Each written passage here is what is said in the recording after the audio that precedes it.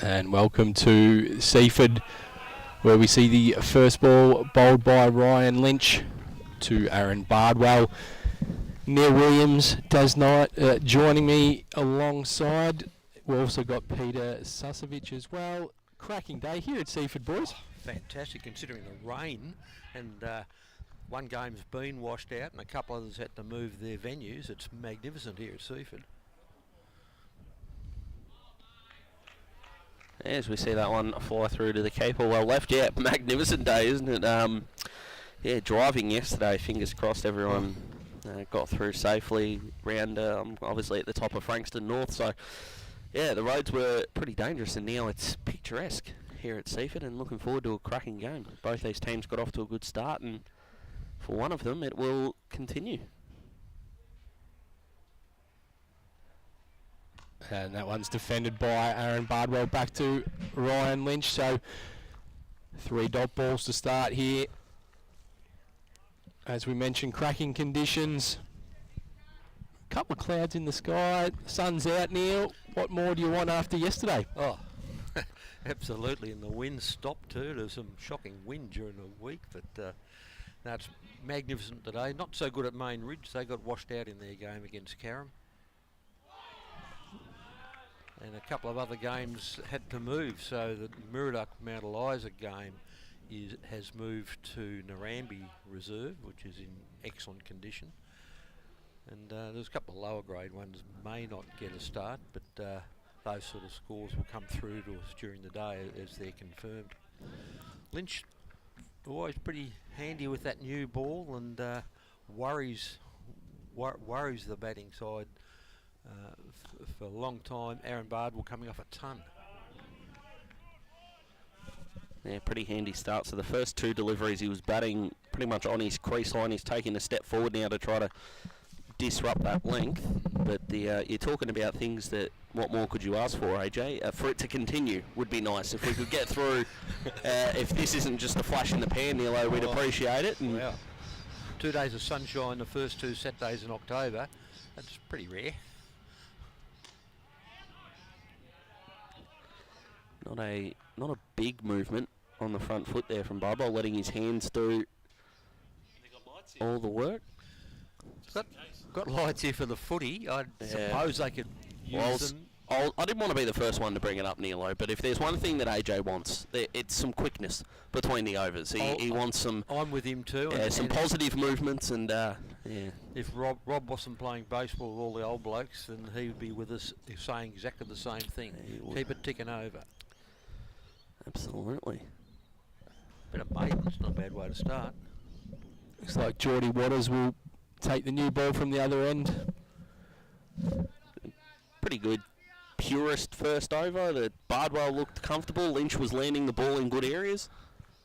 That's what you'll get from Ryan Lynch does. Yeah, good battle there, but we've got the left-hand, right-hand opening combination, similar to Lane Warren, and they got off to a really, really good start. So that'll disrupt the field if they're able to take some singles early, and again, batting outside of their crease. Just trying to disrupt the length of the bowlers.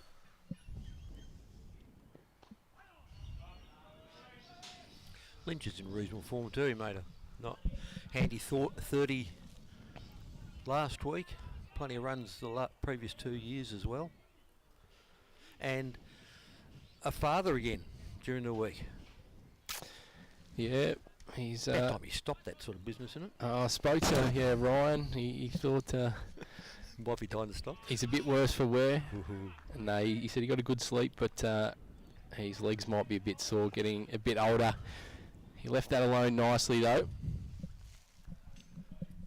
Yeah, first ball, left-hander, the ball went across him, but he got across nicely and played it to the man at short cover. Couldn't breach the gap, but he's looking okay.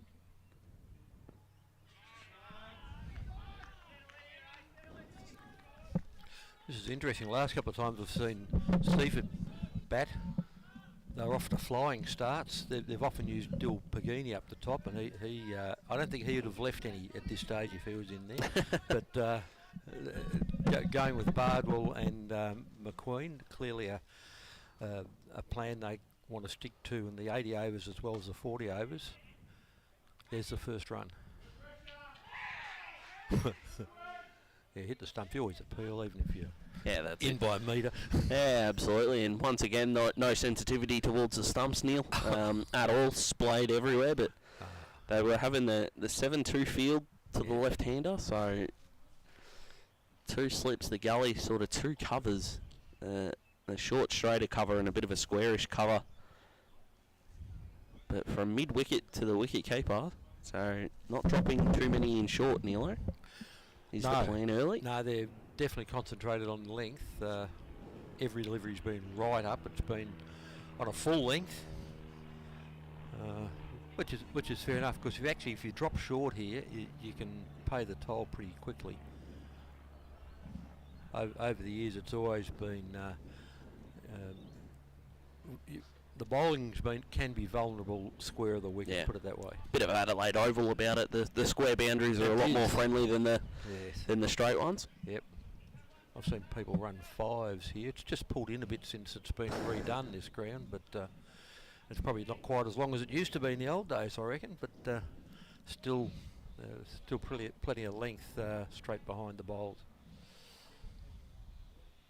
My old man, Big Daz Senior, shout out to him, got run out on 99 running a 5 in a final. Neilo, playing at Ringwood back in the day. And if I've heard that story 1,000 times, you're allowed to hear it once. No, that's fair enough. And geez, I mean, not the sort of story that gets repeated. I mean, wouldn't be many people who could add that to their repertoire of stories. That's a good point. I'll get to the second half of that story in a second after this delivery. As that's defended nicely, but this is a man that won the batting average for the firsts, Neilo, in the same year he won the Duck Award. So most ducks, most runs and best batting average. That's a rare double in the same season. Yeah, I've played with somebody who did that. At Mount Eliza, James Wright did that. He had 5 tons and 4 ducks and an average of 70 plus. Extraordinary, nice little dab to gully there, but not a whole lot of scoring early, of course. None for 1 after 2, so exactly as Carrum Downs would have wanted it. Yeah, exactly right. So after 190 odd last week, Seaford, a more subdued start. And they can definitely go. Oh, if need be, if the conditions stay like this, it's only going to get warmer and warmer for the fielders. So yeah, they'll want to dig in, and whether it is a slow start in the opening 5 or 10, but I can imagine the last 10 overs might be explosive. So yeah, well, that's right. Wickets in the shed would be the keen thing. Carrum Downs might have a little bit more to offer in the slow bowling stakes than Seaford. We'll be able to make a thorough assessment of both the attacks after the game.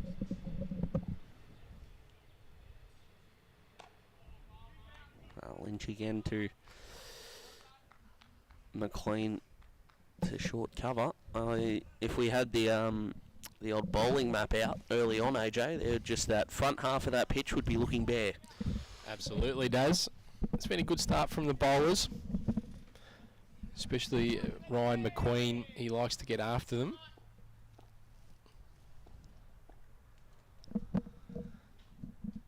That's better, but straight to the fielder.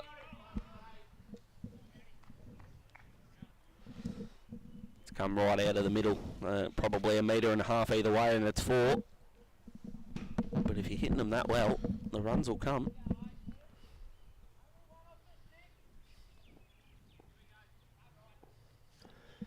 Just wants to pounce on a bit of width outside off, does McQueen. Lynching again. And that's defended into the covers for no run.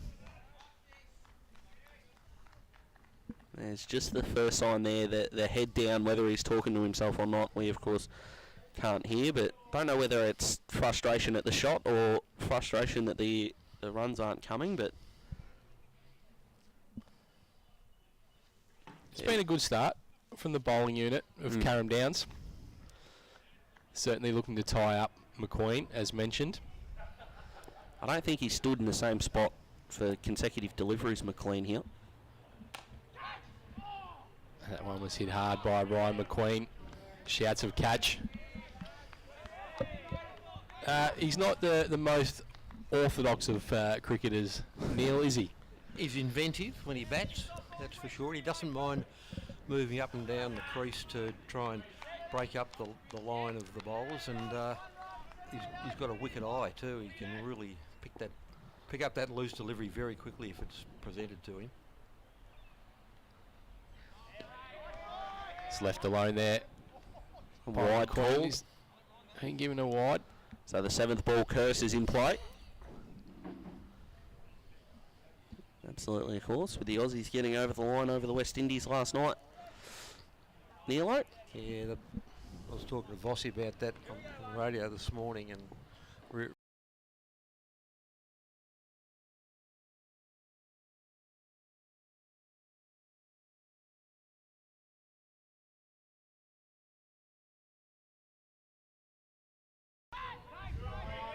and that's nicely played off his pads. Geez, the ball, it's for a week that's been quite wet. That's travelled nicely. That's rolled beautifully along the ground. He just touched that one, flicked the wrist, and comfortable two to McQueen.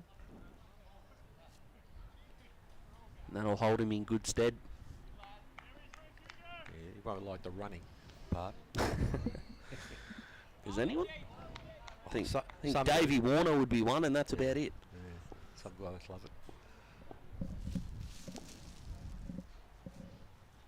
Which again, he's Tweak that one a bit. yeah, it's just kind of a cross bat slap, I suppose, for a single, but you might be right about the running. Neil didn't run that first one hard. Might have been a dangerous call for two, but probably not there in the end. He's also thinking, end of the over, I'll get I'll keep the strike. Yeah, I like it.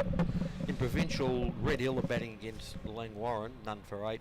Long Island are batting against Baxter, none for 3. Baden Powell lost a wicket already against Sorrento, 1 for 5. Things are falling apart at Baden Powell. Interesting to see Sereno's lineup now with Premier Cricket called off, Matthew Rulak back in it, but also Matthew Wilson, who is currently a Dandenong first 11 Premier player playing. Okay, interesting. Elmi was the batsman who's out, caught, bowled by Wood. Entwistle's open and now joined by Chernikoff, so good start from Sorrento. You'd want to get Elmi out earlier, wouldn't you? Absolutely. As Geordie Waters into McQueen. Then he'll come back over the stumps there.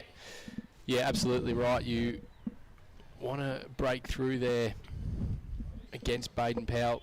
A little bit different up the top without Bo Anthony at his current point. Yep. So it'd be interesting to see how they cover his loss. Ben Frith in for Baden Powell. Handy inclusion. Oh, that's a beauty. In fact, with Frith and Clan, that'll ask some questions against Sereno, because their top of the order was superb last week, and if they can get a couple of early wickets, that'll change the nature of the game. And that I think that first 10 to 15 overs when Sorrento bat could be a key part of the game too. Yeah, absolutely right. You're spot on. I think it's certainly only going to provide a big benefit for Baden Powell. From last year, they obviously were bundled out in the semi-final, and it was basically the fact that they just had no strike bowling options. So now they've got two. They've got the guys that they had last year, you know, a couple of good spinners. You've got young Luke Long, who I think will be a very good cricketer. So, no, their nucleus is starting well. That's catchable. And taken there by... like the skipper took that one. Better than catchable, straight down his throat. Yeah, Didn't well, really first I have thought to he move. might have had a little bit more bat on it. He might have had to move more, but about 3 or 4 steps is all was required. Yeah, his head definitely went towards mid-wicket, so leading edge is going to be the way it goes, but caught at mid-off. McLean goes for 3. Seaford a 1 for 4. That is an due reward, just reward AJ for a very good start by Carrum Downs. Absolutely, they've kept it tight. They often don't give any width away, don't have the pace of other bowlers that we see around the competition, but that man, Neil, Geordie Waters, just continues to pick up wickets. He does. He's very reliable, very consistent. From side on, he doesn't look much, but gee, when you're facing, it's a little bit different. You're getting a little bit of movement, slight variation in your pace and your length, and making him work. And certainly drew a false shot there. He looked like he was just trying to work the ball there. Ryan McQueen. She's a damaging hitter of the ball. But tell you what I liked about that, Davs, because the previous over, McQueen had been able to work square and then a little wide, both on the leg side. I reckon the line there was just pushed out a bit further, tempting McQueen to play across it, and he did, and got part of a leading edge which got him caught. And what makes it such good bowling is if he even gets sort of half of the middle of the bat on it, the big gap between mid-on and mid-wicket, so the shot was on for sure. That's going down leg for sure. So he's going well here. He's Geordie, of course, 2 balls before that. He trapped McLean on the crease with an absolute beauty that just missed his outside edge. So, I mean, you talk about a perfect start. You're not going to get much better than this, of course. They've only probably bowled 2 bad balls. The 2 to McLean off his hip and the wide. That's about it. That's well defended. A bit late as the ball goes to point, but that's more than livable after 4 overs. Seaford 1 for 5. And pretty sure it's Manders has come in to join Bardwell. Yep. Good reliable batsman over the year for him.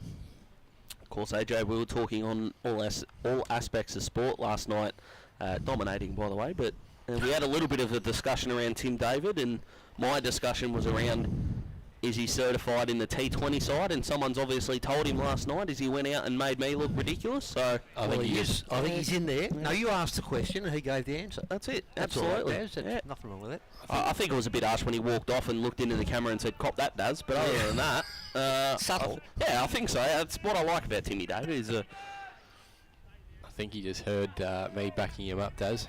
Leaves it to the imagination, and I mean, AJ's about to launch. Have you heard about Nilo? AJ's launching his own show. All aspects of AJ. It's just everything that he says correctly repeated. Wow. And the self-congratulation is extraordinary. And how long does it go for? About 3 minutes a week? Or 6 hours a day. 6 hours a day. Yeah, absolutely. I mean, he's got endless material. A great man. Oh, that's great. As we see Lynch come in again. And that's well left.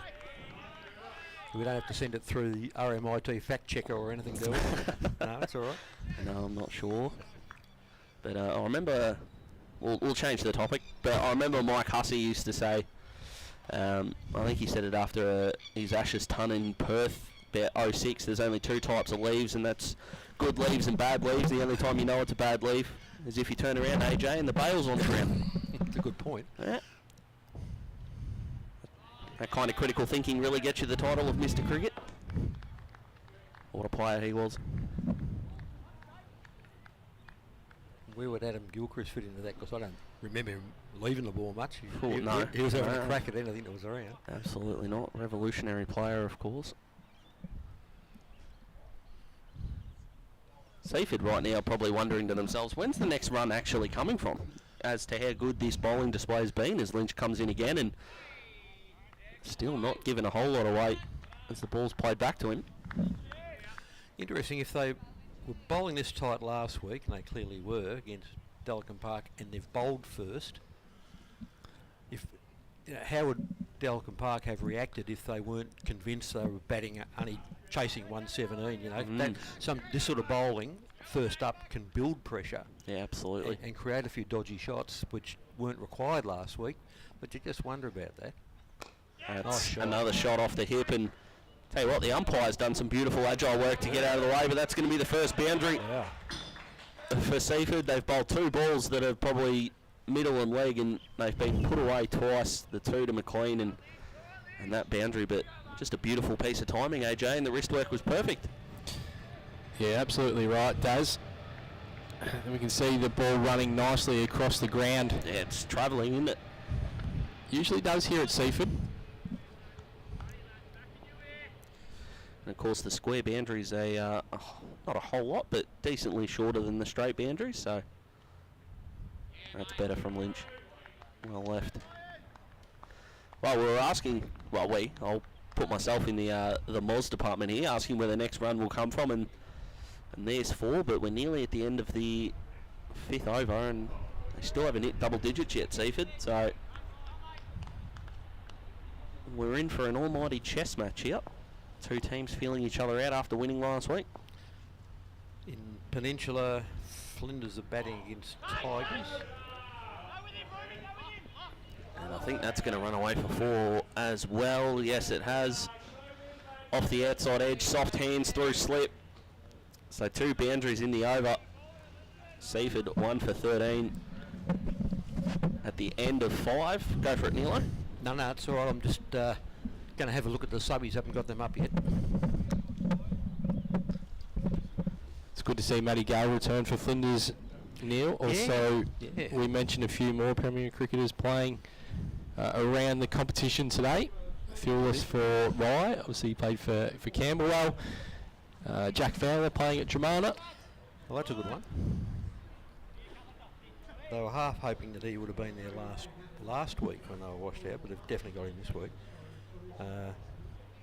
Tyre batting against Mount Martha, 1 for 14.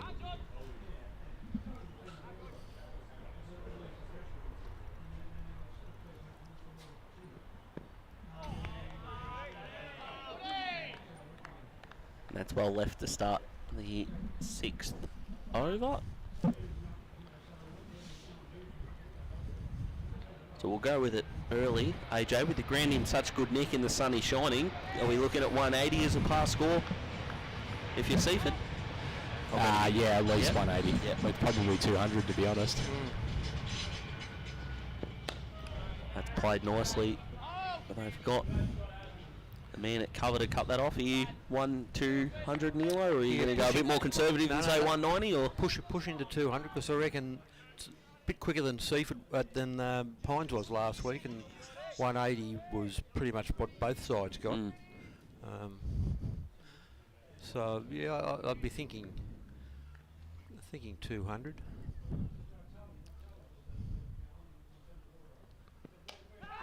But as we saw, another leading edge. A few games were won with a heck of a lot less than that, including the one that Carrum Downs played in last week.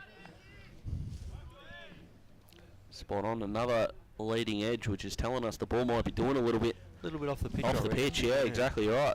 That's how McLean got out, but a bit softer hands in that one, kept the ball along the ground enough.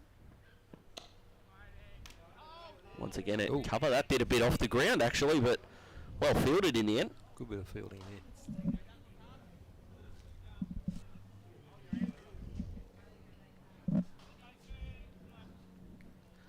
Going to be some good games around the Mpca today, Mila. I know you're going to keep us updated. Yes. All the way through, so looking forward to finding out who's going well. And that, again, is off the hip. There's going to be no one at fine leg. That ball is rocketed to the boundary. So that is the third 4 in just 9 deliveries. So Seaford are starting to get into it, and that'll take them to 1 for 17 after 4 pretty good deliveries from Big Geordie. He's not going to like that one, AJ. No, he's not just straying down. You can't do that when you've got that field set, Daz. But what I like from Carrum Downs is they've recognised that's probably the odd ball. They're not going to react too much and send the men down there. Still a 7-2 field with the 2 men being forward, square leg and a mid-on. So let's see if he straightens up.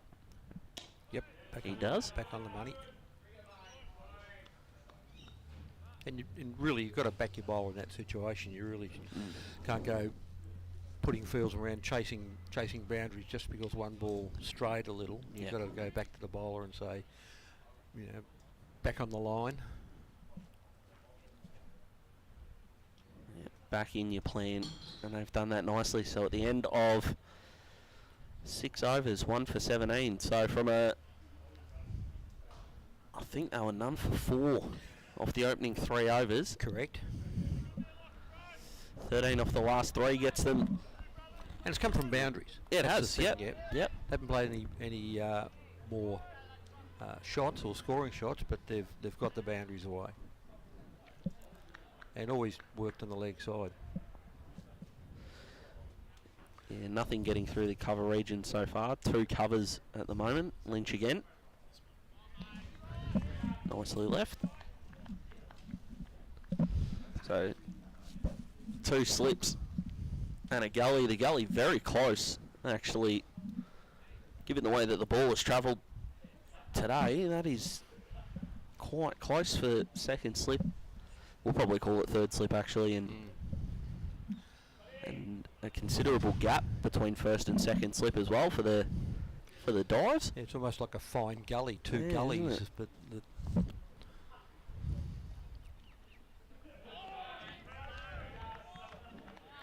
But they're really waiting for the right length to try to drive the ball. Seaford all day, of course. If you're just joining us, 1 down. McLean leading edge straight to mid-off. His head was looking towards the mid-wicket boundary. And the ball ballooning up and nicely caught as well. 1 for 17 the score. We're midway through the 7th over. Lynch in again. And left again. Very consistent bowler, Neil. Ryan Lynch. yeah, always like he's done this for years now. If you go back a few years, actually back when you were at Tukarook, we covered a game then, and he was superb in the first half. But that was a 2-day game, and the wheels fell off a bit that day at Carrum Downs and in after tea. The last couple of years on the 40 overs, he's been absolutely spot on. Yeah, you're right. He just doesn't let up. Yeah. It's he was sort of someone that probably underachieved for a while. Yes. But now Last couple of seasons. yeah, not now at all. he's starting to get the reward for effort, and he's showing people where and why he was always touted as a very good young prospect. Yeah, yeah. And probably got a little bit of more support from the bowling lineup, so he maybe doesn't feel as though he's got to do it all and get all the breakthroughs. I think, which puts pressure on you. Yeah, it does. But I think what's happened is that he's gone from having to bat 4 and be the bowler as well. He can now settle in at 6 and 7. He knows his role, and he's going to take the new ball. Yep, that's a good point. Wonder if this will be the end of his spell and do 2 loads of 4 as the first drive of the over, but not going to get a lot. Straight to mid-off. So it's over here. It is 1 for 17 after 8. We're going to go to a Bendigo Bank ad, and we'll be back right after this. Everyone knows Australia has 4 big banks. But there's another big bank snapping at their heels. It's been around for over 160 years, has 1.9 million customers nationwide who bank in branch, online or with their mobile app, and is regularly voted one of Australia's most trusted brands. Who is this bank that has everyone's attention? Welcome to Bendigo Bank, the better big bank. And always great supporters of local sports, Bendigo Bank. We're going to see our first bowling change here, Neil. Yeah, it'd be interesting to see what happens here. But, on the basis of what 1-4 scored off him and he's off, I don't think it's that. Pretty sure it's a plan to move things around a bit. Getting a score through from the Balnarring game. A delayed start there at Balnarring, 35 overs each, 1 p.m. start. Don't often see that part of the rule enforced. Oh yes.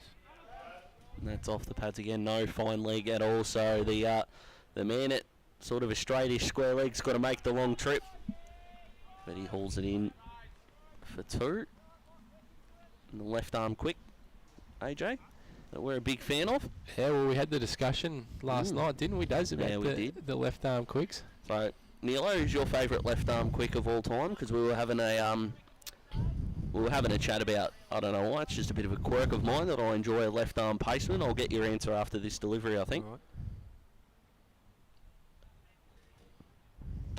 That's played straight and played beautifully between the mid-on and mid-off, and that will get there, I think. No, Just pulled up inside. So just cut off there by Nathan Harford. He's done well. And it's Imlax, the bowler too. We probably didn't mention that. Imlax, the new bowler. Lefties, there was a very handy opening bowler back in Richie Benno's day. And just trying to think of his name now. I've dragged that much out. I'll get the rest of it. You should surely your favourite of all time. You'd be able to remember the name, Nilo. I might have 10 years ago.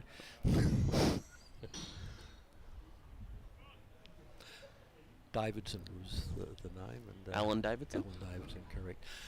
Absolutely superb. The number of times he'd come in, especially in the second over, clean bowl somebody with a late in-swinger in that first over of the second innings was incredible, and he'd often just boost them along a little bit, and a very handy bat too in the middle order.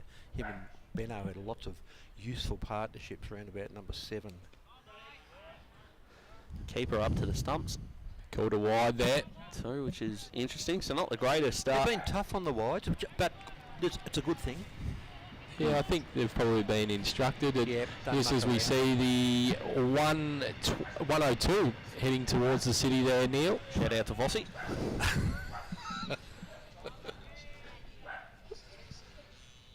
Who would love it, of course. Bossie's gone down to Narandra. No, not Narandra. Narambi? No, not that one either. Not Waganya, is it? No, it's not that one. Oh. No, citation number 2 for the Mornington Fifths. He's decided to go down and watch He didn't want to go down and watch Bryce McGain play after 29 years. No. Got to be better than that if you're the mayor of Mornington. tell you surely, what. AJ. Yeah, did an interview with him once on the radio. That's enough. He's harsh. So it was a good response, Yeah. but this is going to be. I don't want to go too early like last time, but I think they've hauled it in nicely. Just got it in, yeah. They'll come back.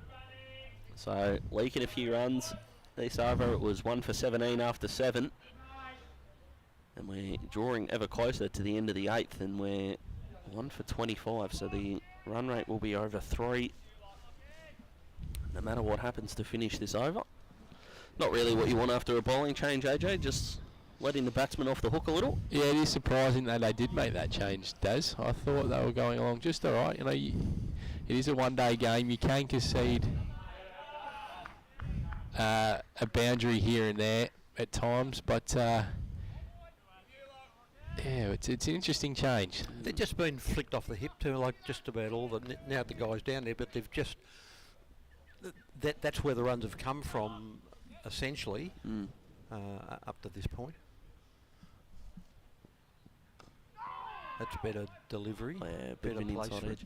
Got to wonder why that man who's been moved to a backward square is deep. Both fours were straight off the ground and off the hip, so if they are trying to stop a run, maybe bringing them up a touch to try to stop that single. There hasn't been a pull or a hook shot. There's been no deliveries that short, of course. I think they're guessing on what line it might end up on, but that's not the best way to do it. Even that delivery there, a bit too straight. So none of them have really been pushed across the right-hander, but that is 8 overs done, and Seaford are 1 for 27.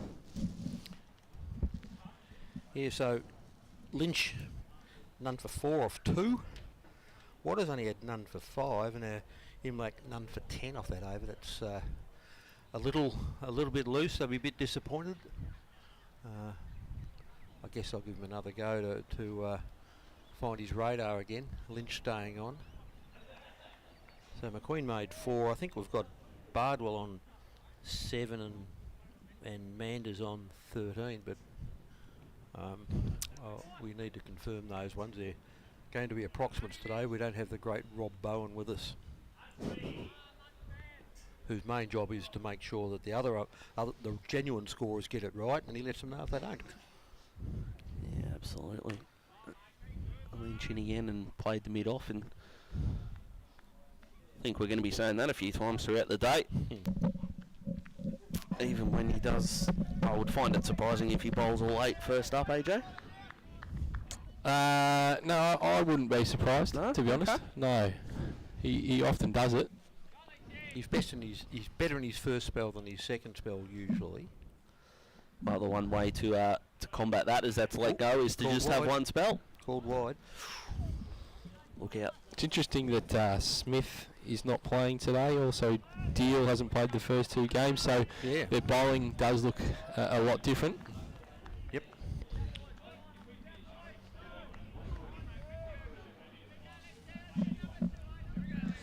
It'd be interesting to see what they do. Today may be the day that they hold him back. Red Hill, 10 overs, none for 38. Opened up with Dew and Jackson. Jackson's on 22 off 33. Dew's on 15. Dart will be in next.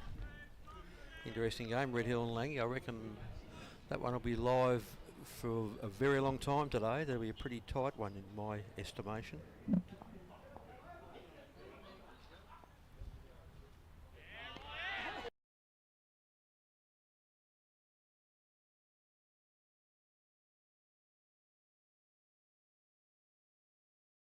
He just doesn't allow the batters to get after him.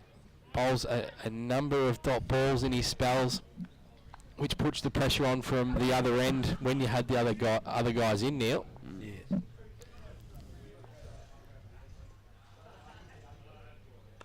That one's just defended Yeah.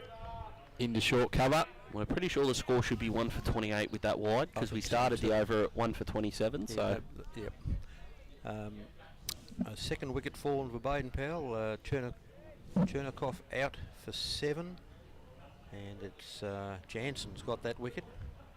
So they don't mind bringing him in early, which is a good move. 3 overs, 1 for 3, very tidy. Entwistle will be joined by Reece Elmy. oh, there's a big swing and not a lot of bounce. Lynch there. That would be a plan, Neil, What? with Which Jansen. Jansen, yes. That's 100%. Yep. And they know that Cohen's not the greatest With slowies. player of off spin. Yeah. That's a fair call. Of course, the Jansen name going beautifully in cricket at the moment. With South Africa's Marco, I think it's pronounced Jansen though, but the same spelling. He's going to indoctrinate himself into the Australian conditions later on in the summer. What a young star he is going to be. Lynch comes in again, and that's much more controlled. Played in the gap between mid-on and mid-wicket. They'll get through for a single. That's what they need to do a bit more of, Neil. Just Got to keep working. yeah, in the gaps, keep that scoreboard ticking over. The boundaries will come. I think they've hit 5 of them so far, but that's the end of the over. That should be 9 gone. Yeah, The 9 score gone. should be 1 for 29. We're going to. Yeah, they've moved at 20, but I'm pretty sure it's 29. They may have missed that wide. In Peninsula, Tigers and Flinders. No details other than Flinders 2 for 17. AJ taking over the mantle of Damien Monkhorst at the Hawks because he's brought the lollies, which is nice. Monkey, of course, used to be the lolly thief Have you ever seen his teeth? in at Waverley. Monkey's teeth. Have a good look at some of those early photos. Yeah, there's a certain Geelong player responsible for that back when he was playing at Collingwood at And a few lollies too, I'm guessing. but Gardenia no. Park.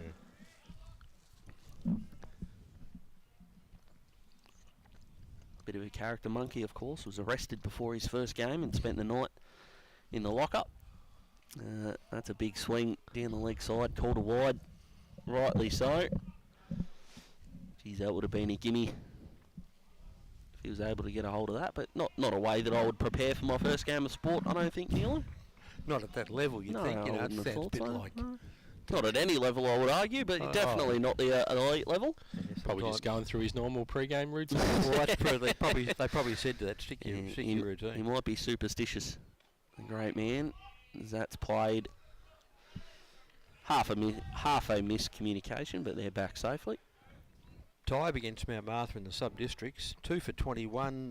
Walker has 2 for 9. And Belnaring, with that late start, none for 12. They're batting against Bellin Park. Battle of the Bees in that game, as we see again. That's better, a lot better. Forward defence looking very solid as well. I wonder how much time is spent practicing both over and around the wicket, whether maybe the 6-3 field might become 5-4 and create an angle from around the wicket if the loose deliveries continue. You've got to really know what you're going to do if you're going to have that sort of field. Mm, You've got to absolutely, that's played into the onside again, but very careful about the spots you hit, otherwise you can get yourself in a lot of trouble. Mm.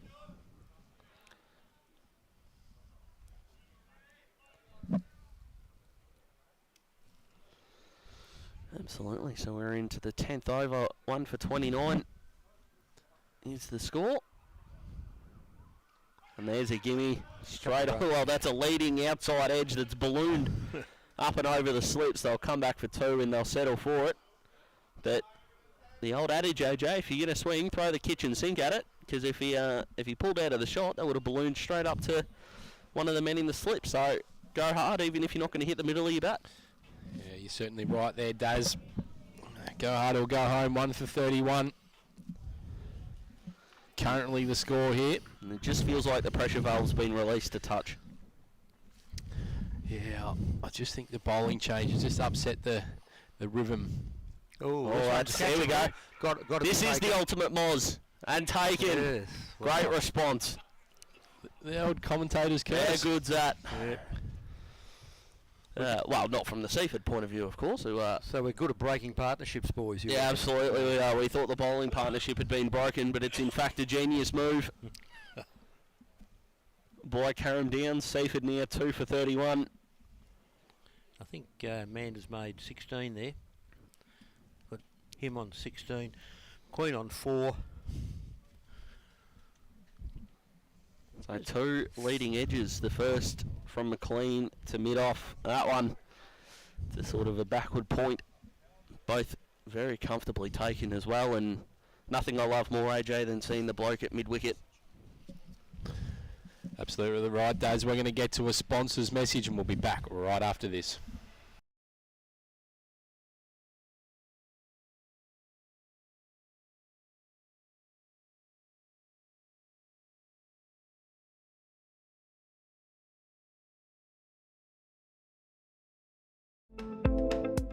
The Mornington Peninsula Bowls region asks you to check out why lawn bowls in the Mornington Peninsula is just for you. It's fun, it's social, and it's affordable. That's right, it's fun, it's social, and it's easy to learn. There are over 25 bowls clubs on the Mornington Peninsula which offer free lessons and the free use of bowls. Get on the green now. Lawn bowls on the Mornington Peninsula is more than just a game.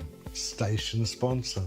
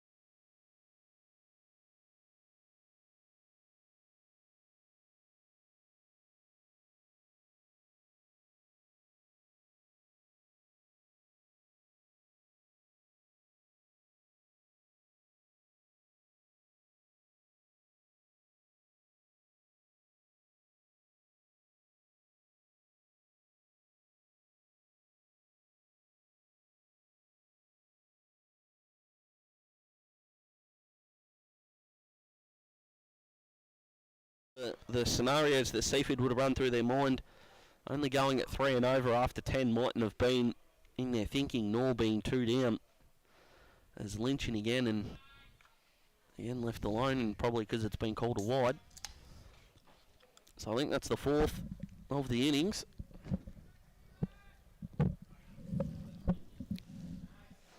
How are you going for timing, AJ? Have you noticed that it's a bit sharper in round 2 so far, getting through the overs? Yeah, it hasn't been too bad today, Daz. Last week was a debacle, but hopefully that's behind us now. Hopefully, as that's down the leg side, and that's going to be called another wide. Not sure if he's bowled consecutive wides in a while, AJ, the consistent Ryan Lynch. Probably not, no. But everyone can have their day where they're off just a little bit, Daz. Yeah, they sure can. I would know that better than most. What's going on? But it's one way to keep the scoreboard ticking over if you Seaford, of course. But in he comes again. And that's a bit better, a bit back of a length. And off the splice. Goes to cover. So of course, if you're around the Seaford area and you want to come down and watch a fantastic game of cricket, I highly encourage you to do so. And AFLW at Kinetic Stadium at 7:10 tonight, Hawthorn v Port Adelaide. As that ball's left alone for you Saturday evening. I'll be heading down, AJ, not spending a whole lot of time at home today. And you had a go at me yesterday. Yeah, I was going to say, it reminded me of you during the week. Man of the people, Daz. Yeah, absolutely. Good to be here at Seaford Cricket Club as a sponsor as well. Capital Edge. Yeah, nice shout out to them. Absolutely. Anyone looking to get in the property market, give me a call.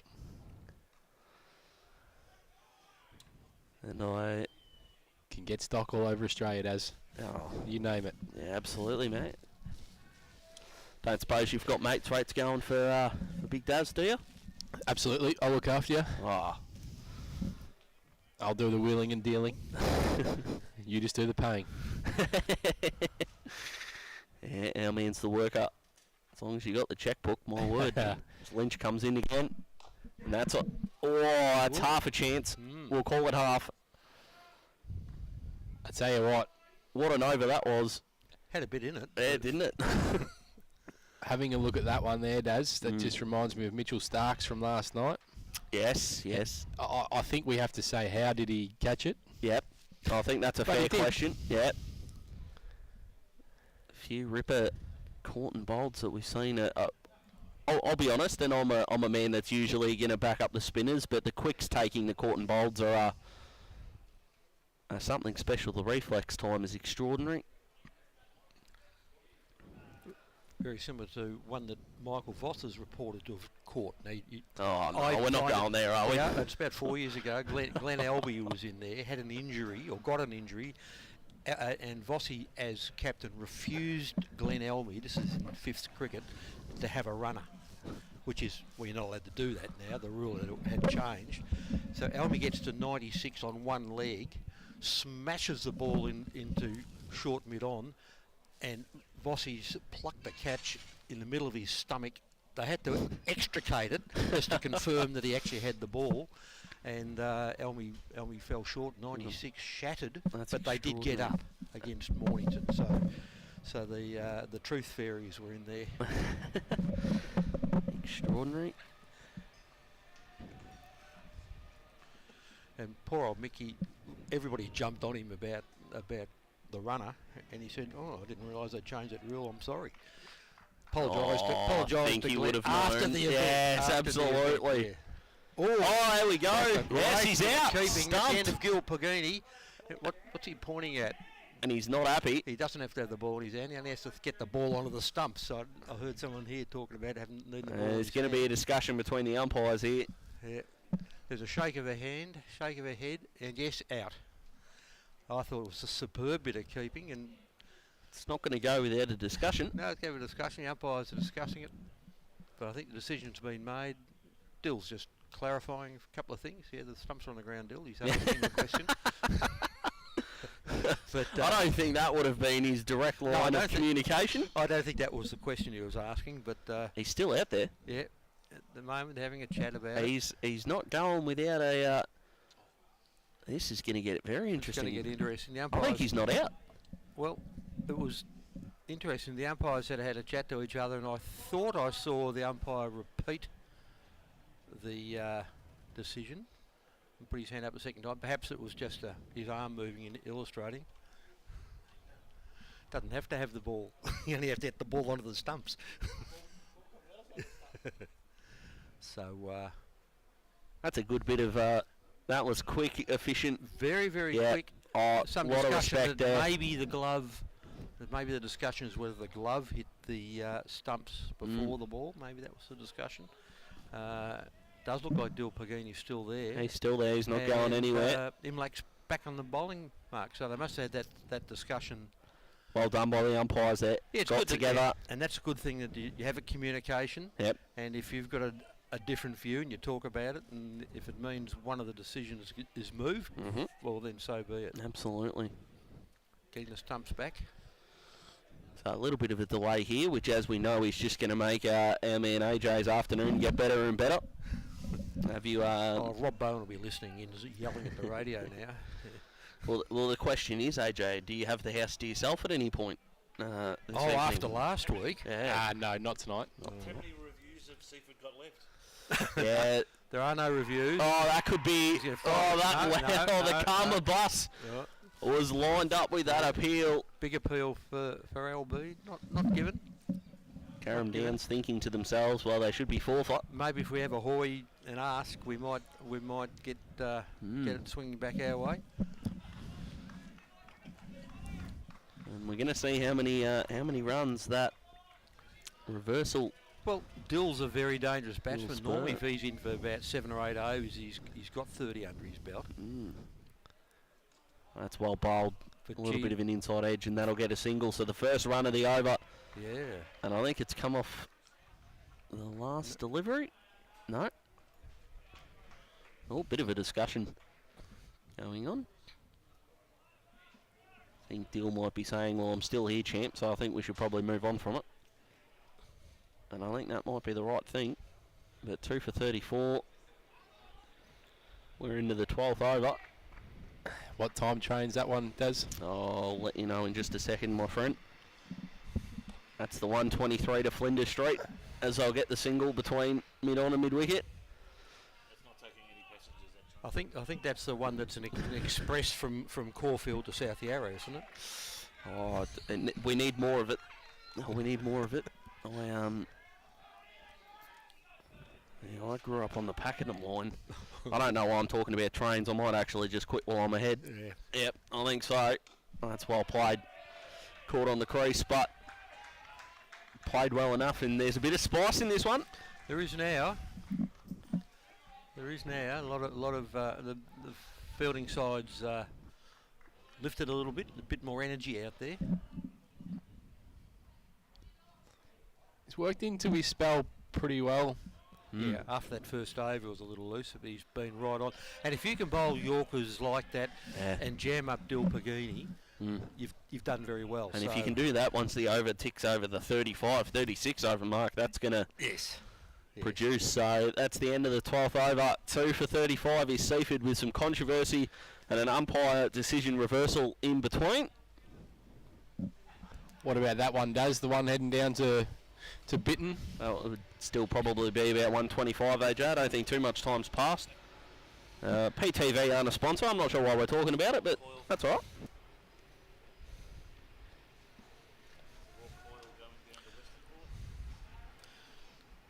Yeah, I reckon that is a Western Port train there. Sussex saying in the background. It's got all that sort of steel-related products, BHP type stuff.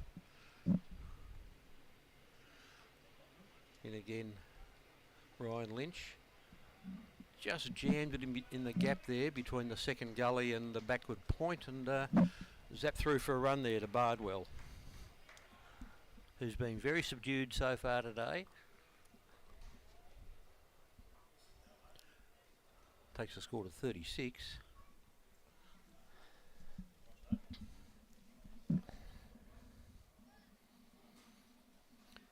Flinders 2 for 33, Red Hill none for 47, Long Island 1 for 31, Baden-Powell we mentioned 2 for 24, Balnarring after that late start were 1 for 15, just getting an update after 7 overs 1 for 23, Hannah out, and he'd made 90 odd last week, AJ. He did. Good young bat. Matty Gale might be in at the moment for Flinders. Okay. He was Be a back handy in one. the games this week, so HBK will be in there. He's be interesting to see whether Sammy Gove is around again. Muriduck are batting against Mount Eliza, 1 for 38 off 9.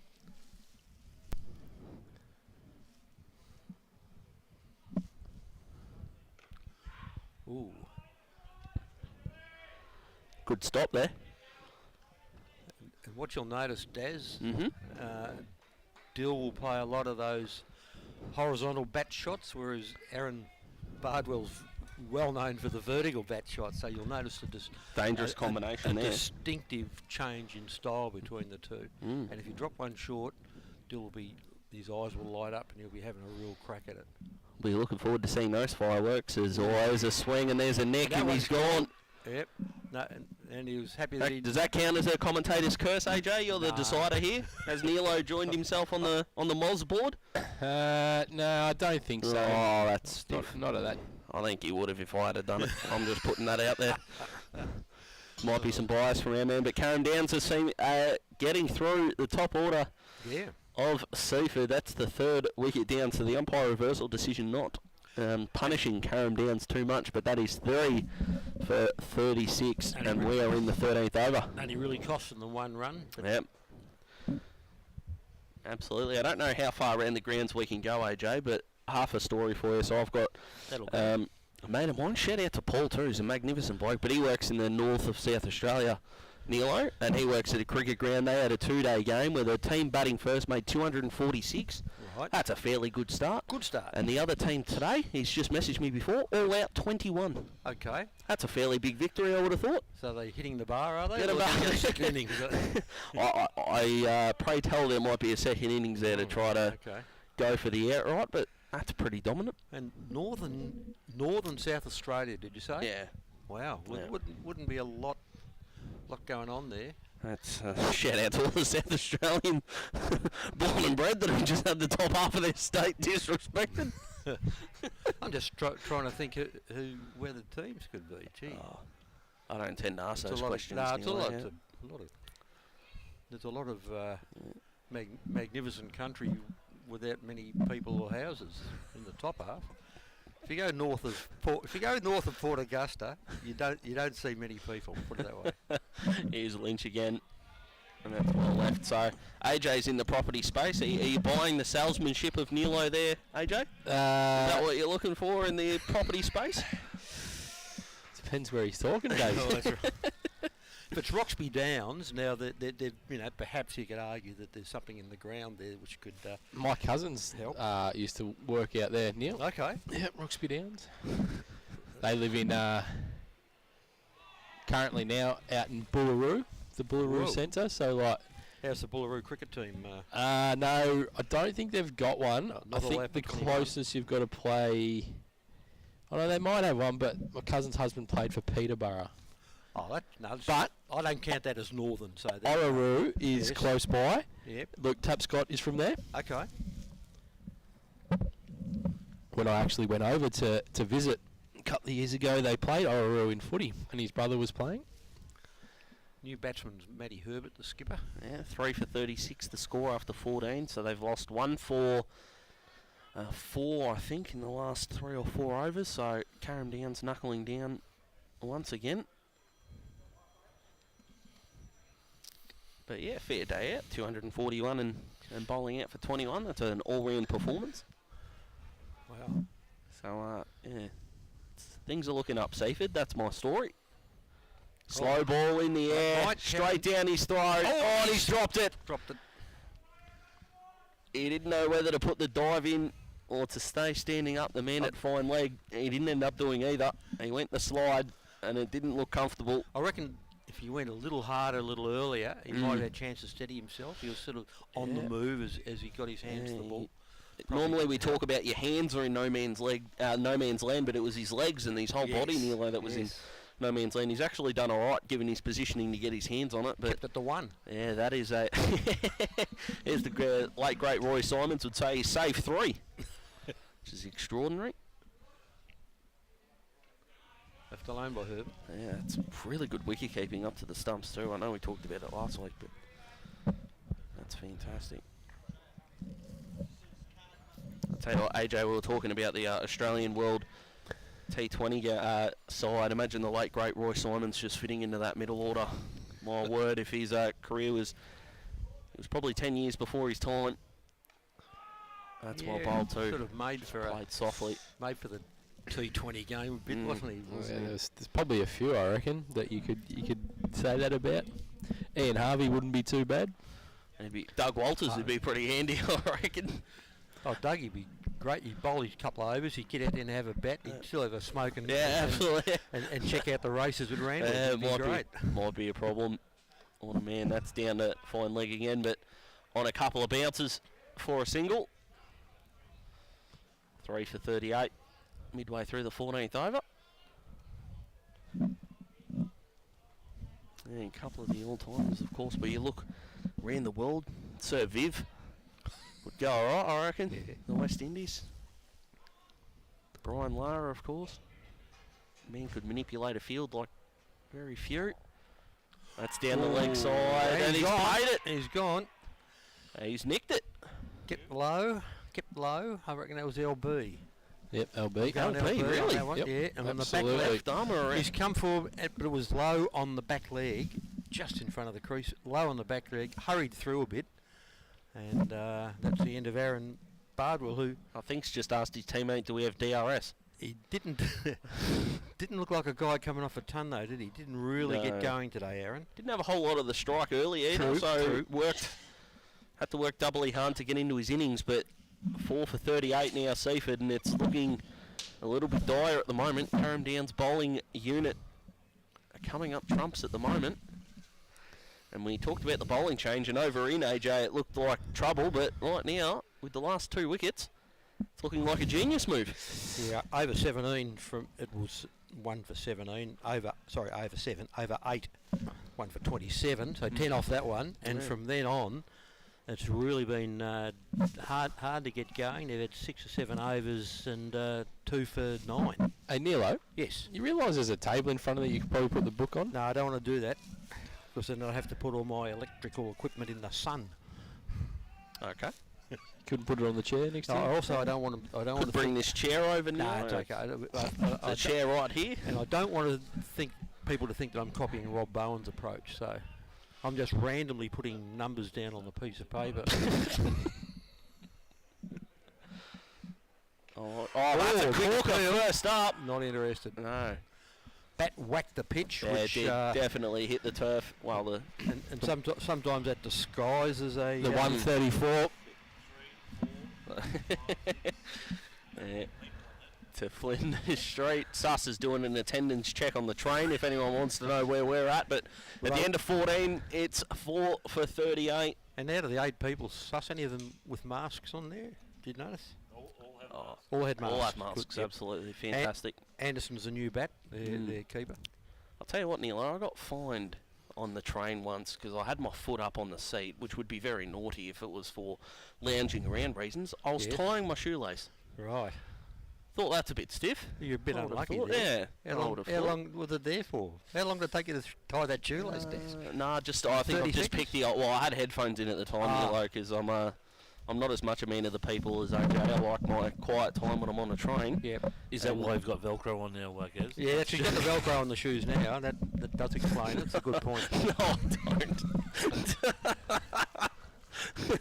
Be no fines for doing shoelaces at Seaford Cricket Club today. No, I wouldn't have thought so. And Lynch has actually looked really nice when he's bowled that half back of a length. He's asking some questions, and I think Hasn't AJ is on the conceded money. This will be his 8th. Hasn't conceded over 2 runs and over as yet. No. So he's held his end. Fairly handy start to your really season, I well. would have thought. Take that as he comes in again. I reckon Yeah, that's why you don't go with predictions as the bowler's running in, because I would have got that one horribly wrong. So 4 for 38. AJ said the pass score is 200. That's looking like a pipe dream. Not too long from drinks. Oh, I think, yeah, anything From this stage, if they got the 180, they'd be over happy with themselves. 180 would have been good from the start. But when you see the ball racing along the ground like it has, when they've got on top, they've just fallen in a hole a little bit. Just a couple of soft dismissals. Couple of leading edges, and yeah, it wasn't the start they were looking for, Seaford. They still got to build a platform and get through to drinks relatively unscathed from here. The amber ale's flowing beautifully here at Seaford. Past Players Day today, AJ, you were telling us? There's a few there. It is. Very successful cricket club here at Seaford. And of course, they're massive fans of ours in the footy, AJ. We both started and ended their winning streak in the MP NFL this year. As Lynch comes in again, that's a bit fuller. That is a beauty, half a shout, but when the bowler's the only one appealing, usually, Nilo, that one's not getting paid too often. No, you're not going to get that one. Murdoch 2 for 51 off 16. Yeah, and Heather Hill, I just got a message through there, 2 for 55 from 19. That's pretty tight, Heather Hill and Somerville. Expecting a good game there.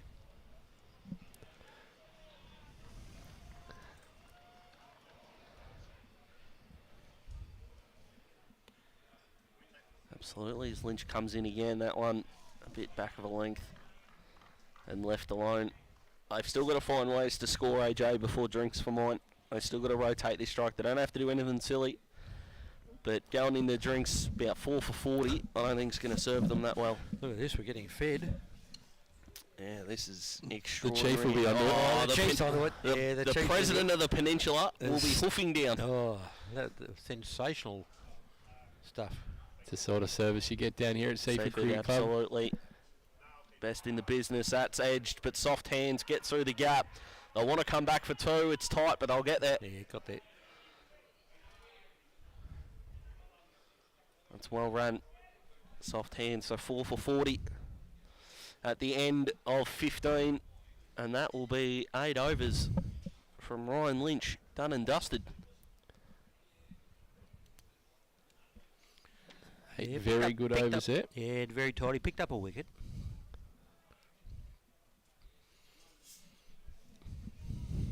Less than 1 for 20 is always pretty good, I reckon. By my count it was 18, but we'll need to confirm that.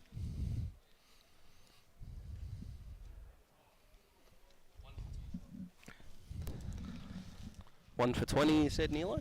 Yeah, I think 1 for 18, but we'll go certainly under 20. I reckon Yeah, it was beautiful. A good spell for his 8. Yeah. Be interesting to see what happens now. Whether they come on with the slowies, waterfall perhaps. Yeah, it's a critical time in the game. 4 for 40. The backbone of Seaford's batting is on the line here. That one a bit straighter. Ball zipping through nicely as well. Add in the perfect conditions and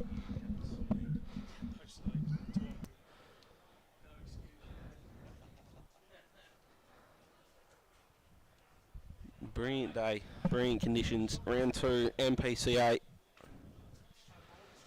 That's well bowled. Just a brief chat to Ryan McQueen then, who said he's offering no excuses, but he's got torn rib muscles and he hasn't slept for 2 days. Did sound like an excuse Yeah, to it me. did, yeah. Well, more reasons. We'll go reasons. but yeah. Reasons, yeah. For that leading edge. That ended his innings. So, that's a beautiful. Well kept out. The fuller he's bowled, the better he's looked. Yeah. He's adjusted his line nicely. He Yeah, has, he's got the radar right. It was that first over, you'd have been disappointed with that, but doing well now. Of course, a couple of Sheffield Shield games still going. We'll get those scores up in just a second, I reckon, because that's how long it'll take me to look for them. Probably shouldn't reveal insider secrets, but that's okay. As we say, a bit of a slow ball there. Played nicely. Just defended away. So we'll Back start to with the bowler. So we'll start with the Vicks, who had an 80-run lead leading into their innings. Now 2 for 97. Peter Hanscom 38. Last man out, Marcus Harris. I mean, I've made some bad calls at times during the year. Marcus Harris putting his name up and trying to convince us he's still the answer. Might be one of my best. He was last out for 42. That's well bowled, full again. Out to the man at backward point. So 177 run lead there for Victoria. Queensland all out 458, which gave them a 311 run lead. Marnus Labuschagne 127, the hero there. Jimmy Pearson 123. AJ is a big fan of JP, and Riley Meredith 5 for 96. That's well bowled again, full. So Tassie have just been sent back into bat there, none for 3, and all 2 of those runs, none for 2, have been wides. So both the opening batsmen not off the mark yet. Over the last 2 to 3 years, there wouldn't be many better keeper batters in the country, stats-wise. JP, yeah. I don't have the stats, but you know how I'm a massive fan of Josh Inglis. Yep. I'm not sure his form in the longer format of the game, but I was saying before, Western Australia, aren't they? Got an influx of wicketkeeper batsmen. Nilo, Sam Whiteman, Josh Inglis, Josh Philippi, Cameron Bancroft, who I left off the list originally. But I think the thing is, if you get your chance and you're in the team, you need to perform because there's a couple of blokes behind you. And you know, how many times have we seen some really good players, especially keepers, just not get an opportunity, whether it's state level or even national level? If WA hadn't have won the Shield last year, Philippi would have been playing for New South Wales. Dun dun dun. YCW playing Rye, YC batting first 4 for 40. Exactly the same here at Seaford. That's a full toss to start a new spell and a dive Full at mid-wicket, but they're going to get 4. Yep, they're definitely going to get 4 now, so that'll go 4 for 44, and it even takes the bowlers a little bit to get into their rhythm. You just want to land one on the pitch. That landed about knee height and put away, deservedly so. So 4 for 44. Well, did it land, Daz? No, not on the pitch, it didn't. It's knee height. Full toss. Tell you what, that would be the delivery that if you get caught, if that catch had been completed, I think we could have just put the champers down and said it's just not Seaford's day. That would have been an absolute ripper. Yeah, that's better. Back of the length played to forward cover.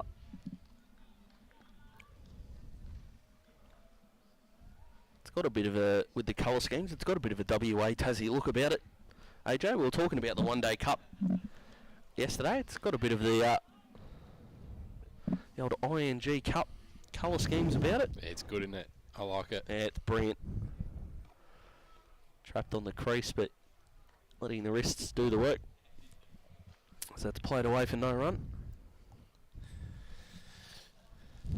So 4 for 44. Certainly in a bit of trouble here. See if they need to get a partnership going. Confirming Lynch none for 19 off his 8. So this is Waters back on. He was none for 9 off his first 3. Imlach has 2 for 16. It's looked tidy. And Yeah, probably been went very for tidy. Waters. 10 of those in his first over. It Yeah. was 10 on the first over, correct. Yeah. Oh, in the air, this is catchable. Caught and bowled. Better than catchable. This is a nightmare right Wow. now for Seaford. As the animation appears on the scoreboard. And that's a long, slow walk back. Seaford 5 for 44. It's all coming up Christmas for Carrum Downs at the moment, AJ. It certainly is. I thought they would bounce back. We mentioned that in the programs during the week, and it's certainly coming true. Of course, the Mpca cricket show dominating, as is to be expected, with the quality we're producing, Nilo. My goodness. Yeah, that's right. My word. In fact, some games have deliberately delayed their start so they can see what we're doing and listen to us. Pirates bowling first, which is the old Peninsula in their game. Play starting at 2:05, 28 overs each. Interesting. Yeah. Just call it a 2020 and be done with it nearly. Well, It's there's a 2020 with flair. there's a limit, and I've Okay. forgotten what that limit is. And where was that at, Neil? I'm guessing Old Peninsula. Peninsula Grammar School, I think. Yeah, probably. The grammar. Eh? The grammar. The Grammar is. Grammar. Which is interesting. They don't even call themselves a grammar school, but it tends to get that name. And don't get me started. All right, Neil. I won't. You have my word, but we're into the 17th over. 5 for 44.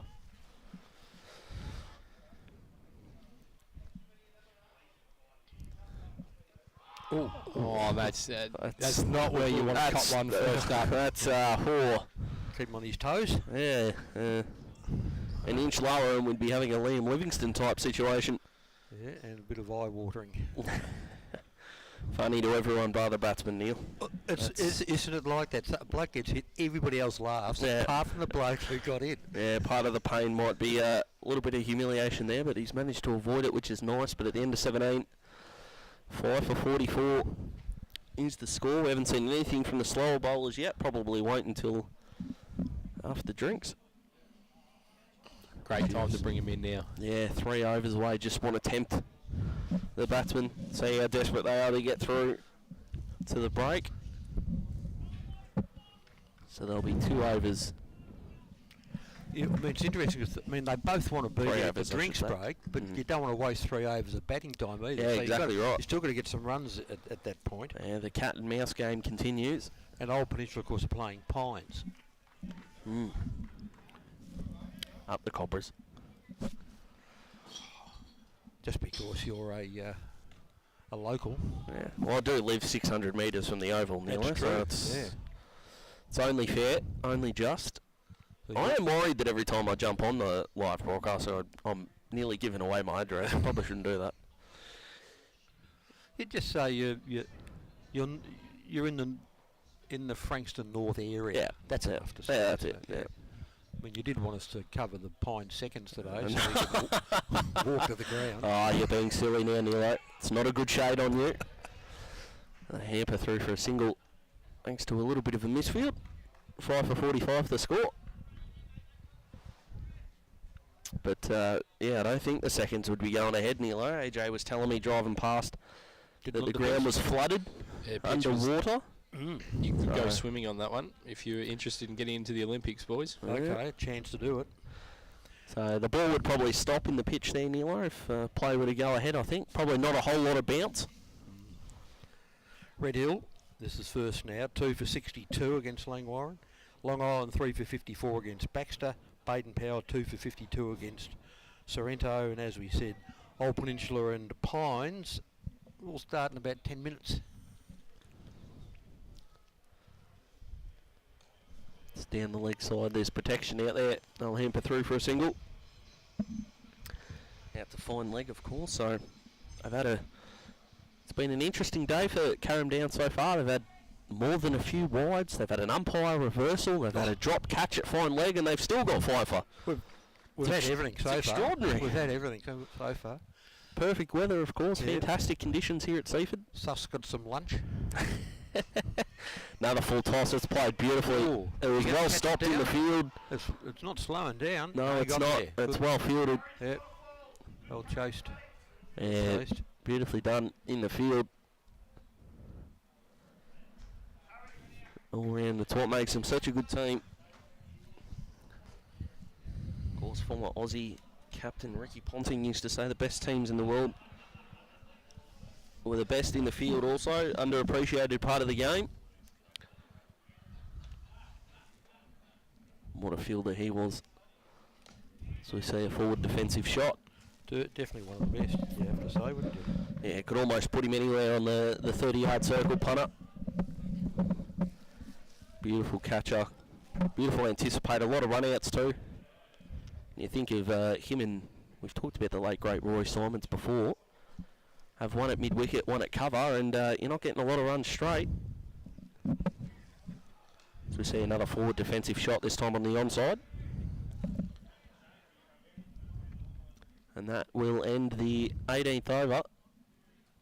5 for 45 the score, so 2 to go until we hit drinks. Suss will probably get the second half of his lunch, which he's looking forward to here at Seaford, the great man. He's given a little nod to the people behind the bar there, said I'll be in soon. Yeah, I'm not sure clicking the fingers is probably the most polite way to do things, but he's the president of the Peninsula, he can do as he likes. Yeah. Bit of payback coming. Mr. Susovich, we asked. And he's just threatened us with payback. And that's not nice. I suppose he can turn our mics off anytime he feels Yeah, he like. probably can. That might not make it fantastic for the live stream viewers and listeners. I might make it better. That's that's not the kind of self-advertising that we're looking for here, Neilo. We need AJ to he'll moderate that. We are the best in the business, of course. Absolutely. Led by Master Susovich, who's just making me nervous because he's just taken off somewhere. And in between all that, there's still a game of cricket on. So we're now 11 balls before drinks, 5 for 45. And we're kind of at the point, AJ, now, if you're the side of Seaford, you've just got to get through, hopefully steal some runs here or there, but if they're sort of 5 for 50 at lunch, you just kind of got to accept that. Yep. That's played sort of off an outside edge, gone a lot squarer You just need to than intended. edge your score up to that 140, 150 and just give you something to bowl to. Yep. Agreed. Done a lot of agreeing lately, AJ. I can't say I'm a massive fan of it. Just makes me feel uncomfortable. We do our best work when there's a debate on offer. That's very full. That's well played. That's beautifully played. They're not going to get to the boundary. They'll just settle for one. But I like the fact that even though 5 down, we haven't seen any edges that have carried to the slips or the gully at all. We've seen a leading edge balloon, but to still get the foot outside the line of off stump, play it through the gap. Beautiful. So I think we've got 8 balls left until drinks. That's very full. Kept out nicely.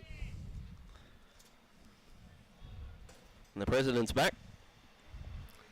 So we take it all back, all those things we said. Great man, yeah. We didn't mean it.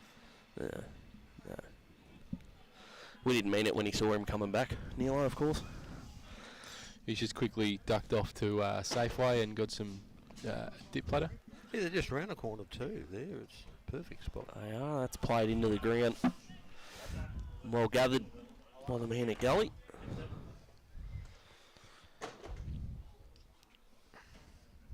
The scoreboard taking hasn't quite updated, but I'm thinking it's 5 for 47. Nearing the end of the 19th over.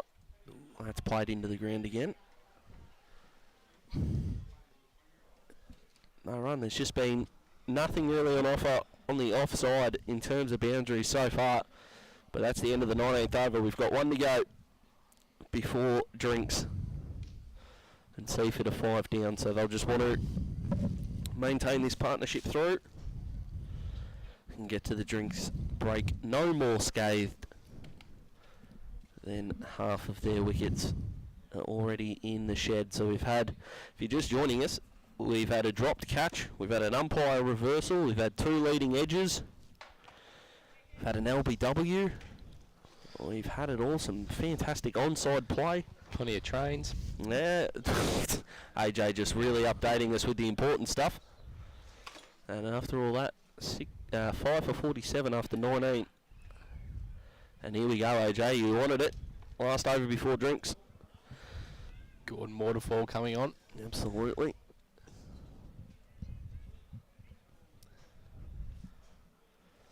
Spinner in a long sleeve. Love to see it.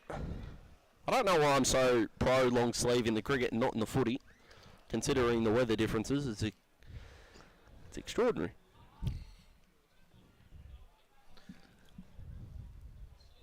You're not a fan of sleeves in footy? No, I think that's very much my old man's attitude passed down to me, Neilo. Well, someone's just come back from the from the dead. It's Robin Bowens that joins, popping in on the way through. Wow. They got a few in there, I believe. Robbie would be right. They have That's a well such a played. chat. Chance for a run out, but the throw's wide. Errant run. Absolutely, so that should make it 5 for 48 with 4 deliveries to go until drinks. Scoreboard's going very well, Rob. You weren't supposed to see this. I was going to white out these pages at the end of the day. Yeah, 5 for 48. Yeah, we're thinking it's 5 for 48, Neilo. Yeah. So AJ will be happy, so about an hour and a half these 20 overs would have taken. So that's over 14 overs an hour. Sensational. It's what he's been looking for, our man. He looks a lot more relaxed today, Neil. Have you noticed? It's just as the game's zipping along, he's zipping along too. Very happy. Borderline career best, our man.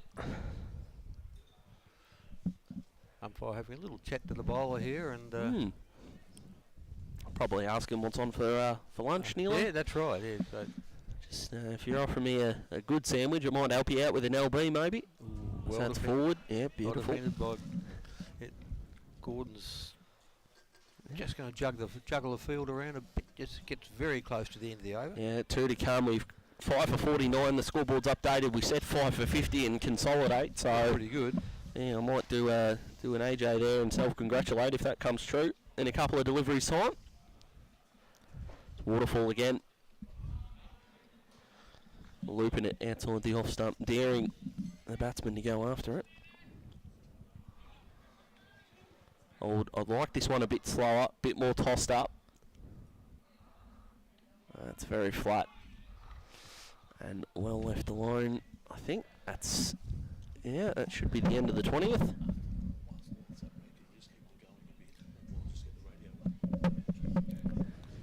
Yeah, our radio listeners will be joining us in a moment, so we might just. I'll run through a couple of the other scores that are coming through. Yep, please do. Red Hill are 2 for 81.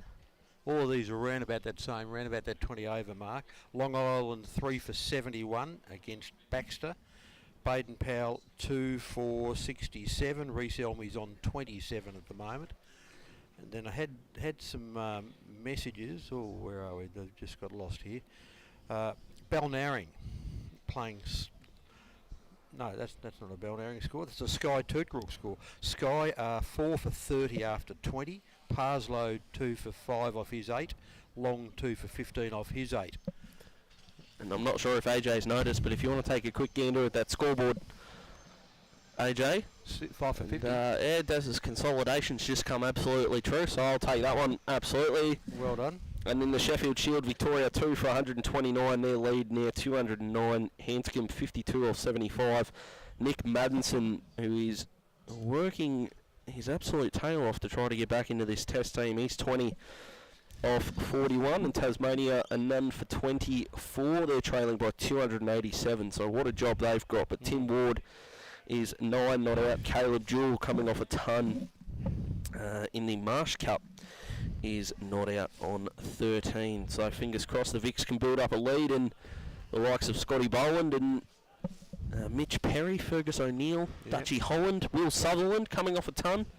And I think he took 4 as well, so he's had an extraordinary start to his Sheffield Shield. Well, and his sister's going really well. Yeah, she had too. 100 too, of course, for terrific. the WNCL. I don't know where they got their talent from, because James couldn't bat. No, their that's old right. man. But he was an excellent administrator. We're going to get to a sponsor break. All right. Boys, and we'll be back right after this.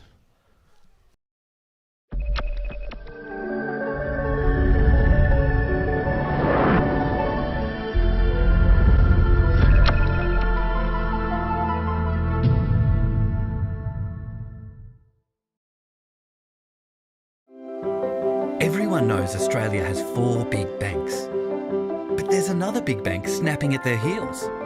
It's been around for over 160 years, has 1.9 million customers nationwide who bank in branch, online or with their mobile app, and is regularly voted one of Australia's most trusted brands.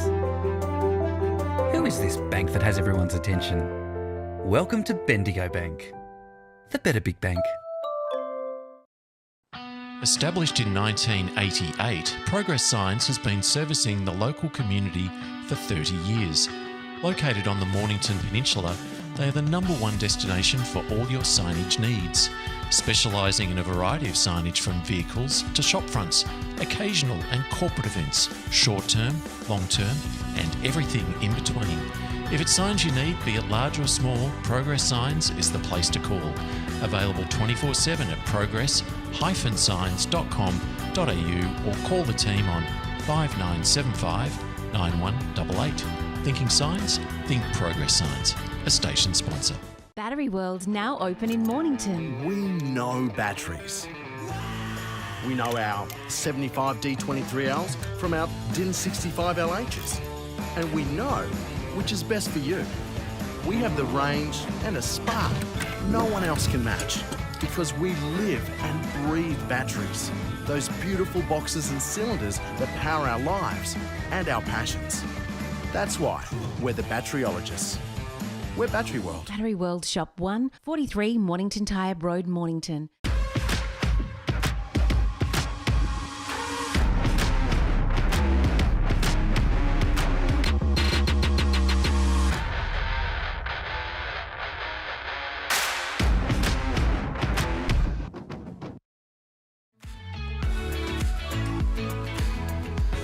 Hello, I'm Roy Sanderson from RJ Sanderson and Associates. We have created a 10-step roadmap to recovery for businesses. To inquire or get a copy, go to our website rjsanderson.com.au. A station sponsor.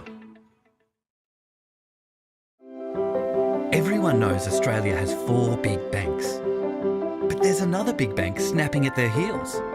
It's been around for over 160 years, has 1.9 million customers nationwide who bank in branch, online or with their mobile app, and is regularly voted one of Australia's most trusted brands.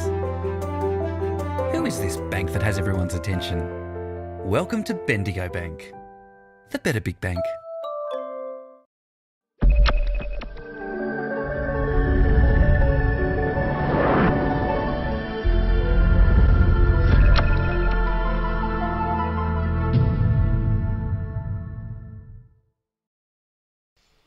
And welcome back to Seaford at the drinks break.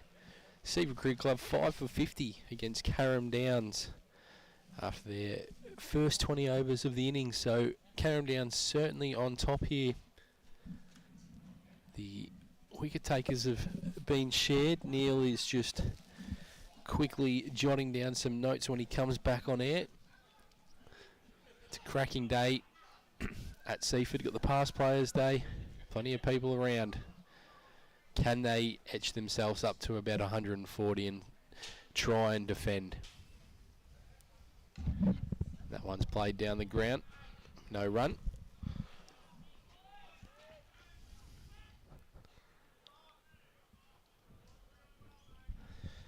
Daz is back and joining us. Back in business, mate. Back in business. Looking forward to this. It's going to be an interesting way to see how Seaford try to get through the first 10 overs before properly building their score. That's a nice shot, but it's not going to produce a run. But yeah, it's the singles and the twos that are going to help Seaford. There's not going to be too many boundaries on offer. But like you said, if they can give themselves something to bowl at, we've seen crazier things. Absolutely. They almost did it last week. Carrum Downs obviously only make 117 in the first innings and then nearly defeating Delacombe Park. Just got over the line in the end. Just some scores from around the ground. Pearcedale 5 for 44 in the seconds against Bonio. As we mentioned, Dramana a 5 down for 60 against Mornington. That's going to be 4. Sorry to interrupt, AJ, but that's a really nice shot down the leg side. And just waited on it a fraction to avoid the man at backward square. Hit it straight to a regulation fine leg. And there wasn't one. So a fantastic shot for 4. And that'll make it 5 for 54. Neil is feverishly just working away there with all the scores from around the ground. He will join us in a second to update everyone He's very around frantic. the grounds. The writing? What's going on there, Neilo? It was frantic. It was good description. My word, thank you. That's a slow ball wide outside off stump. Interesting. I do have a couple around the ground. So Sorrento are in the field against Baden Powell, 2 for 57. Reece Elmy is still in there, 27 not out. Long Island 3 for 71. Red Hill 2 for 90. Dart in, of course, this stage. Old Peninsula and Pines about to start. Probably in the first over now because they're only having a 28 over game after the ground conditions delayed the start. In Peninsula, Somerville and Heatherhill. Heatherhill 3 for 76. Tigers, Flinders. We've got Flinders 4 for 67. I've lost more wickets this morning than they did in their entire 200 run chase, Neilo. Absolutely. Dramana 5 for 63 against Mornington at Dramana. Vossi's very excited about that one. And Muriduck were 2 for 51 after 16 against Mount Eliza in the game that got moved to Narambi. Washout in this division, Main Ridge and Carrum. And a couple of subby scores. Sky 4 for 30 against Toot. Tyab 3 for 45 against Mount Martha. Balnarring after a late start there. Now they're only playing 35 overs. Balnarring 2 for 83 against Bellum Park. So we've got just about all the scores in at this point. Which is beautiful. AJ, I'd love your opinion on the spin. It's a bit quick for mine. I'd like to see the pace slow down, tempting the batsman. They're either sort of a Yorker length or a leavable length. There's another one there. Yeah, I'd like to see him slow it down, but the thing is, he's not conceding any runs, so he's building pressure from both ends. They've done that well today, Carrum Downs. That's better. So I think there's only been 2 overs where 6 or more runs have been conceded. That's how dominant this bowling performance has been. Here in the 22nd over, 5 for 54 the score. So they're not even going at 3 at the moment, Seaford. So Carrum Downs be absolutely thrilled with where they're at. Interesting to see they've got a deep cover, Carrum Downs, and a deepish point as well. So they really are going to target outside that off stump. And it's nearly come perfectly to fruition there.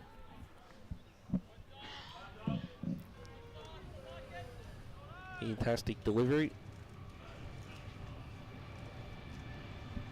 That's a full toss that probably needs to be given a bit more treatment than that as the 208 to Frankston flies by. AJ, you're on train watch today? Always on train watch at Seaford here, Daz. But I can see what he was trying to do there.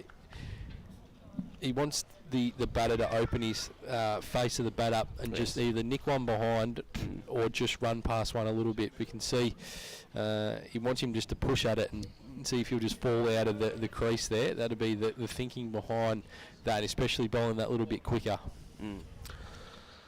So just under 2.5 runs and over is the run rate. 22 gone, 5 for 54. The Chiefs having a caviar over here. Yeah, what's he doing there, man? Unbelievable. And a local Pinot, by the look of it. I think he's forgot the biscuits though. It's an interesting setup that the president of the Peninsula is running with at the moment, let me tell you.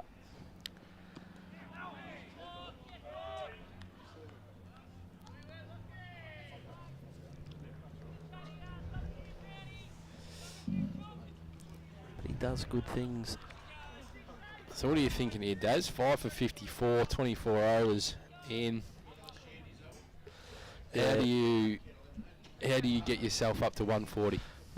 I'll let you know just after this delivery. And well, that's kind of part of my answer right there, AJ, as that trickles away for a single. It's singles now have got to become your premium, and any boundary that you can get is going to be a fantastic bonus. But dot balls are going to be to the detriment of Seaford at the moment. 5 runs and over from here. This will be after this over. So we'll have 17 more, which will bring us 85 runs. That only gets them to 140. So running between the wickets is going to be imperative, because I'd much rather gamble on my ability as a batsman, especially at 6 and 7, to manipulate the field and get some singles rather than having to hit a boundary and over. But if you do get one, like that full toss in the last over, you've just got to cash in. The thing that is in favour of Seaford, I'll get back to that in a minute. Hey, that's better. Just run it down, single, keep going. Go for it, AJ. What's in the favour of Seaford? Is it Ryan Lynch who's bowled out? Yep. And it looks like young left armour is going to bowl himself out too here. So... Yeah, so they only use the 4, so who's going to be number 5, and they're probably going to need a 6. Oh, that has to be a wide. That's one way to keep the scoreboard ticking over. I think that's the 8th. Neil, I wonder if you could check that for me. I can if check I'm paying that. attention. I can check that. So that's the bonuses for Seaford here that... Probably there could be a bowler to attack 6, did you say? Yeah, I think there was 6 at the start of My this over, apologies. makes number 7. Alright, well I'm not that far off there. Pretty close. Yep. I'll count that. But yeah, I agree with you, AJ. There might be a bowler to target in the back end. That should be a wide as well, I think. I don't think there was bat on that. It's going to be 4. Yeah, took a while to get going. Yeah, 4 wides. Leg 5 side wides. wide. Leg side wide. Okay. Well, that's one way to keep the scoring rate up. AJ? Gets him to 60. Yeah, it sure does. 5 for 62. This being the 23rd over. The trouble that they've got, we'll mention it again with Ryan Lynch bowling out, is the experience. Yes. They've got Geordie Waters to bowl at the back end, but you can't go and use his skills until the real back end now, because of the lack of options, obviously. Johnson with the players out. Probably bowl Johnson. I haven't seen him. I haven't seen him out there too. I thought he was named. I don't think he's playing. You might have to check that one out there. Yeah, Neil. we'll see if we can. So if that's the case, once again, I would have thought he would have come on as the first spinner. So that would probably tell you that he's not in the side. Not there, yeah. That's down the weak side again. Once again. So cashing in nicely, and just an update from the Sheffield Shield. Nick Maddinson out for 30. So he cracked 2 4s in a row. He got dropped, and then to finish the over, he was out, caught by Travis Head. So the Victorians 3 for 150 in that game. AJ's man Matt Short joining Peter Hanscom in the middle. As we see a better delivery. Played the mid on for no run. The amber ales are flowing beautifully here at Seaford. Past Players Day. Absolutely.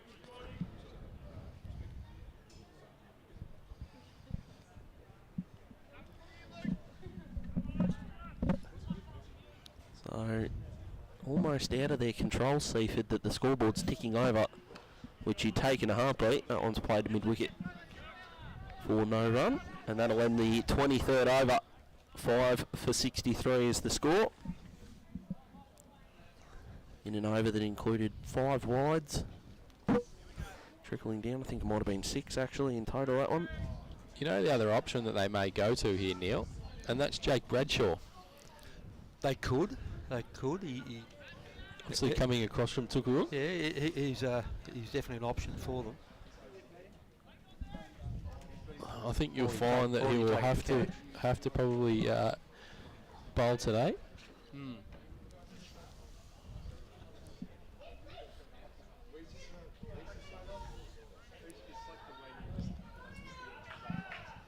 So this is a real fascinating point of the game right here. That's a bit slower, more tossed up. That's what we were looking for.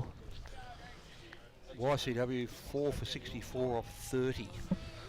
Yeah. AJ's getting into the food. Yes, I feel very rude for not saying no thank you, but I thought it mightn't appear well on radio, but I've just said it now, so I apologise to the listeners and viewers. And well, more so to the young lady that was very nice in offering me a feed. Nilo was more of what I was thinking. AJ had a crack though. But yeah, they treat us very nicely down here at Seaford. It's great. Waterfall getting ready. Left line. It's more tossed up. The pace has slowed. So we had about an hour and a half for the first 20 overs, and a little bit. I don't think I've seen AJ happier, to be honest. Especially with Rob Bowen here, he'll be very happy with the run rate, the over rate. Sorry. Probably should have been an hour 20. I reckon it's 10 minutes slow, but there are a few things happening, like the discussion about the stumping and a few little things like that. 5 wickets as well, Neil. And 5 wickets have fallen.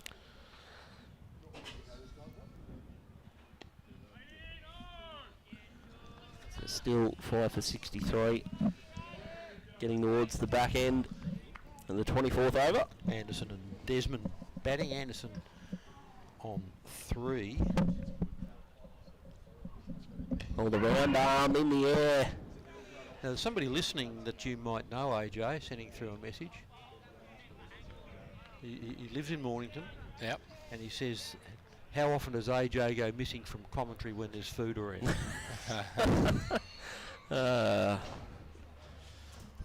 Any idea who that might be, AJ? Any thoughts? There's probably plenty of people. It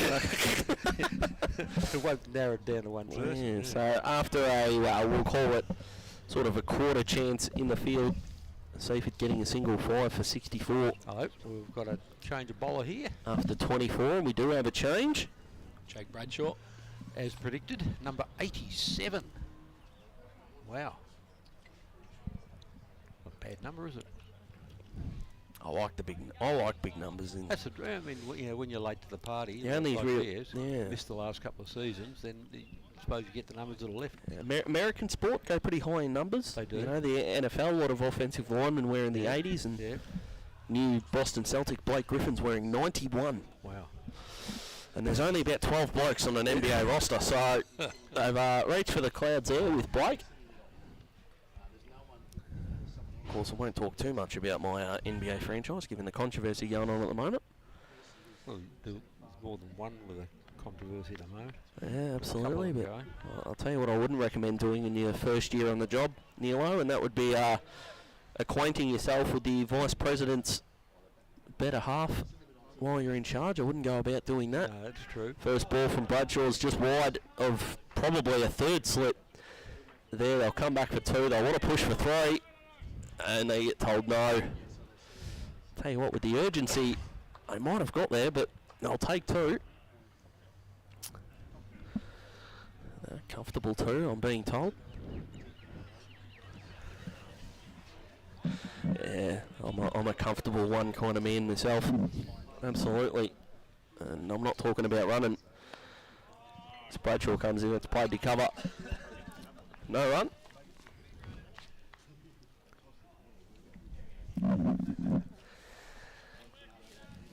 So I'm still thinking 140. I hope Seaford is still thinking 140, so 15 overs after this. Of course, a run of ball will get them up to 156. That's a full toss. It's not put away. Yeah, needed to be.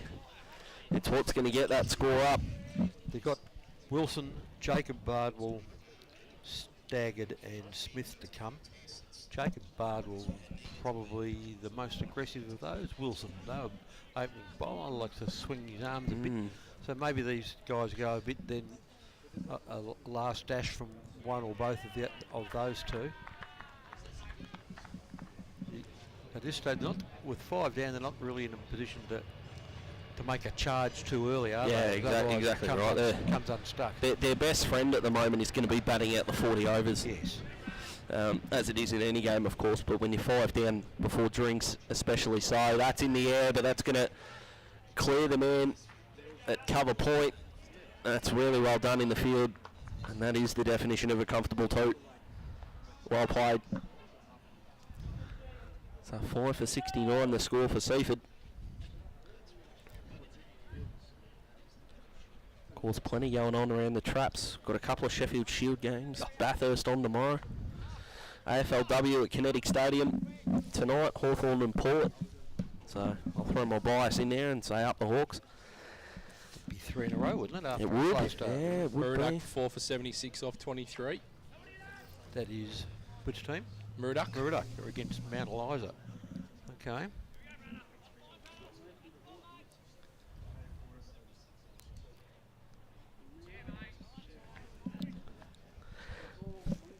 That one called a wide. So it's always nice when you're keeping the scoreboard ticking over. Even nicer when the opposition are doing it for you.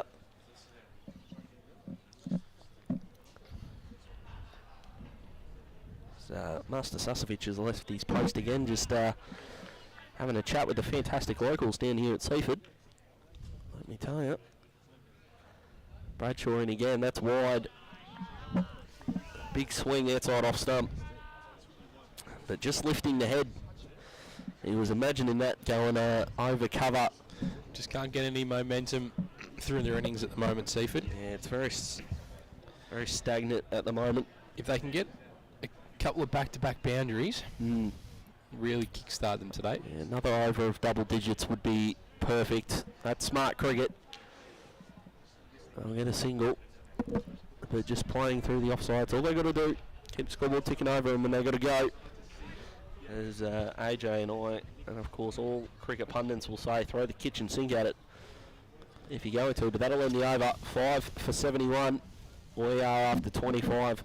So I'll run a ball, which would be mightily impressive, gets them 161. 5 and over would get them 146.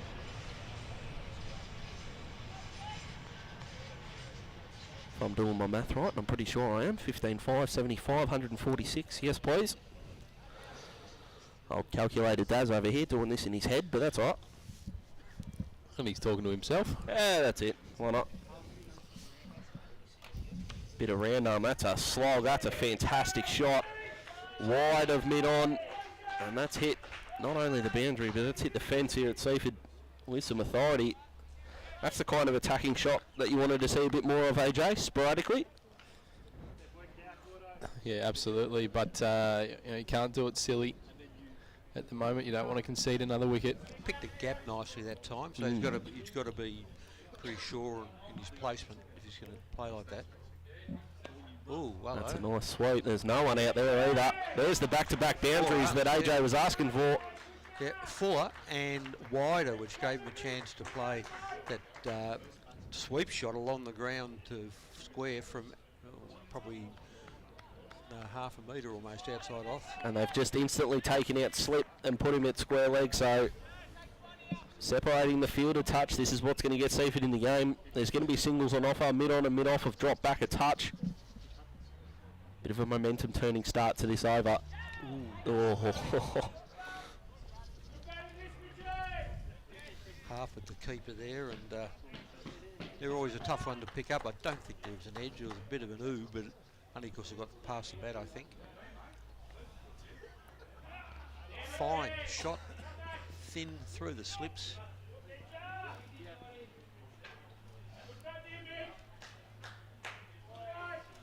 And all of a sudden there's 10, another ball to go. Takes it well into the 80s, so just gives them a wriggle on. And all of a sudden there's a little bit more hope in the Seaford camp.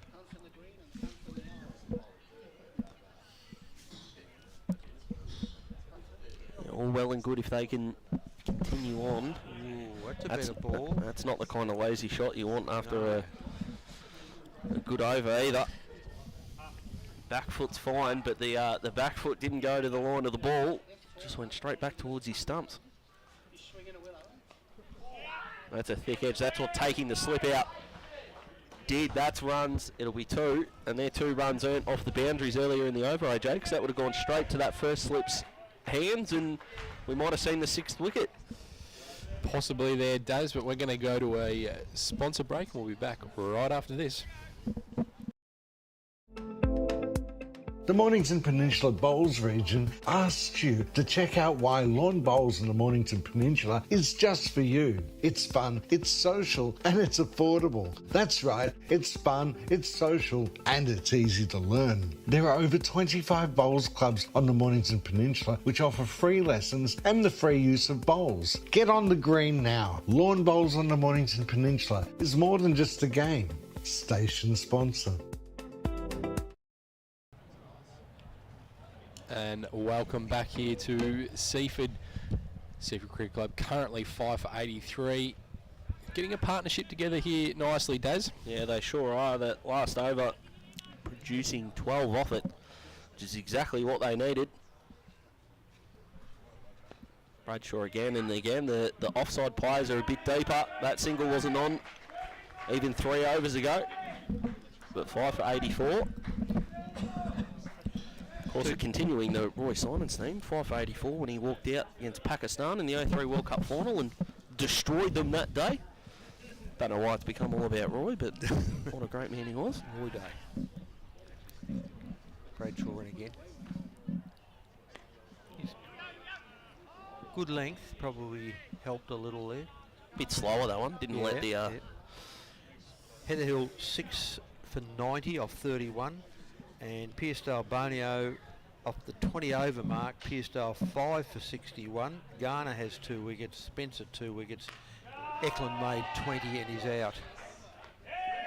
That's over the top. That is, yeah, runs. Absolutely it is.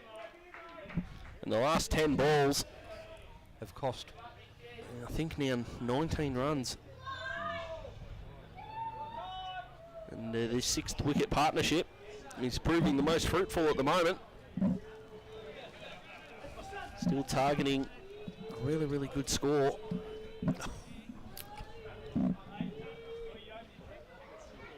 Of course, there'll be 13 overs after this. So still plenty of time. No slips. A third man. A point, a deep cover. Or deep cover point, you would say, on the offside.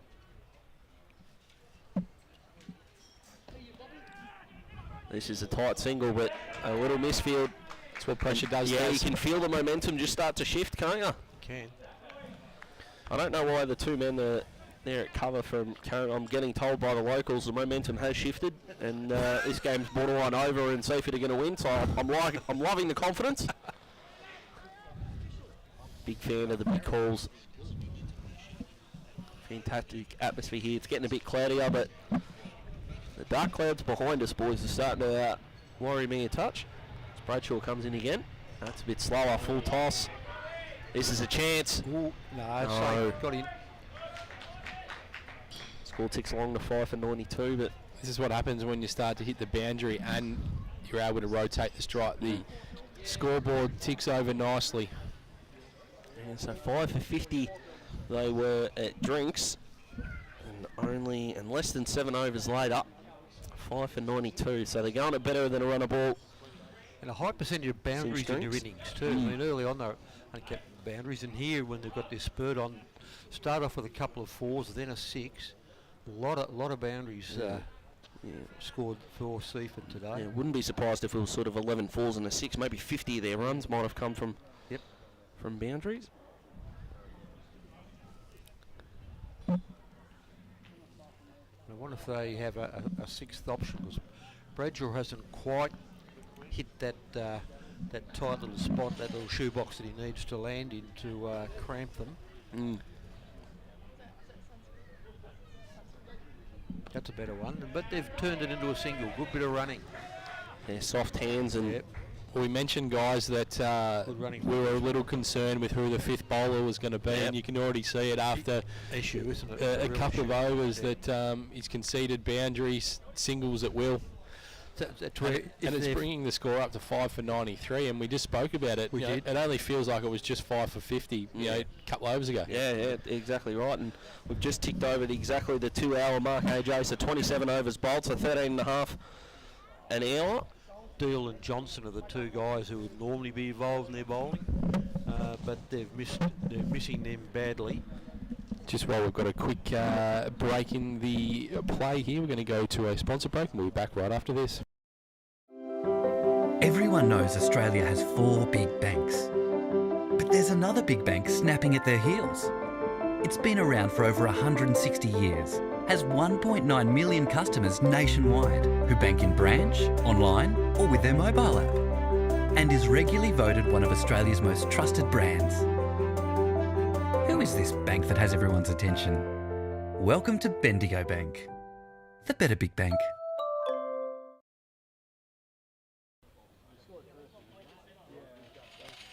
Welcome back to Seaford Cricket Club here, as we see we're about to start back after a little break here in play. 5 for 93 currently. Got our great commentators on the screen there. We've got Daz, Neil, part of the crew. Not sure I was. Give us a wave. Not sure I was really ready to be on screen, but no, that's okay. Don't think you will be, so it's all right. We were checking the radar, because there is a little dark patch behind us, but it's only a thin one, so if there is a light shower, it won't last long. It may not even affect play.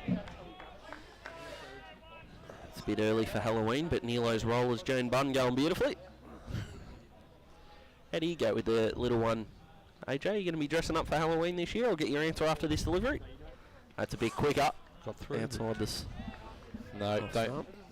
It's one of the worst days on the calendar. No? Oh, well, it's good to see that you're up and about in the spirit for your young one, mate. Yeah. Local kids keep me interested. It's great. Dad of the Year nomination going well as the skip down the wicket. That pitch wedge shot that we talked about a bit last week at the Pines, producing a single. What about the little one, mate? Is the little one... He's only 2. He won't know what's going on. So why is it a bad day of the calendar then, if you don't really have to worry about it? Oh, no, not just because of that. Like, I've just never really... It's very much an American thing, Halloween, although I'm a big horror fan, so I'll get the movie marathons on for sure. Probably as Australian as it comes. Grand final day. That's your Halloween, is it? That's it. Boxing Day test. Yeah. That'll do me, those 2 dates. I like it. Outside the off stump. Better throw in the wedding anniversary just to keep the Dale happy. I don't think putting it last is really going to help you your cause there, AJ. I don't think. She won't be listening, so it's all right. You also didn't mention her birthday either, so that's a problem. As we see. Well, that's better outside, but it's going to be... They're not even giving them half a chance. That's how good the running between the wickets is becoming. 5 for 96 the score, and I think there's only a delivery to go in the 28th over. So 12 to come after this, and 170 is on the cards if they can continue at a runner ball.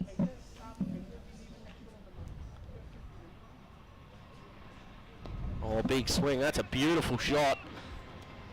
And it's been saved, I think. That's fantastic fielding. Yep. One hand. And thrown back in. That's saved 4. Absolutely.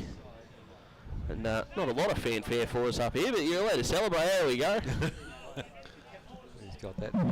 Yeah, good bit of work there, saving the boundary. Fantastic work. So that will close the 28th over. 5 for 97 the score.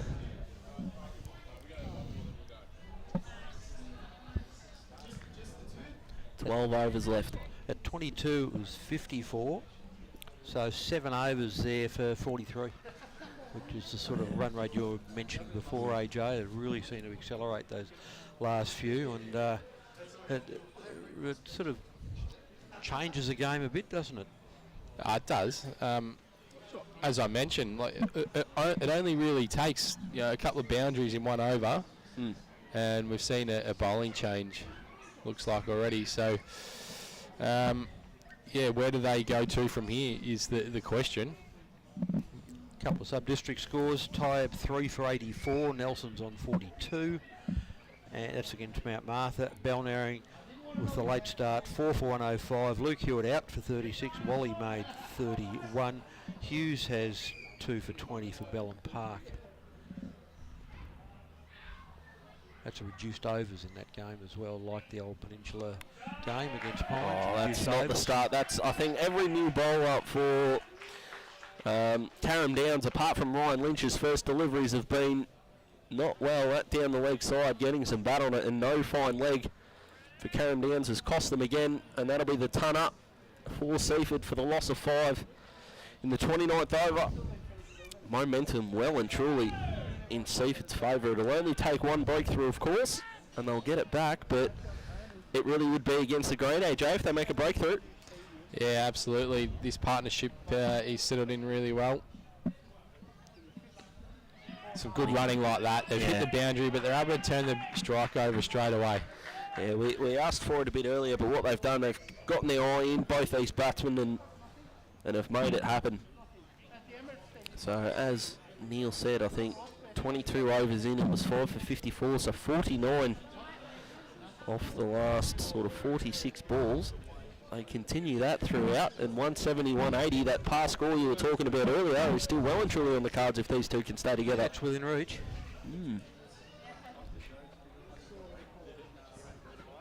Oh, that's going to be 5 wides again. Wow.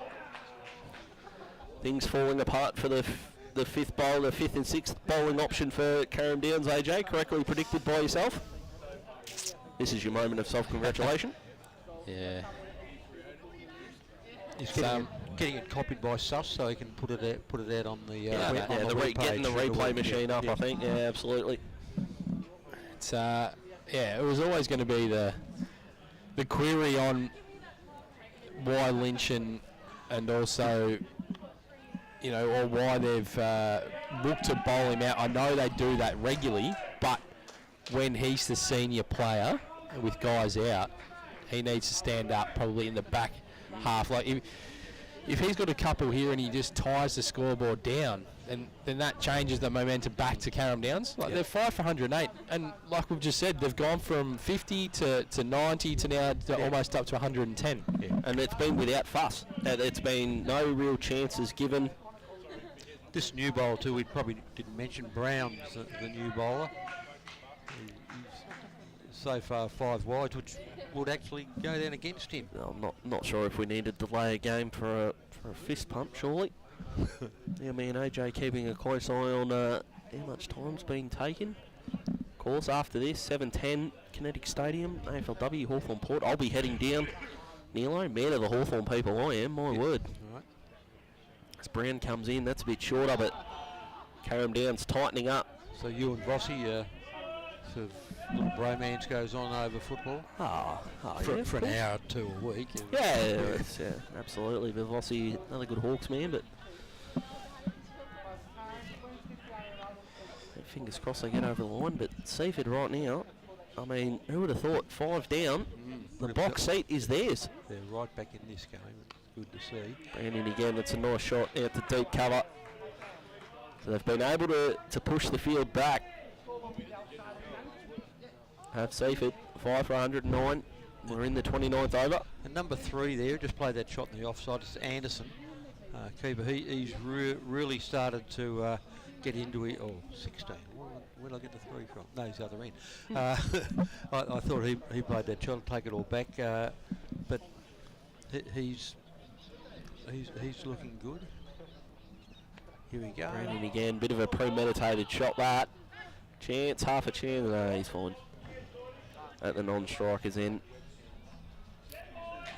He gets any sort of bat on that. He's got hectares of space on that onside, but that'll finish the 29th over, and we are 5 for 109, that being Seaford. So Anderson on 34, and the other batsman's Desmond, who's on 15. Really good partnership, this. I think it's over 60 now. Definitely over 60 now, sorry, nearly in their 70s. So what we said basically was if they could get anything over 140, 150 was you're going to be happy with while you're at 5 for 50. But now, to be honest, you've got to be looking at 160, 170 at least. You can get 6 and over quite easily out here in your back 10. If these two stay together and a runner ball gets them 175, that's what you're looking at. And if they are together, okay. Cool, that's the Moz. Sus has called it. So, and if they are together near the end, all of a sudden they start getting more than 6 and over. If a wicket falls and the local crowd know that I've Mozed, I might be throwing the headphones down and booking it that way. Especially if it's Anderson, because he's doing most of the damage. And he comes down the crease, but he's worked it beautifully into the gap for a single. So the Moz is broken. So single to Desmond, well done. Got off strike, saved you. Now this You could have been my school teacher back in the day, Neilo. You're giving our compliments for that. Well, to keep up, because Anderson's looked the most dangerous, the most aggressive, and Desmond's role might be just to push the singles and get the other blokes a crack. Here we go. Down the crease, that's over the top. It's going to fall safely. The ball kind of just stopping. Yep. They'll come back for two. The ball starting to fall into gaps. Their frustration for Carrum Downs would be growing. Of course, I've already had, I think it's 2 bowlers bowled out, AJ, you were saying before. So, where's the next wicket coming from? A sweep, that'll beat the man at forward square leg, but they've got cover out there. They'll settle for 1. So 3 overs left for Waters. He'll no doubt bowl the last 3 from one of the ends. Definitely. And they've got to see what they can scrounge through here. Waterfall, just checking his overs. He's got a couple to go after this. So there'll be 4 overs after this one before Waters is back on. That one a bit quicker, bit full up. Played back to the bowler for no run. So they've got to find another 3 overs from the other 2 guys. Brown, they might stick with it. It's hard to know. I think they're probably going to have to at this point. Yeah. It does look a little. Who else has got overs left? That's the Bradshaw, who got hit around a bit. They only put him on because AJ recommended it. Yeah, he's got the direct line to the players. So I'm not sure I recommended that one. That might be a Moz in itself. Chance at the non-strikers end. That's close. I think he's in. Oh, he's done. Yeah. Oh, he's paid it. Yeah, he's done. Yeah, it looked close. That was against the green. That was the epitome of against the green there. That was the Moz. You cannot seriously be putting that on me. President? My goodness. Wow. When you watch live from side on,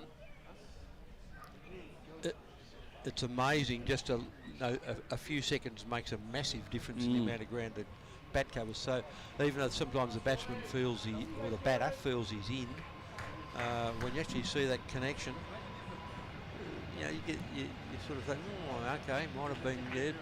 Suss is having a look at the Suss is saying he was in by 3.5 metres. I was watching the train go by. No, I was checking the train, sorry. Yeah, no, he missed that one, but it's probably somewhere.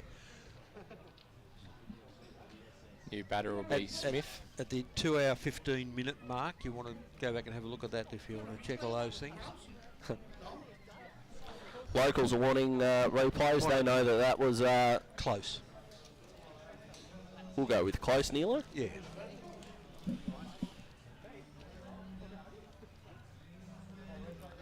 So we've I don't know. He's $50.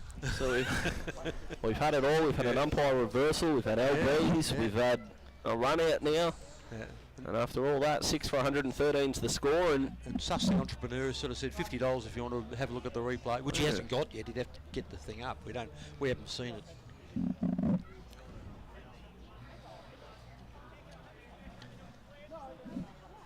So now, Seaford, 10 overs to go still after this. They've got a same plan. The field's come in a bit tighter, but they've still got to rotate the strike and get that scoreboard ticking over. Geez, this is going to be risky. No, a little bit of a fumble. If he was a left-hander, they were in trouble, but he's not. Absolutely. But they get through, and I think that ends the over it has. So there's 10 overs to go, and the score is 6 for 115. I mean, if they can somehow scrounge or run a ball, it would be extraordinary if they could get some 175, which they would absolutely take.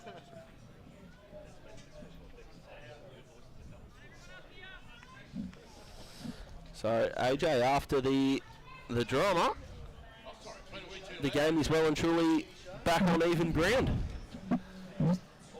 Yeah, little things like that make a big difference. Yeah. Tell AJ's listening to me, aren't you? You're the great man. Oh, sorry, mate. I was just listening to Suss with something there. So okay. I think that wicket certainly brings it back. They need to go bang, bang, though. They've still got one set bat. if you get 2 new bats in deep into the innings, that's when you say the momentum changes. Yep, absolutely. Muriduck Mount Eliza and Muriduck are 7 for 97 now of 31.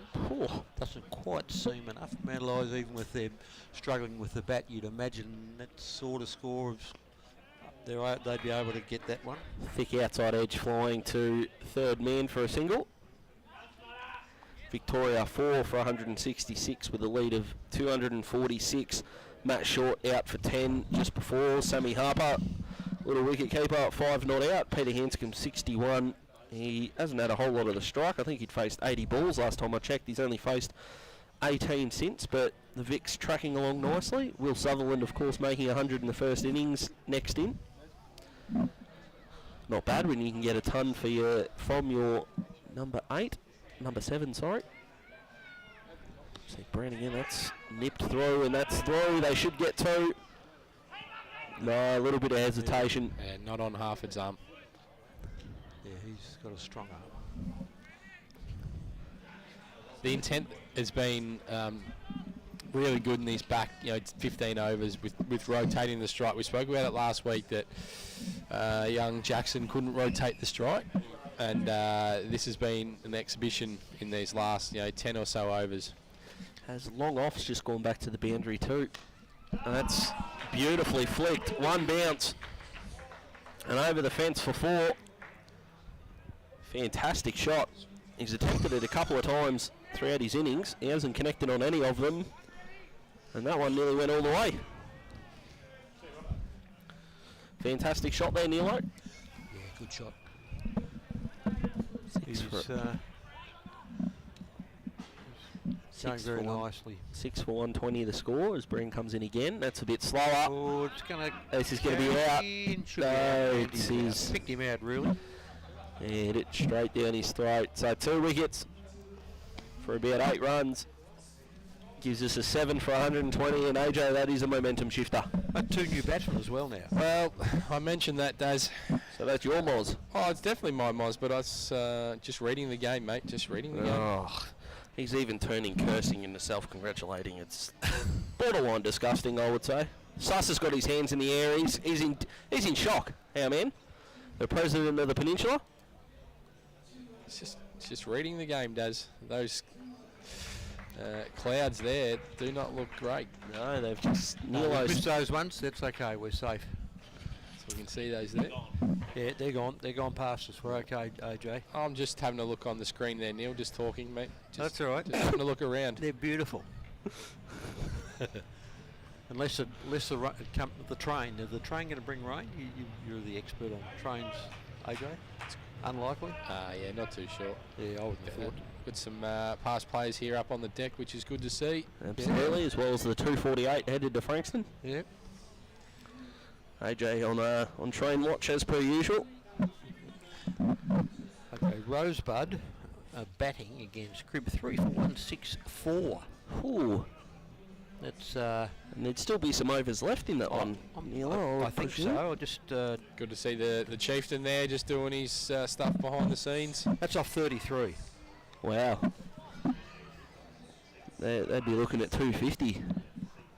7 overs, certainly 200 it's plus. 10 and over. Okay, yeah, fair enough. I've gone a bit. 200 plus. Yeah.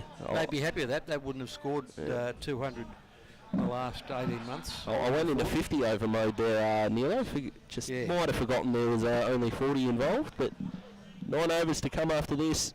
7 for 120. They'd still be looking at 150, 160 if they can rotate the strike. That's a beautiful shot. There is a man deep for a single. 7 for 121 at the conclusion of the 31st over. Neil just working the phones there, getting scores from around the grounds.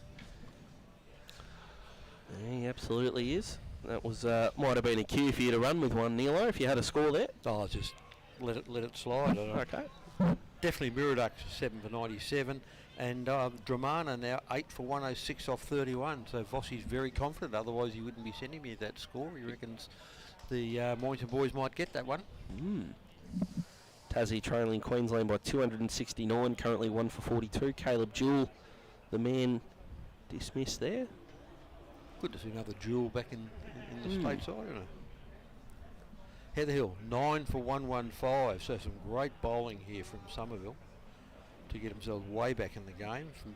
From 2 for 55 at 19, they looking at a really good score, but not at 9 for 115. Ooh, no, he kept his foot anchored there. So you can see the batsmen are fighting the urge to be more aggressive. With a long on and a deep mid-wicket, there are runs on offer in the onside if they want to keep the ball along the ground. I think they've got to, for the next couple of overs, do exactly what Anderson and Desmond. The umpire's coming in here. I'm not 100% sure what's going on. Just double-checking balls and all those sort of things. Okay. But remember, the other two, they started to work singles and then they opened up lots of. These two have got to start off with just a bit of tippity run, and then they might be able to swat in the last 3 or 4 overs. Absolutely. It's Baden Power 4 for 129 off 36. Gee, that's slow, isn't it? They've set themselves up to go in the last 4 overs there. That's a beautiful shot, well fielded at cover. They've been pretty good in the field, apart from a drop catch at fine leg in about the 13th over. They've been good. Carrum Down's been very good. That's in the air on the bounce for another single. So the scoreboard would say trickling along. Neil's just having a few scorebook issues, just trying to chase him. Oh, that's unbelievable. And I think someone's accidentally grabbed my glasses and left theirs, because this is nothing like mine. I think you're wearing mine, Neil. Well, there to explain it. Yeah, What have you done with mine then? Yeah, I don't know. No, that's right. No, are they mine? I don't know. No, they were just sitting there. Yep. Jeez, I don't know what's happened, but I'm standing all over your lollies here, AJ. Sorry about that. I'm going to eat one. This hasn't been our best 2 minutes. Pretty ordinary. I would argue in Seaford are going to want something better than we've been. Yeah, absolutely. They're going to want sort of the last 44 balls to bear more fruit than what we've just served up. Red Hill 4 for 175 off 37.2. Dart out for 42. Moffat getting the wicket. There's an attempted sweep shot that's gone nowhere. Robertson getting 42. Jackson 31. So a couple of overs to go there. Look at this, the great Sully's around too. Okay.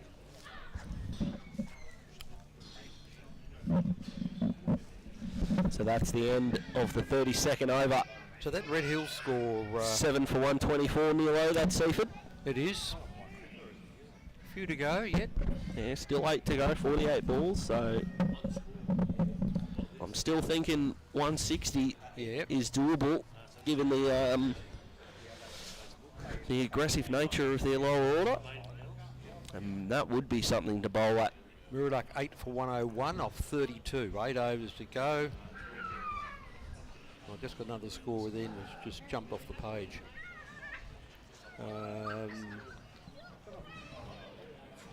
Okay, Belnaring 6 for 128 off 25. They're only playing a 28 over game with the delayed start there.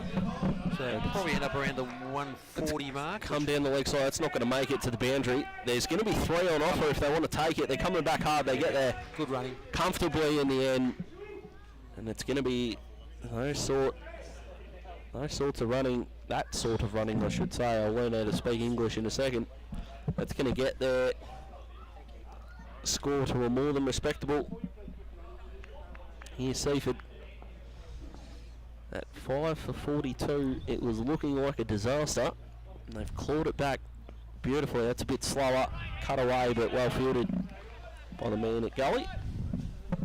Another score in the provincial was Long Island, 7 for 126. Van Duker 30. Your man. My man. Boxall made 26.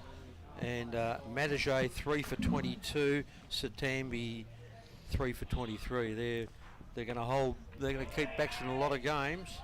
126. Few overs to go there. That'll be interesting. Well, I've tipped Yellow to be the leading wicket taker for the competition. You did.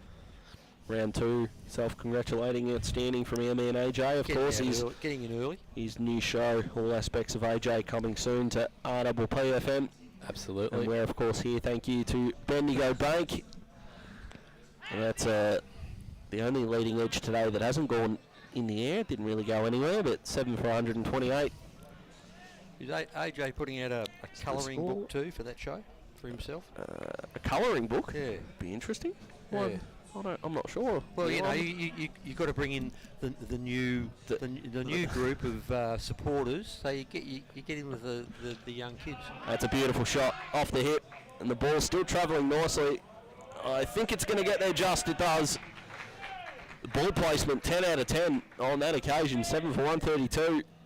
Seaford, and these leg side boundaries, Neilo, are proving ever so fruitful for Seaford. They are. The boundaries has been the name of the batting, really. The huge number of boundaries, and often when they've really struggled, they've got going again with a few boundaries. That one just worked though, so it was just well placed was the key to it. And that's a hoik into the onside. They'll just take one. 7 for 133. 7 overs, of course, after this to come. And I think we're going to have a changeover of helmet here. This is how good our technology is, boys. Look at this. See plenty of people inside the rooms here. Past Players Day at Seaford. Good tunes going on inside too. Absolutely. Plenty of people around the vicinity. Yeah, some people do anything to drown out our commentary, won't they? I wouldn't have thought that's why they're doing that, Neil. I would have thought it would be for the entertainment factor. They probably weren't aware Rob wouldn't be here. So Rob was very pleased that next week he expects to be back, and he found out it was at Sorrento, and he said, gee, I hope I make it on time. You might be a bit late. A few clouds over the back there. Hopefully that won't affect us too much. Neil Bunn, and what have you got for us in terms of the weather report? Yeah, good. Oh, look out, Channel 7, there's your audition tape. That's all you need. We're getting some spin once again. First shot, that's in the air. This is going to be full safe, I think. Oh, it has. Landed between two guys. Well, speaking of 10 out of 10 ball placement, we've nearly had a mix-up between batter and batsman. We've had it all, and after all that, it goes down as a single. Extraordinary. 7 for 134, the score. AJ, and I'm putting it out there, 170 is still on the cards. Yeah, they need to just hit a couple of boundaries here, though, Daz. They don't want to lose another wicket. So let's see if I've mozzed them. Yep.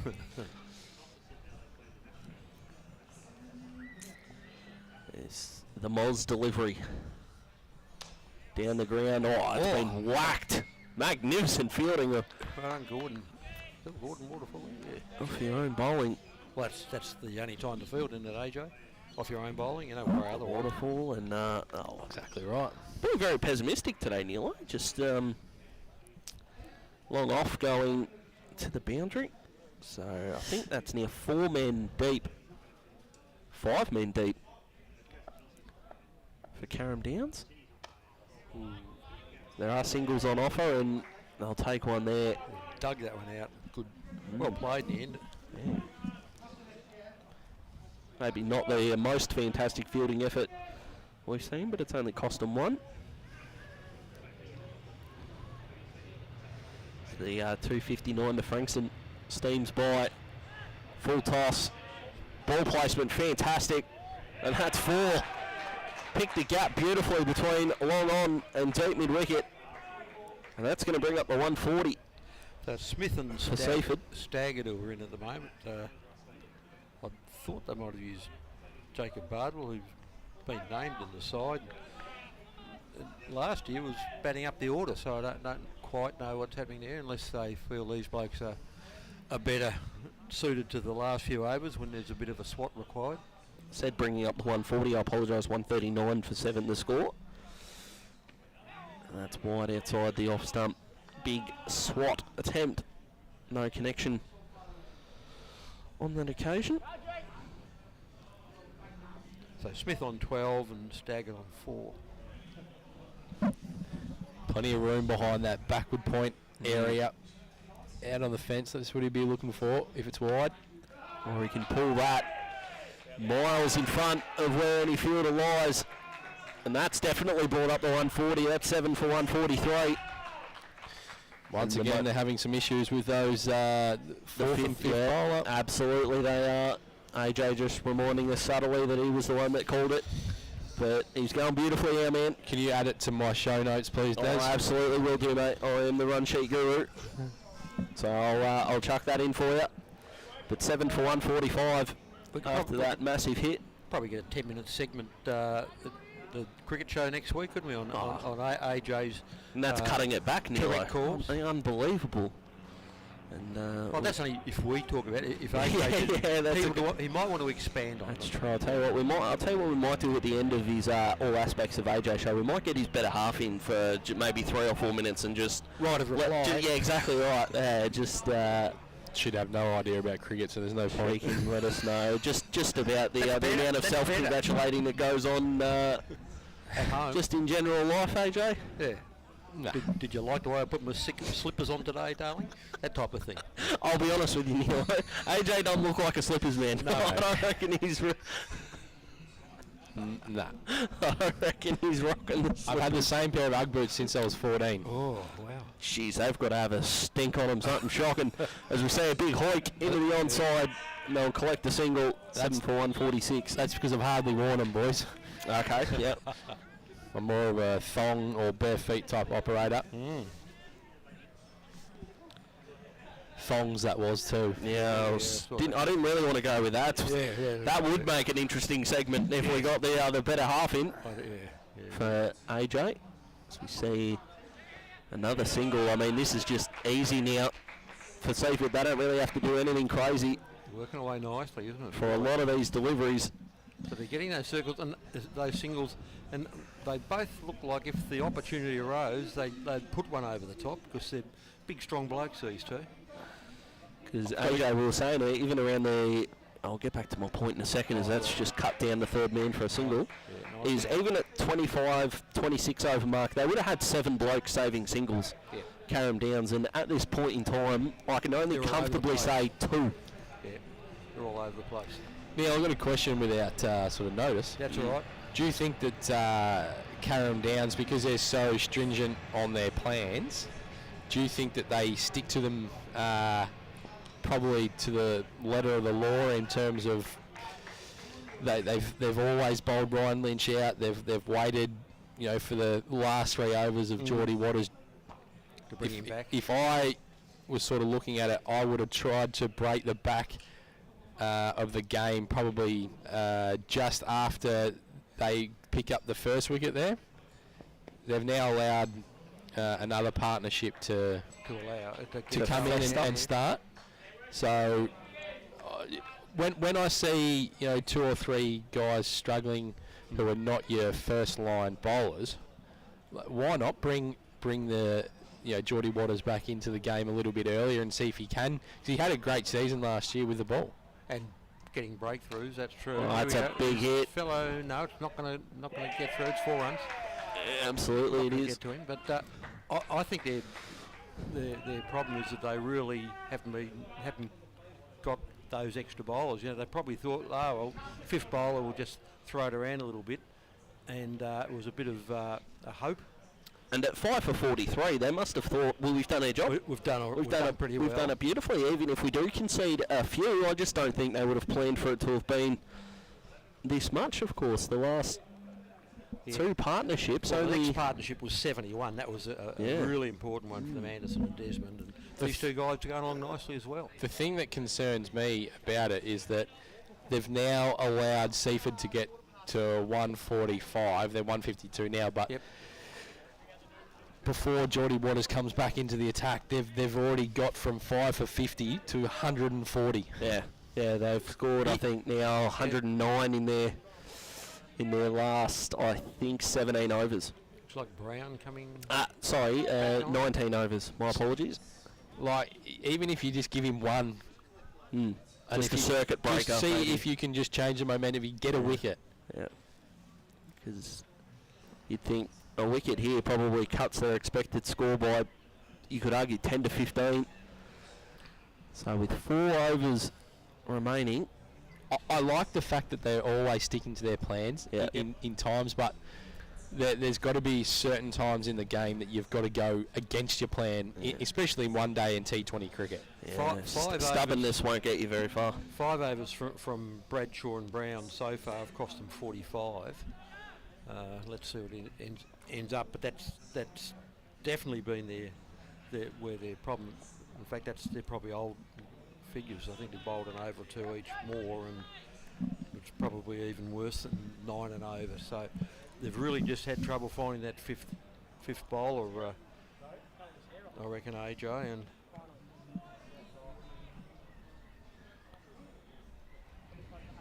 And it's not always easy though, is it? When you're hoping, you've got 2 guys you hope will become your 5th one, and neither of them are going any good. Could be hit. No. In easy, as it turns out. Yeah. 153 for 7 the score. Yeah, it doesn't get easy at times, but you've almost got to. When I say go against your plans, you've got to go against your gut tells you that you want to stay to your plans, but you've got to go against it at times. That's a beautiful shot in front of square, but it's going to be cut off. I'll just get a single, but that was a very satisfying crack off the bat. Red Hill 200, boys. That's a fantastic effort. Good score, and I think that might be the score for them, the 40 over mark score.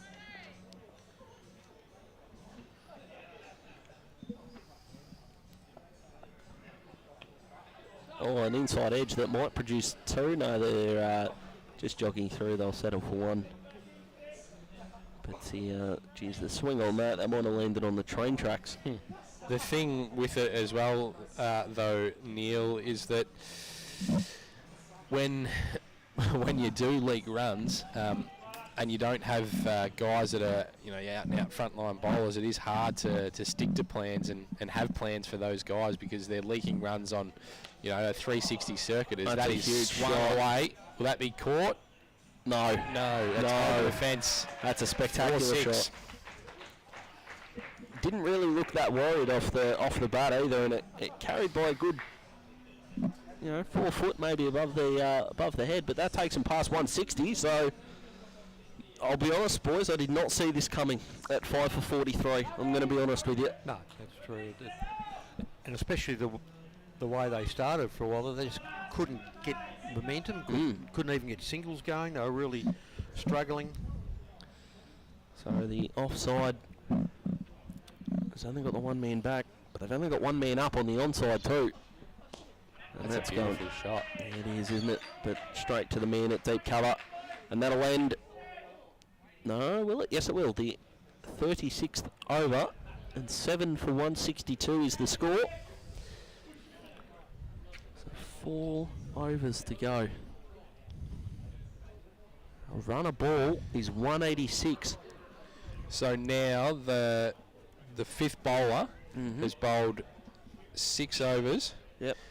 And has conceded 55. Yeah. It's been the difference. Yeah. So it's just getting worse and worse. It's going above, not just over the 9 and over mark at the moment. And they're going to have to bowl unless they've got another option. Yep. Yeah.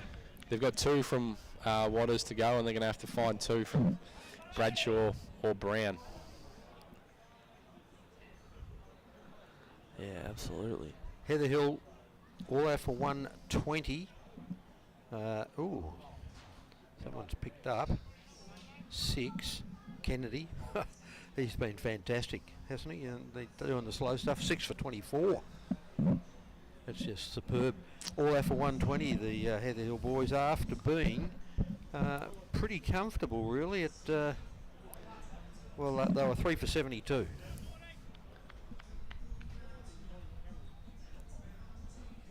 So Waters is going to start another over. Can he just break this partnership here? Yeah, he'll have to be the innings ender. for Carrum Downs. That's a slow ball first up. Good way to start your over. I'll tell you what it does do, AJ, as well, from a batting point of view for Carrum Downs. The top order might have been thinking we're not going to be chasing much. At 5 for 43, it might be an easy day for us. All of a sudden, the pressure when they walk out is definitely going to be there. Muriduck, boys, 9 for 112. That's going to be 4, I think. The ball's slowing down a bit, but it's not going to get there. Yes, it is. Oh, that is the epitome of just. And that's 4. That is huge. As the 310 to Frankston flies by. Sussex, the attendance count would be huge, I'm sure. Muriduck actually all out now. 1-1-2 against Mount Eliza. Doesn't look like enough, although You wouldn't think so. Mount Eliza, I'm not going to make any comment. Of course. They've struggled against lower scores than that in the past, but they've got a bit of extra batting this year. Red Hill ended up 6 for 200, and that puts them right in the game against Langwarrin. Sky, last I've had was 4 for 73 off 28. Still a couple overs to go there. I think that's not a current score, but it was a progress score. Pearcedale 7 for 104 against Bonio. Donnelly got 30. Played to cover for no run. And it looks like it's not going to be Tassie's day at all, boys. 264 runs, they trail by, they're 3 down. Ben McDermott, the latest to go for 1. So Gurinder Sandhu, the man who I think played 4 ODIs for Australia, sort of 2017 period, he's picked up 2 for 4 off 8 overs. The epitome of keeping it tight. Seaford get a single. And the Vicks, they're chugging along nicely at 4 for 192. Peter Hanscom 73, Sammy Harper 15, not out. You mentioned Gurinder Sandhu there, Daz, playing for Queensland games for Australia. Right, yep. He's played for about 4 states as well. And I think 4 Big Bash odds is a bit of a mix-up. Can't manage to hit on this occasion. Bowler fell over on his follow-through, not injured. They had ball roll at the stumps from mid-off, but he was home. I reckon if it hit the stumps, he was in all sorts of trouble. Yeah, call him Max. He would have been gone. 3 overs to go. 7 for 168. It might score? need updating. It might have just hit the 170 mark. Okay. There, but let's see whether they update that one or not. Looking forward to seeing that. What a finish this is going to be. The Seaford bowlers, well, they've had to contribute to the scoring, of course, but they would be feeling excellent after this bowling performance. Their batting performance, and they will be hoping their bowling performance shadows this back half of the innings. Don't forget that after 17 overs, I think the score was 5 for 44. Magnificent post-drinks session. Nathan Harford coming into the attack. We mentioned they Not needed bad for to ex-keeper. they needed to change something up. Yep. Or you can remember Matty Wade when he was test keeper down in Tassie, had a bowl. The late great Phil Hughes chucked the gloves on, and his first ball was 134 kilometres an hour. Wadey didn't know. I don't even think he knew he had that in him. I reckon he did. I think he's that sort of operator, Dave. Yeah, he's a fighter and a lover of his own work, Wadey, and rightly so. The older he's getting, the better he is performing. He is probably our best T20 batter at the moment. And before last night, his 5 innings average was over 100. Smith's gone on to 40 here, boys. Just double checking his score there. He's on 40, and Staggard's on 9 not out and been working the singles nicely, but Smith's been doing all the damage really. And an update in that Sky situation, all out for 130. Toot make that, you reckon? All out for 130? 130? Sky. Not about effort when they were, what were they? They were about 4 for 30. 4 for 30. and struggling. Yeah. Oh, that's down. Oh, I thought it was down the leg side. No, It's through him. Must have gone between bat and pad on the offside here. I wonder if he's turning around to the other bowl and say, "Yeah, boys, that's the line to bowl." Yeah. I think I'd have done it. But I wouldn't have done on the first ball. I would have waited a few. Just in case. Just in case the next one disappeared where that one has. There's a bloke underneath and it's Bradshaw. Oh, He's taken well taken. Yep. Play a lot of outfield in the baseball at Barneo. Jacob Bradshaw, unlikely to miss that. He knows how to run around and field it like baseball outfielders do the right way. And a fantastic innings comes to a close. Yeah. 8 down now, Seaford for 169. And that is confirmed. It was a fantasy in my mind, that one possible 170. So that's okay. It's 170 odd. You can go with that, Neil. I reckon you can be forgiven for that. But yeah, I think 8 deliveries. 14 deliveries to go. Yep. And they'll just want to get through all 14 here, AJ. And if they can get, 10, 14, they'll take it. And that pass score of 180 that, again, Daz went with earlier. My goodness. What did Langy make last week? Was it 183? 187. I think the Pines made 183. Yeah. Okay. They're going to be about that same range, aren't they? You'd think.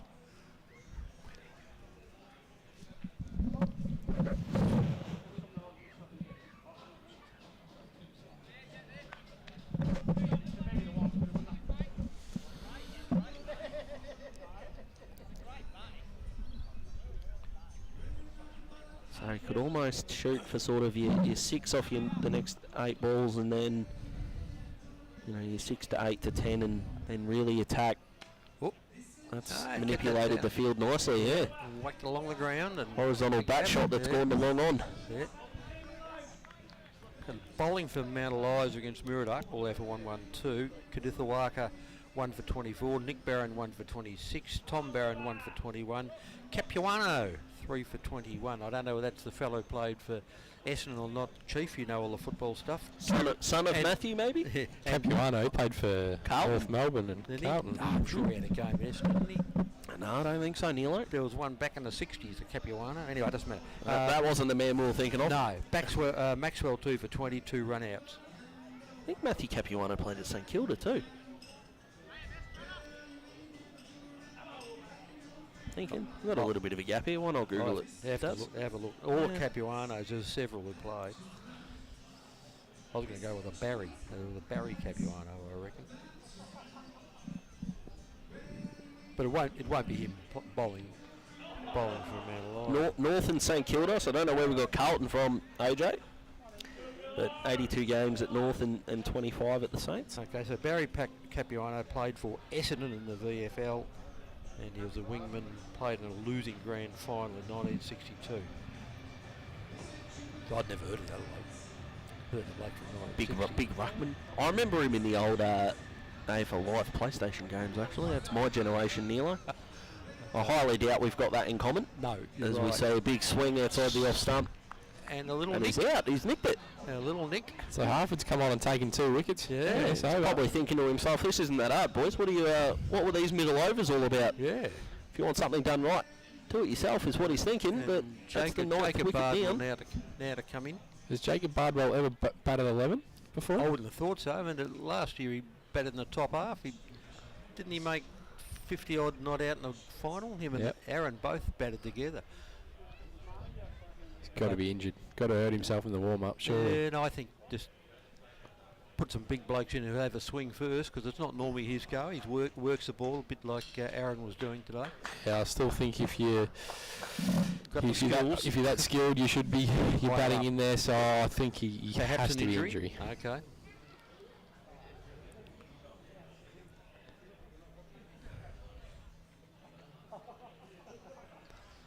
So 9 down.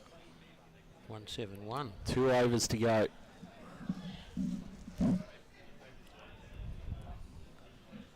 It's been a real seesaw as to who's in charge, where and when. And after all of it, we could be sitting here in 12 balls time and say, well, it's about par what we predicted, and we're still none the wiser on who's going to win the game, Neilo. Absolutely.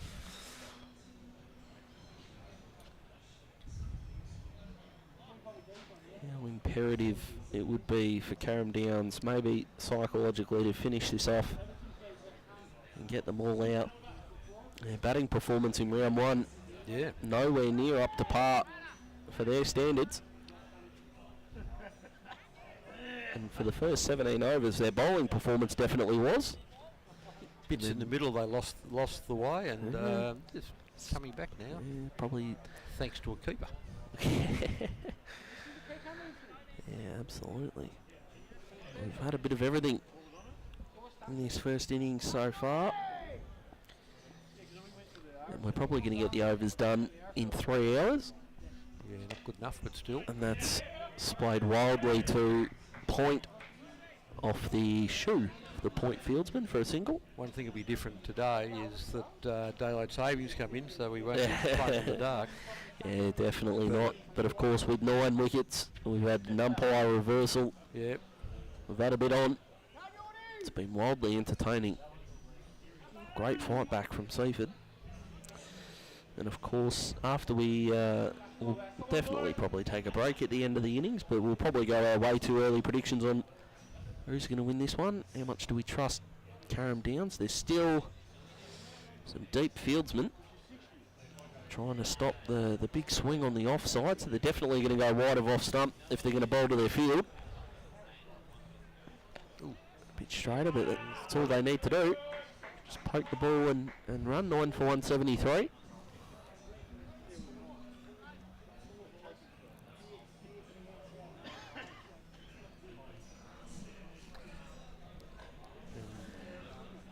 We've just had an apology from David Kirby. He says auto check got in the way. It wasn't Capuano anyway. It was Chapman who got the 3 for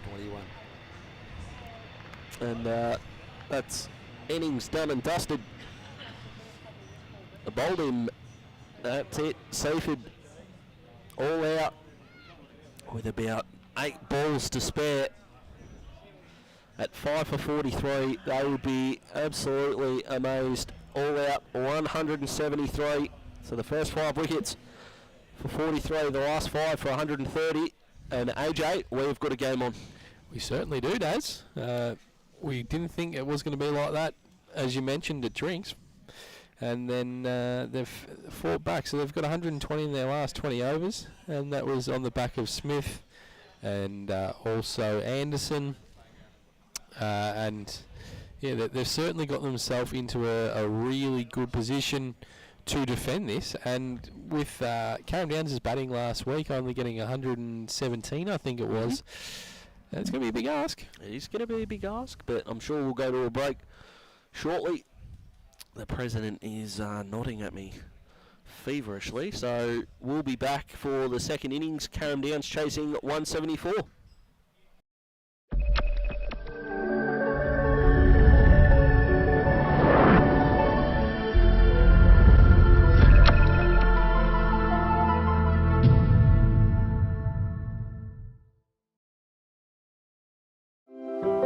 Everyone knows Australia has 4 big banks. But there's another big bank snapping at their heels.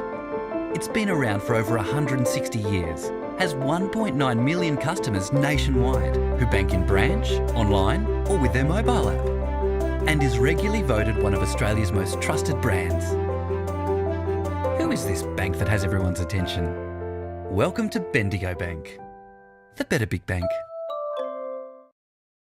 Established in 1988, Progress Signs has been servicing the local community for 30 years.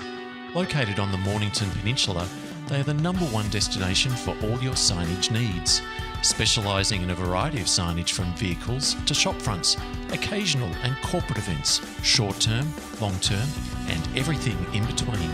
If it's signs you need, be it large or small, Progress Signs is the place to call. Available 24/7 at progress-signs.com.au or call the team on 5975 9188.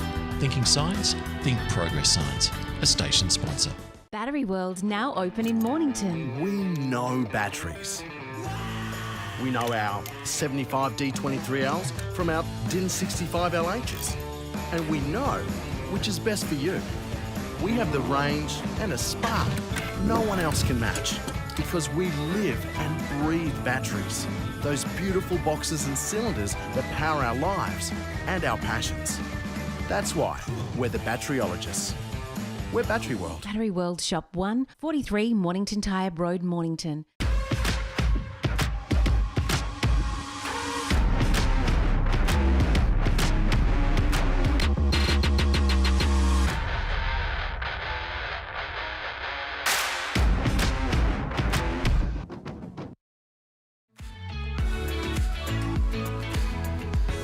Hello, I'm Roy Sanderson from RJ Sanderson and Associates. We have created a 10-step roadmap to recovery for businesses. To inquire or get a copy, go to our website rjsanderson.com.au. A station sponsor. Everyone knows Australia has 4 big banks. But there's another big bank snapping at their heels. It's been around for over 160 years, has 1.9 million customers nationwide who bank in branch, online or with their mobile app, and is regularly voted one of Australia's most trusted brands. Who is this bank that has everyone's attention? Welcome to Bendigo Bank, the better big bank.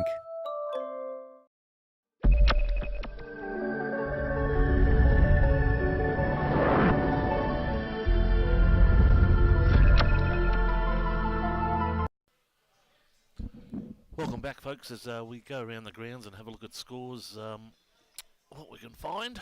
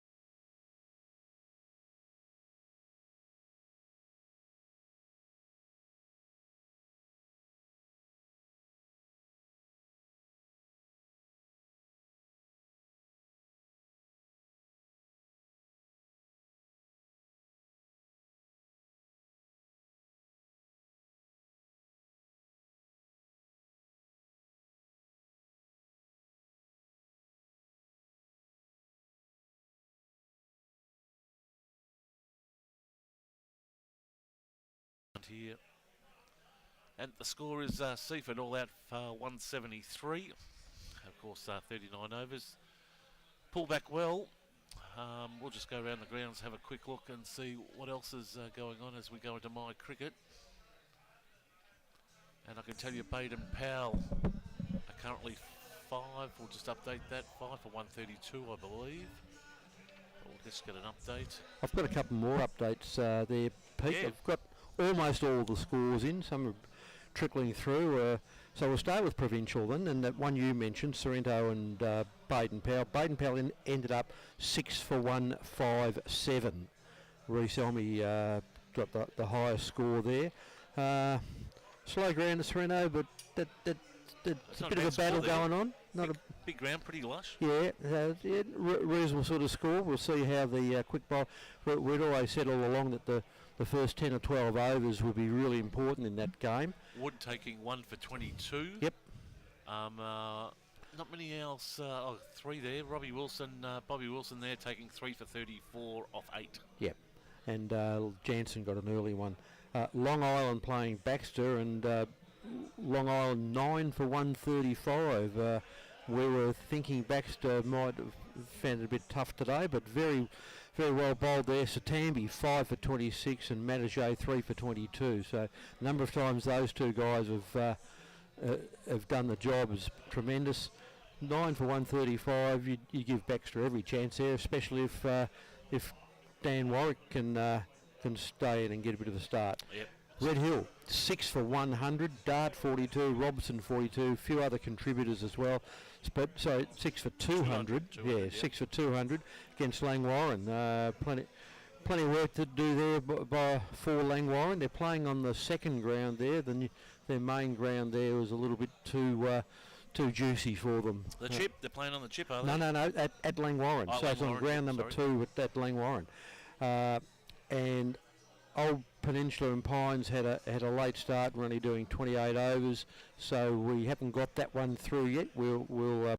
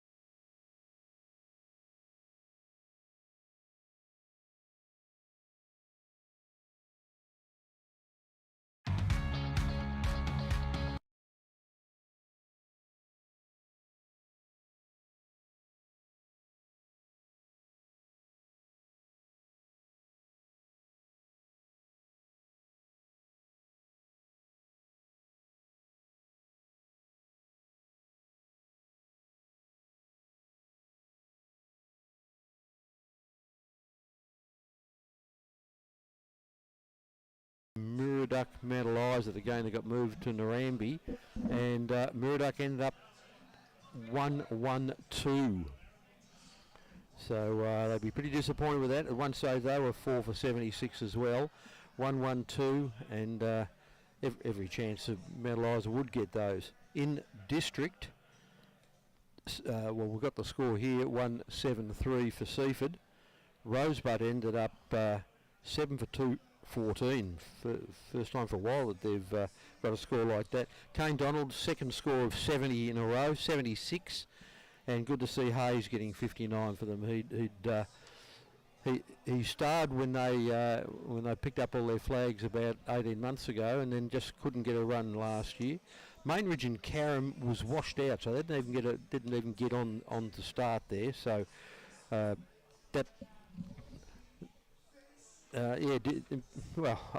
in some ways they'd all be happy. Yeah, Balnarring confirmed as 35 overs, 35 at that 8 for 196. Let's look at the sub-districts. Skye were 4 for 30, ended up 130 against Tootgarook.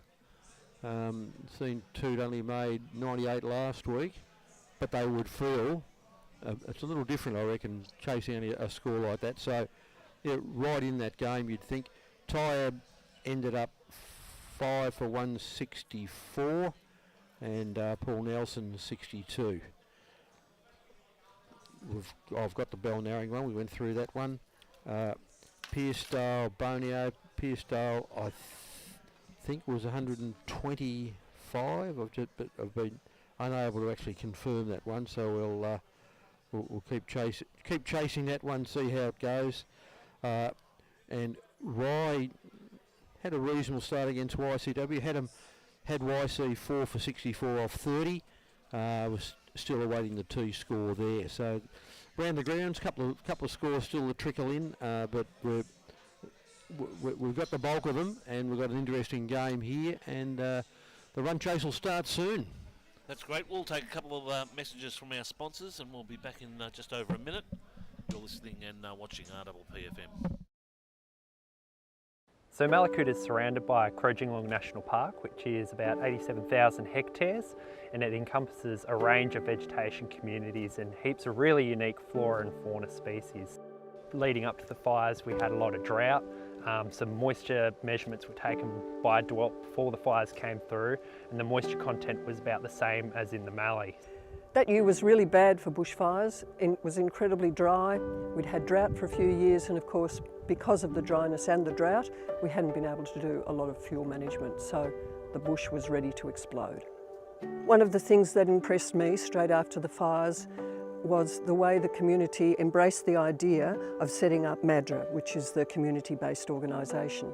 And one of the things that made us feel that we could go with that idea was the fact that the Bendigo Bank came behind us immediately and offered its support, offered its financial advice. That was a huge relief to us. The money that would come from donations, and there have been a lot, would be in safe hands. It's really important to support local communities in crisis because we're there for the local community. We're part of it, and it's part of our DNA. So we're there both after the immediate crisis and through the long term to help and support the community grow out. We've donated $4.3 million into the local community and the solar farm that is yet to be built. Prior to the bushfires, Malakuta was powered by a single line over 240 kilometres long. We have had many issues with outages. Our power went out over 24 hours prior to the fire actually arriving.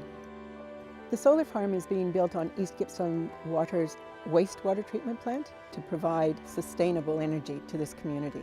So the solar farm will directly contribute to the length of time that our microgrid will sustain itself. Without the contribution of the Malakuta Community Bank, so many organizations in this town would be unable to do what they are doing. And without their support, our lives here would not be what they are.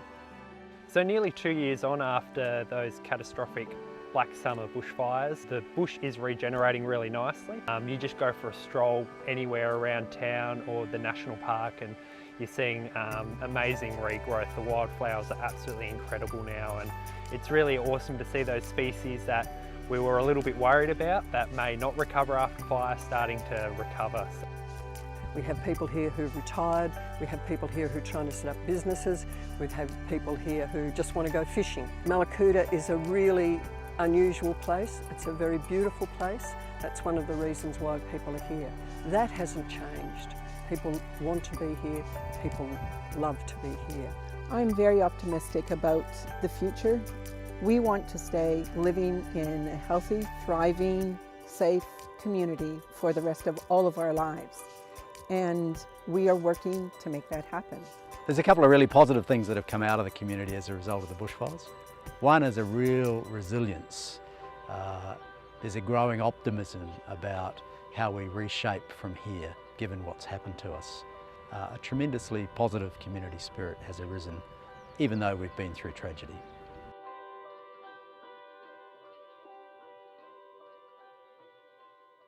And welcome back to Seaford, where Seaford will be defending 173 runs. Daz, we didn't think they would be anywhere near that at drinks being 5 for 50, but they've got themselves up to 173. Can Carrum Downs do it? Their run chase is about to start. Waterfall and Lockhart will open the batting for them. Daz, what have you seen so far? Yeah, really impressed with the last, well, I would argue 25 overs just about from Seaford. I think at the 15 over mark they were looking at 4 for 48. 4 for 38, I should say. And yeah, from there, they've just done a magnificent job. And right now, what I'm seeing, I saw a Carrum Downs side, and you summed it up beautifully, that were maybe a bit stubborn in their plans once the partnerships got away from them. But right now the game starts again. Psychologically, Seaford's bowlers would be feeling pretty happy. But as we know, if one team can make 173, the conditions are still fantastic, then Carrum Downs can certainly do it after making 117. You could argue, AJ, that their start to the year, if this doesn't go to plan, you'd call it a disaster, considering how good you thought they were coming in. But if they can, again, the first 20 overs, if they can keep some wickets in the shed and attack later, I think they can get it done. As we saw with Seaford, they only had probably 2 real meaningful partnerships and we're still able to get up over 170. So I'm firmly on the batter's side until I see otherwise. Yeah, well, if there's any ground that you can chase 173 down, it'll certainly be here at Seaford.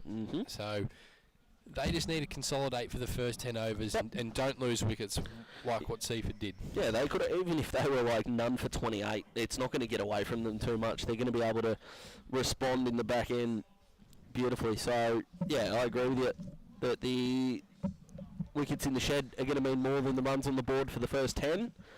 And then if they can get to the 20 over mark and be around that 60 to 70, they'll be in the box seat on the run home.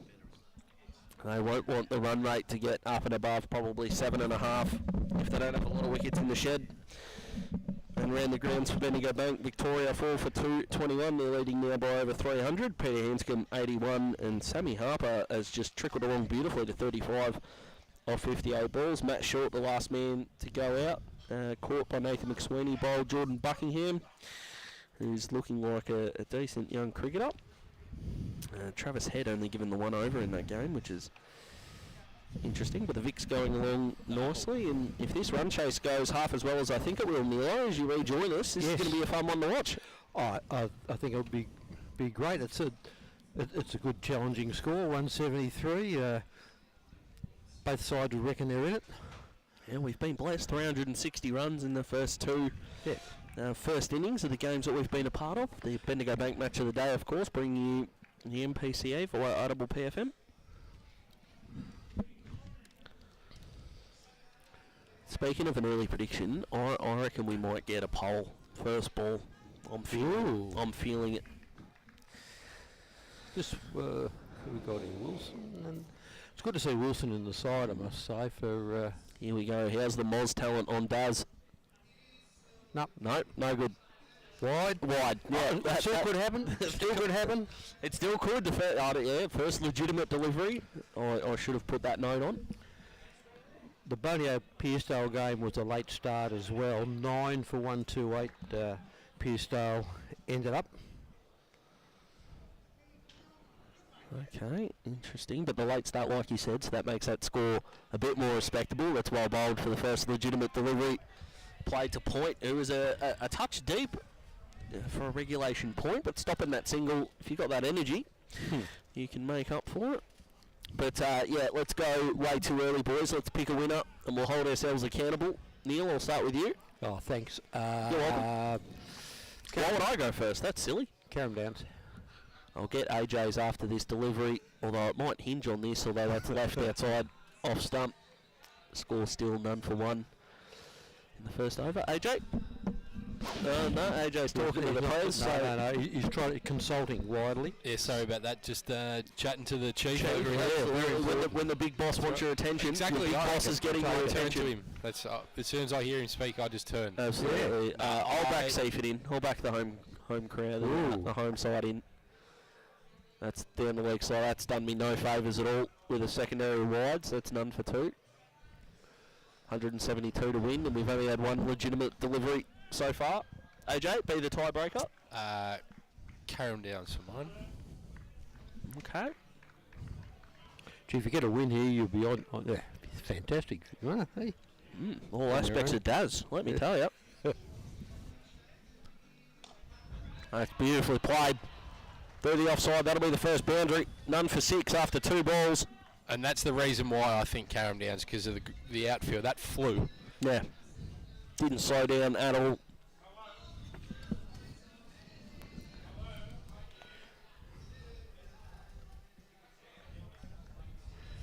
Old Peninsula is still batting. They had that late start, so we hope to get their score at some point. Interesting. Somerville only chasing 120, but they've lost 2 batsmen, including Alp, 2 for 27. Ooh, game on. Yes. That ball just flicked onto the leg side. They are starting with a fine leg, Seaford. The scoreboard not updating, but none for 7 is the score halfway through the first over. It's been a dream start for Carrum Downs, as it was when Seaford started as well. They really tied down in the opening 4 overs and capitalised in that first session. 5 for 50 was the score at lunch. The umpire's doing some inspections of the guard. I haven't seen that kind of stance before, Neil. I don't know if you caught that. It looked like a back lunge from the umpire. That was very strange. Spider umpire. Much more athletic than I, let me tell you. That's short down the leg side. That's not going to make it to the keeper. But another single. The other final score, T-score we were waiting on was YCW. They ended up 134, and Rye have just started on the run chase, so we'll keep an eye on that one as well. Tremana ended up a bit of a slight recovery after being 8 for 106, ended up 146 AJ, so that'll be an interesting game, them playing against Mornington. Mornington wanted, they guys getting starts last week who threw it away. They'd want to make, if you get a start, you got to go on with it a bit, I reckon, and that's been an issue for them. So we'll see how they go with that. Absolutely. They've got the capabilities to chase that down. Shane Hockey could get off to a flyer. Yeah, well, he only got 11 last week, and Zach Garnett 39, but he was well in at the time, and him and Tommy Panich went out in the same over and started a bit of a collapse in the game last week.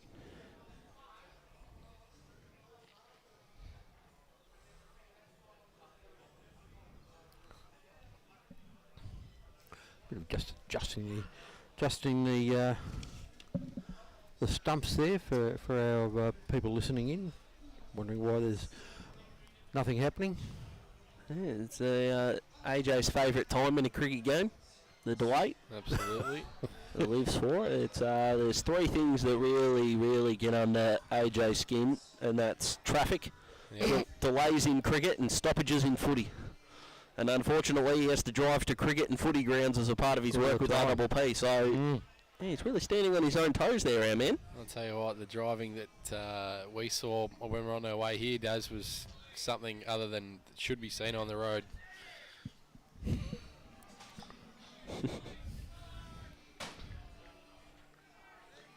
All I'll say is no wonder there's accidents on the road.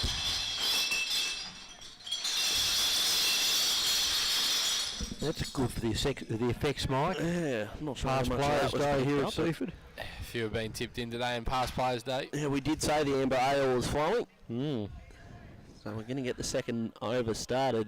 The scoreboard's not done us a lot of favours with this start, but 8 off that first over. So we see that's wide. Oh boy. I reckon the first delivery has been a wide off I reckon 6 There's of been the eight bowlers that have bowled so far throughout the game. Been a lot of them. And early on, if you're the opening bowl, you should be loose because you're out in the ground for 7 or 8 minutes rolling your arm over, so it shouldn't be a problem.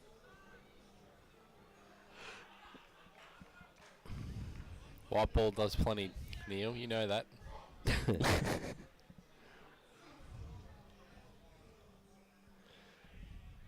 That's left outside off stump nicely.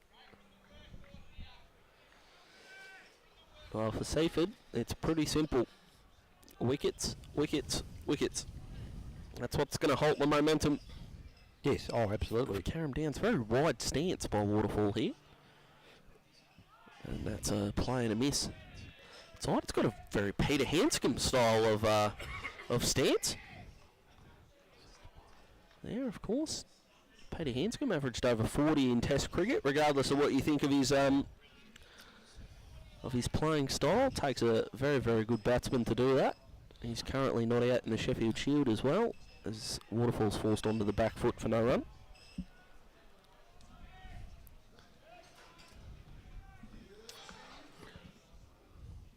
So just in that Sheffield Shield game, we're at T, 4 for 221 Victoria. Hanscom not out 81. Sam Harper not out 38. The Renegades keeper, that's very full and driven to mid-off for no run. So none for 9. Still the score.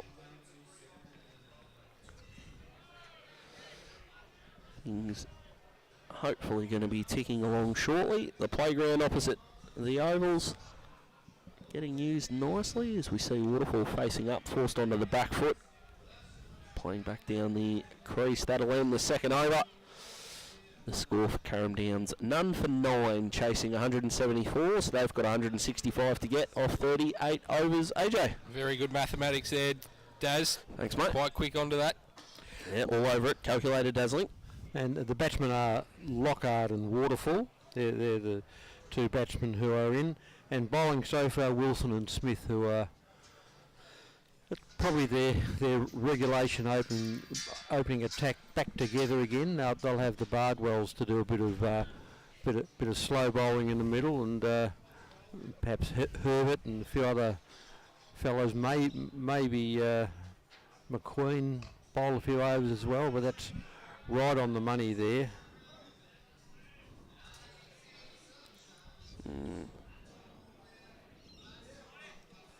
Wilson's the fellow bowling at the moment.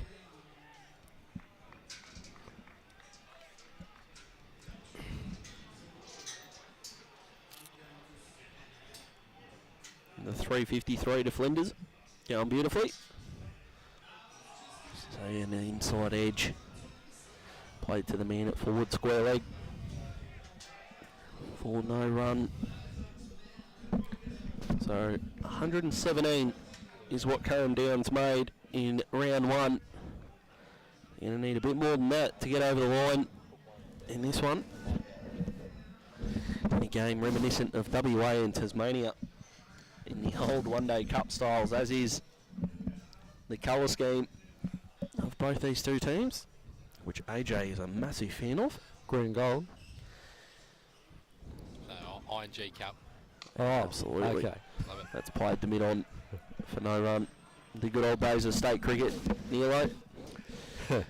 The state pride was out, games were on free to air and properly advertised. Extraordinary. Memory lane. Yeah, absolutely. Remember Brad Hodge hitting one of those signs for like 50 grand or something, but they claimed he didn't actually hit the target, he hit the board. And he missed out on the 50k, still filthy about that. Don't blame him. It's Bradley, I think. Man who made a double ton for Australia. Probably should have played a bit more, but given the quality of the Aussie side at the time, he was probably a bit unlucky. Well, not probably, he definitely was a bit unlucky. That double ton coming against South Africa.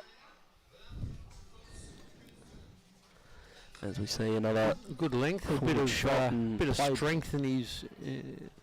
Not much pace in the run-up, but a lot of strength in delivery stride. And yeah, absolutely. Whips the ball through. Bit Jasprit Bumrah style for India. And once again, Neil, there's the lack of respect for the stumps that we've seen in the opening 2 games has been... Takes a punishment. Yeah, it's... You know, the good old days, you just whip the bails off and there was more gentlemanly back in the day. Yeah, exactly, right. Yeah, it's the same result. Yeah. Langwarren 1 for 27 chasing 200 from Red Hill. Baxter none for 26 chasing Long Island's 135. And Sorrento none for 15 chasing Baden Powell 162. So a decent start by a couple of teams there.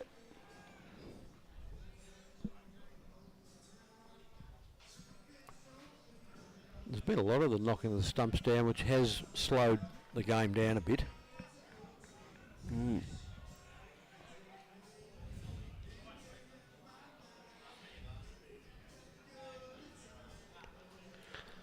So we see that one comfortably left the line. In Peninsula, Flinders were out for 122. Tigers in reply are 1 for 54 at the moment. That's a solid start, but if I've learnt one thing from this sporting caper here at RWP, it's never call it early. No, I'm almost going to call that one though. There you go. Oh boy. AJ, I tried warning him. Yeah, you have, but and he's just spat in my face. But we've had 3 overs gone. The scoreboard attendant not helping us out there too much, but I think we're at none for 11. I'll go with 11. Yeah, I'll go with 11. Why not? So 174 was the target coming in. And they're ticking along nicely. Carrum Downs. Hope you can join us throughout the afternoon. Thank you to Bendigo Bank, the Mpca match of the day. And our man AJ's picked another beauty after the Pines and Langwarren coming down to the last over and just 4 runs. At 5 for 43, might have been nervous, our man, but all out for 173, Seaford. He's picked another ripper. None for 10. None for 10, okay. Appreciate that. That's the start of the 4th over. That'll go to mid-on for no run, to the chagrin of some Seaford players who thought that may have been a bit closer to producing some sort of positive result, but the energy's good, Neil. I like it. Well, when you've got 170 on the board, if you don't come out with a bit of energy, I don't know when you might.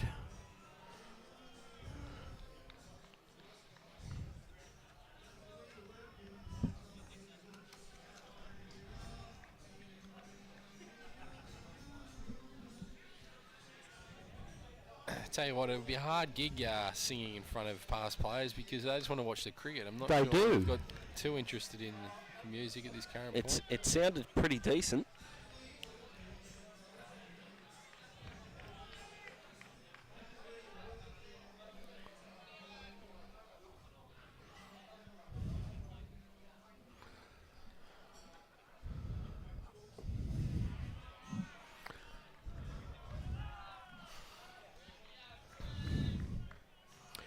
So probably didn't mention the top scorers for Seaford. Anderson had 43 and Smith had 40. Wow. Very nice. Oh, in there. Should be caught. This Should be caught. Be taken. Nervy moments. Oh no! Wow. Never settled under it. No. You've got to be underneath it. Moving makes it really difficult to take those. We like to make comparisons. It actually should have been covers catch. It really should have. I was actually going to say the exact same thing. One bloke had 2 metres to go. The other bloke had about 15 to go. And a single and a life. Yeah, not what you want against what we think might be one of the top teams. But that's the end of the 4th over. We've had a dropped catch already. Seaford, they're going to keep creating chances. They've got to be able to take them. And for Carrum Downs, it's been a dramatic start, but they're still got all 10 wickets in the shed.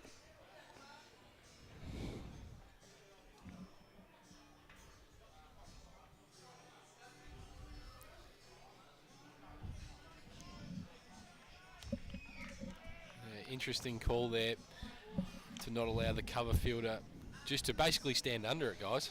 Yeah.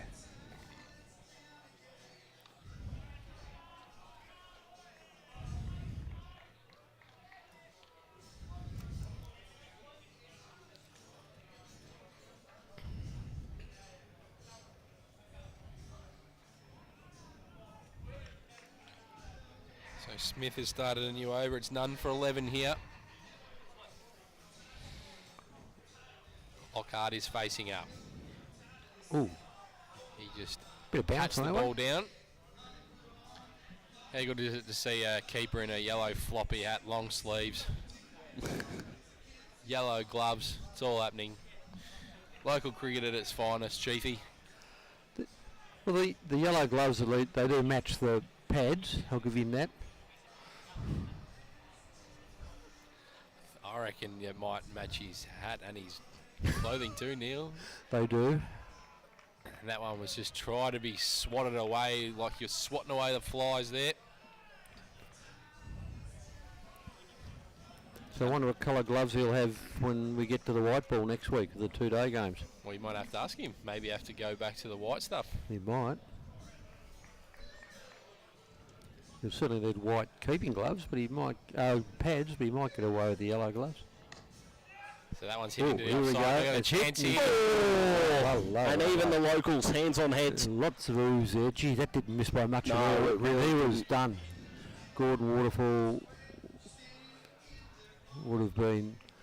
He kept going, turned around, do the long arc, and back into the change rooms. But he's there at the moment. They've both had a chance now. They have. None for 12. Smith coming in. Can he take a wicket for Seaford? Defended by Waterfall. No run.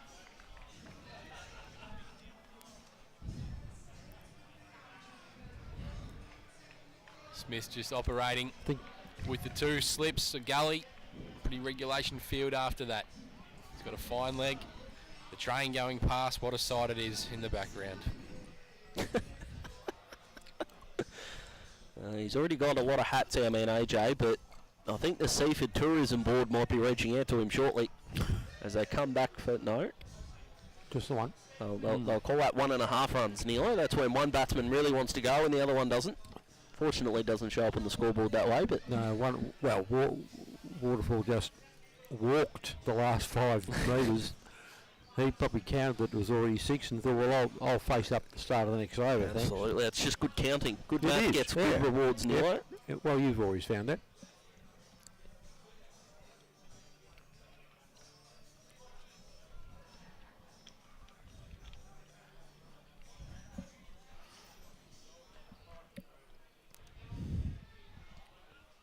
So if you're new to joining us, 5 for 50 was the score at drinks for Seaford. They recovered to be all out for 173. Some extraordinary batting displayed in the last, well, you could argue, the last sort of 15 overs with some extraordinary hitting. And Carrum Downs they've had a dropped catch, they've had a run out missed, so they've been pretty lucky to start the openers, but Seaford are closing in. That's well bowled outside the line of off stump and left alone. None for about 15, I think, AJ. The scoreboard's doing us not a terrible lot of favours. Not being updated. None for 12 it is. I'm going well. 2 scores here. No, 3 actually now. Just popped in. Rye, a 1 for 50. Chasing YC's 134. Right in that game. Who's out? Good question. Haven't got that. If Thulis is still in, watch Well, out. they've put on the current 2 have put on 30. It's probably be Blades and You'd think maybe one of the young guys. Chris Thulis is opener for Is he? Camberwell. Oh, okay. Well, he'd be handy. Made 200 last year in a one-day game. Yep. I'll track that one down. And Pines in their the batted against Old Peninsula in the game reduced to 28 overs, and Pines all out for 127.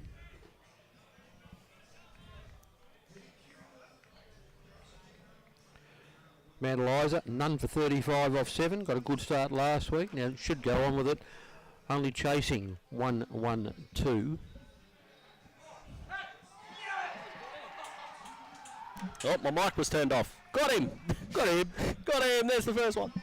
So Waterfall departs. Wow. Great start for Seaford. And the energy level once the wicket fell, that was the standout for mine. Yep, yeah, they're very keen with themselves. And I reckon 2 years ago when they were playing each other in the subbies, Waterfall made plenty of runs against Seaford and they had real trouble getting him out. So they'll be extremely pleased with that result. So Nathan Harford will be the new batsman. Capable of making a very big score and very quickly. Yeah, Lockhart and Harford are two very good bats for them.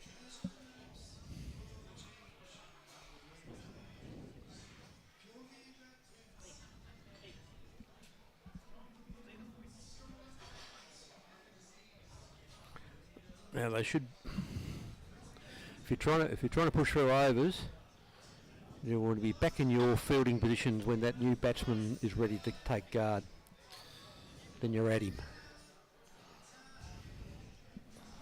Don't disagree, Neil. You know that. Yeah. Get your the ball, you got your ball in the hand, and you're just waiting for him to get centre, and then off you go. Things to do, people to see on a Saturday night, isn't that right, Chief? Well, but even from the point of view of the game, don't give him extra minute to just get used to the conditions. Get in there and bowl it at him, see how he is. I'll tell you what, we were talking about better halves before. Mine's just messaged me. Ooh, and hello. how's this for... I'll let you know after this delivery, actually. Okay. Smith. So, bowling it. She starts off with the, I hope cricket's going well. And I appreciate That's that nice. support. That's Yeah, nice. absolutely. Yeah, and well done. But I figured out that was just a mask for the evil intentions, Neilo, because she You better goes, just a heads up, I've picked up a 4-pack of cinnamon scrolls. Oh. Freshly baked. Oh, and there's none left. And I'm thinking, hello. And she goes, between me and she's got a friend over, they're all gone. None for me. Which begs the question, Neil. Why tell you? Correct.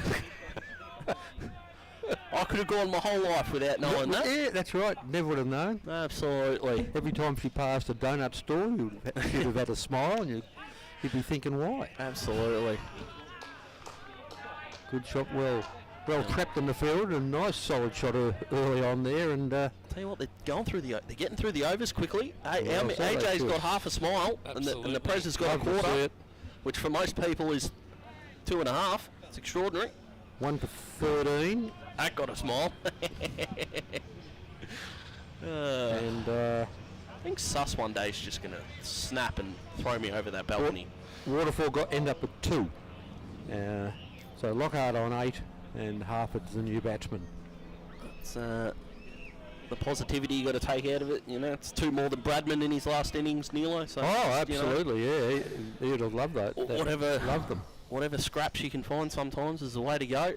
So Wilson has short of a wicket. length, but geez, it had some bite in it, up near the gloves, near the splice of the bat. And AJ's just given me a look before that says stop messing with the president. So no, I was going to say, Chief, the president doesn't have any headphones on today, but I tell you what, I think Daz will go from cuddles to nurse. Ooh, hello.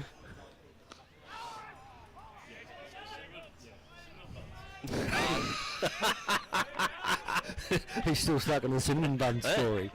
Yeah. Suss is as angry as I am that there's none left. Unless he doesn't like cold drinks, it might be warm. He's just going to go up and discuss with the Seaford canteen what they've got. I was only joking, Suss. It's all right. That's full, well played, and well fielded too. We call that good cricket.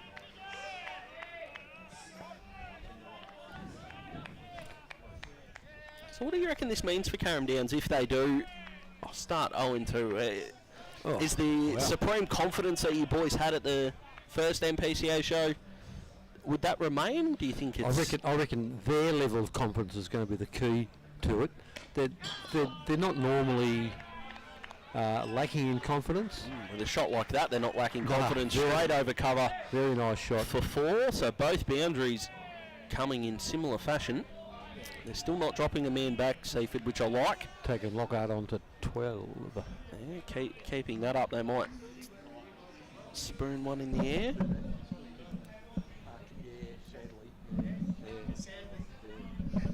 You see the follow-up delivery is full and a beauty, just inside edged from a Yorker length. They'll come back for 2. One of the locals asking whether Rob Bowen works with us. Well, look at this man. Look at what he's cinnamon donuts, and it's your share. There's 2 of them. Oh, he's a great man, the president. Oh. Well, you said he went down he snuck down to Woolworths before. He said to AJ, I'm going to go get him something. Yeah. And I'll be honest, I didn't have donuts on that list as this goes to mid-on. It's much appreciated, so thank you.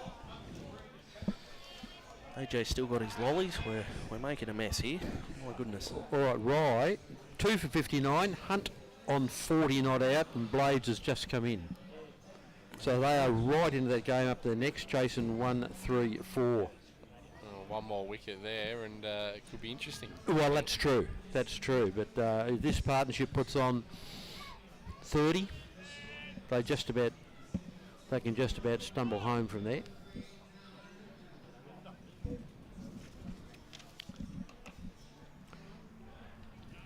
But Hunt's been a good acquisition for Rye, I reckon.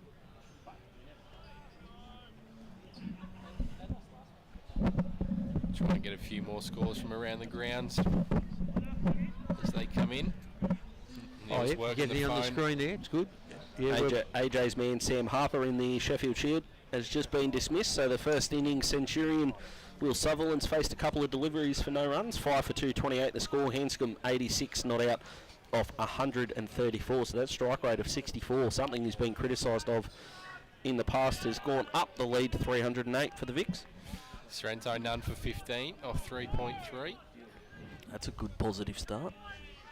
I've got quite a 162 though. I've got quite a square gully here, Seaford, as well as a traditional point. That's gone a bit forward a square, but they've got cover there for no run. Well, there's another one, boys. If Sorrento get up today and they're 2-0 and Baden Powell 0-2, does that change the way we look at the 4? Oh, he'll love it. Yeah, the homegrown boy. He'll be checking his knees, see if he's good enough for the comeback. Catch in the air, no. Carry or enough. Geez, they can feel it. Seaford, they're right on the cusp of something they're feeling. That's something, Neil, that I can categorically say. It will not happen. It will not happen. Oh, well, we have heard, sporting people have categorically said things and gone back on them. It will not happen at all. If you reckon you're getting me on a paddle board, I might be getting you on the cricket field. AJ, that might be the way. I tried that last year, Neil. You know that. I do. And it was a short-lived comeback. Well, I was going to say, comeback, Lou. I'll find a better word. Oh, hello. No. Just got back in time, really. And good to just touch it.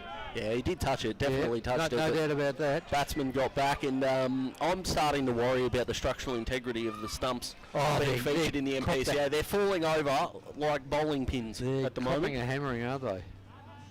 Well, they will Wait be. till we get a really windy day and they go bails off. Then we're in strife. Yeah, absolutely. Nothing worse for an umpire than that. You just don't like it. Remember a state game? I think it was in Cairns. And Tommy Cooper, the South Australian batsman, he was I think he was given out and then brought back on the replay because his bails had flown off in the wind, and wow, the opposition had appealed. I'm pretty sure I've got that right.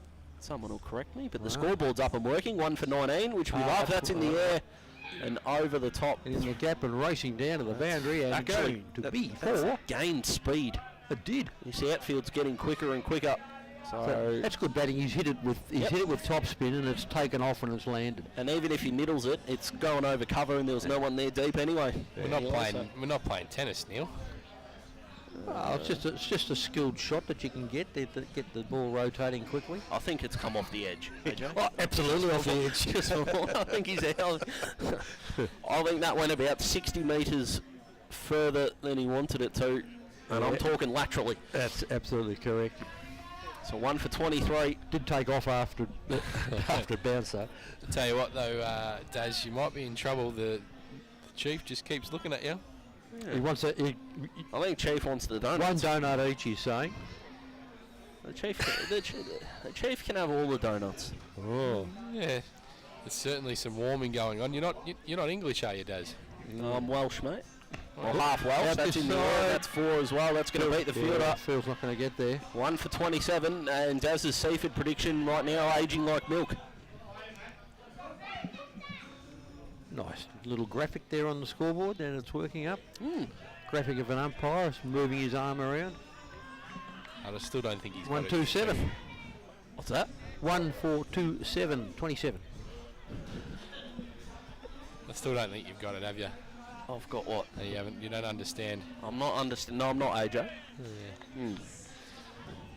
It'll take a while, Chief, for him to just register. Okay, I look forward to it. I get the feeling the longer this takes, the less funny it's going to be. What's the date today? No, that's all right, the 8th. No, just checking the best before. That's all right. Unless you've gone American style. No, it's got an 10th of October, yeah, got that's fine. 2022, yep. Is it because they're cinnamon flavoured? I'll keep guessing until I know. Okay. Anyway, back to the cricket. There is a game on as it's defended to mid-off for no run. So we're nearing the end of the 9th over. So they've got one out here at deep cover. Daz, I'd like to see him just be a little bit squarer. Yeah, spot on. All the boundaries have been to the left of the that blue cone that he's just to the left of, but it's cleared it comfortably, so I agree with you. In the air, no. In between, the slip in the gully. I mean, this is starting to get unlucky. The wicketkeeper's nearly knocked himself out with the ball that's had a bit of unfortunate bounce. If they keep their heads about it, no, Seaford, they'll get something here because the ball's being hit in the air and it's landing in gaps. They don't always land in gaps. So if you just keep yourself calm and think about it and don't try to do too much at one go, you got a chance of breaking through.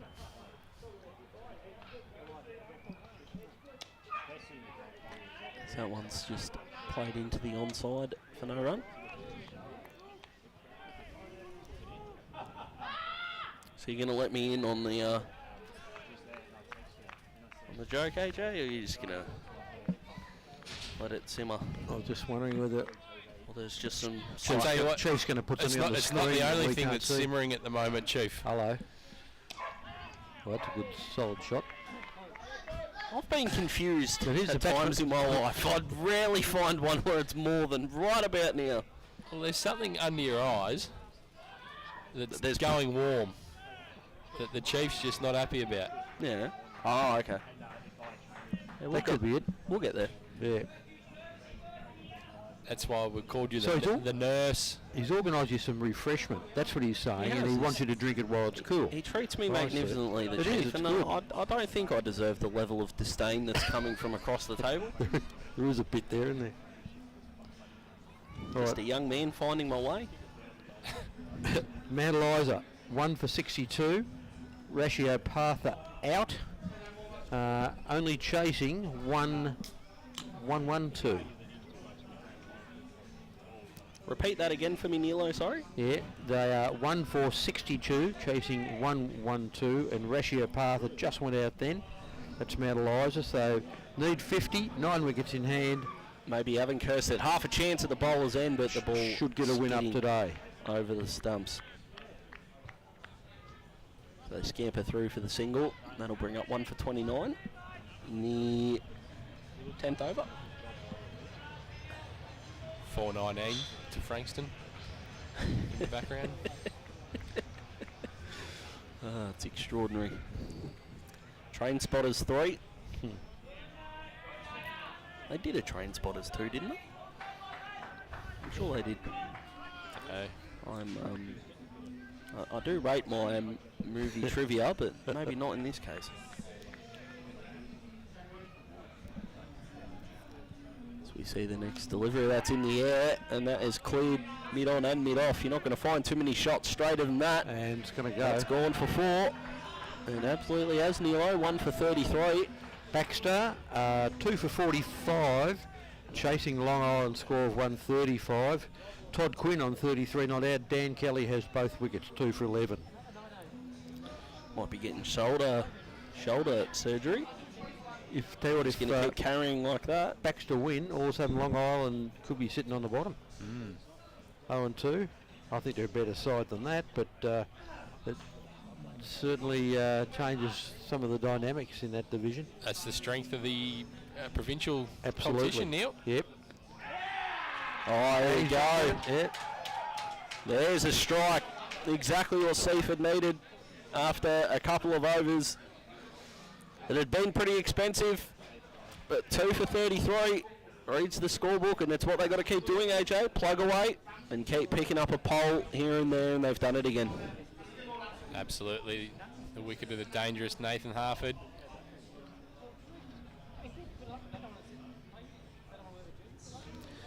Mount Martha, none for 31, chasing Tyabs 164. So it'll come down to over-rate eventually, but it's a much better start from Mount Martha than last week when they lost a lot of early wickets.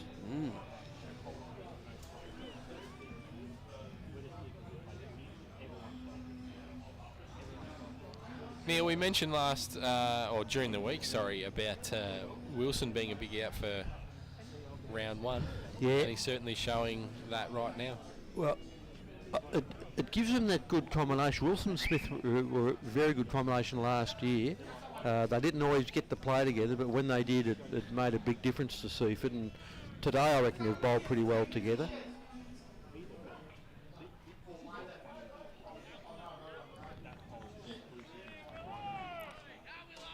It still feels like there are going to be so many twists and turns in the last 30 overs.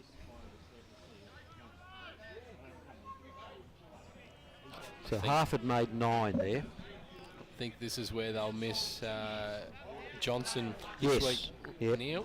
Absolutely. O'Driscoll was in good nick last week. He'll be in a little while. It's supposed to be Brown coming in, but I need to confirm that. That looks like O'Driscoll to me. It does look like O'Driscoll, yeah. So the order they got listed, they've probably swapped that a bit. Got that open stance.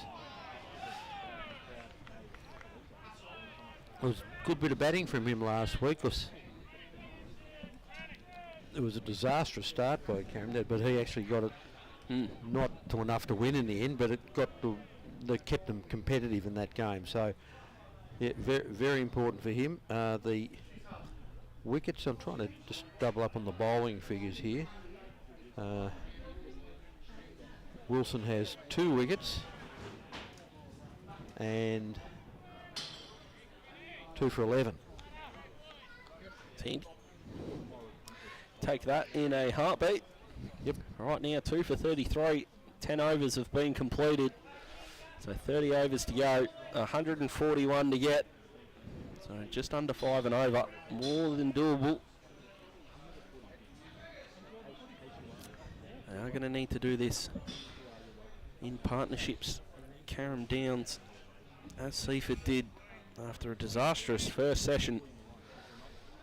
They came back with aplomb with a couple of big partnerships. Yeah, you wouldn't want Carrum Downs wouldn't want to be 5 for 50. No, definitely not. Yeah, if you're going to be 5 for 50, I highly recommend batting first. Yeah, that's right. You might get out of it and set something. Geez, we've got a bit of Frankie Worrell, Dan Worrell, I should say, sort of swing with the run-up here. Oh, this looks like McQueen. Does. I tell you what, it's well bowled, just pushed into the cover region. Play fielders converge and they get a single. Slightly changed his run-up, I reckon. He's got a bit more angle in the run-up. He used to have his bowling arm a lot more upright in previous years. And of course, Merv Hughes had the run-up that wasn't quite straight, coming in on an angle, of course. He had to get his belly moving and big Merv swing across the bowling crease around it. Fantastic mustache, of course.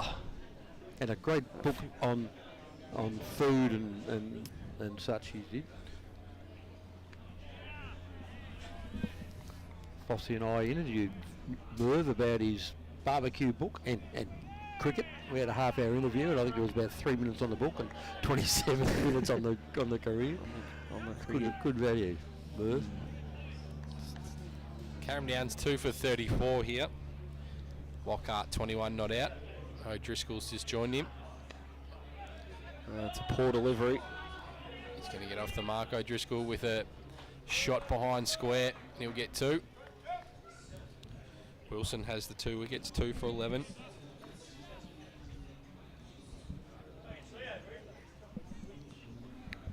Of course, after this, if you're in the area, Kinetic Stadium hosting the AFLW, Hawthorn v Port, and Aaron Phillips is in doubt.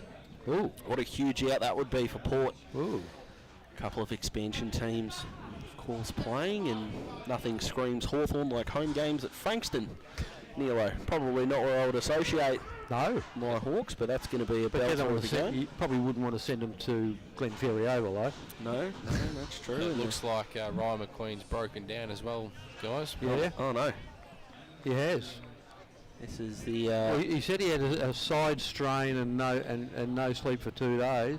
The RPP FM curse continues, of course. We had one of the Campbell boys, I think, break down for Langwarren last week while we were there, so... And we'll call that AJ's fault, I reckon, Neil, I think. Why not? Yeah, absolutely. He'll have his well-deserved moments of self-congratulation throughout the afternoon, so we can put this one on him, I think. And of course that affects the bowling depth as well, AJ, trying to defend these runs. I mean, they do use Ryan McQueen as a lot, but I reckon, given that he is a bit sore, they probably said, well, look, start early. If it doesn't work out, it doesn't work out. Rather than relying on in the back half of the innings when it could be pressure. So maybe that was in their thinking. I think that's exactly what they've done, Neil. You're spot on. Bit of change.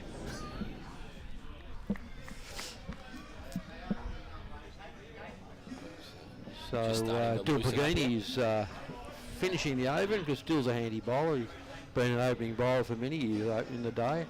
That's why bowled good strong shoulders and thumps it down a bit.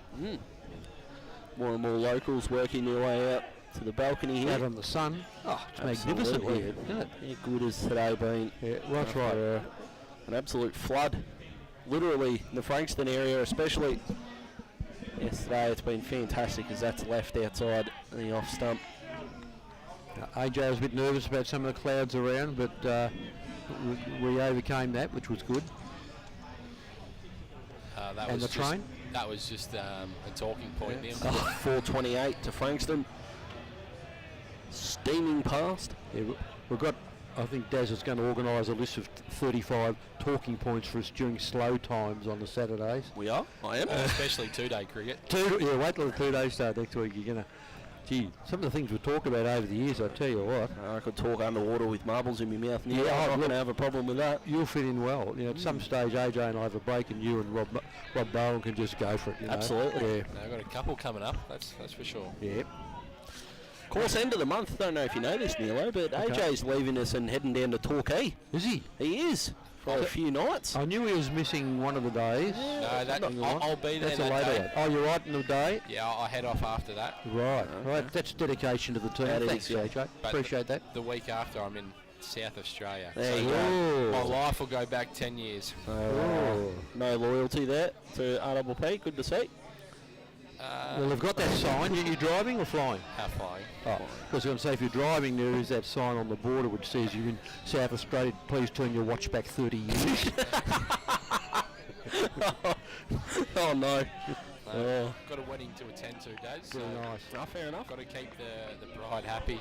You do? Seeing as though every Saturday's written off these days. Yeah, no, fair enough. And most Monday, Tuesday, Wednesday, Thursday, Fridays and Sundays. So you reckon Carly's going to be eating donuts at home today? Well, I'm not sure. Wouldn't have thought the cinnamon ones that have been in the oven for 4 hours. No. Wow. That's well played to mid-off A run, no.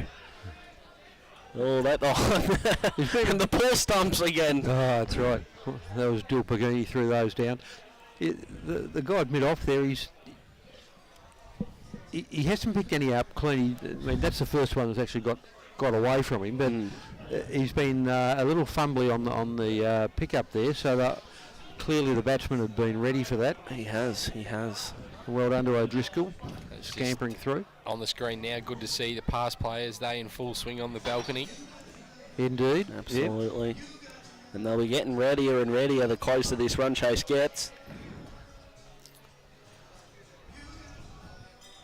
Of course, Seaford will be hunting another wicket, of course. Left line. Off stump for no run. So, can't stray onto the legs because there's a fair bit of real estate out down there, guys, as we can see on the screen. Also, yep. Down through mid-wicket, mid-on.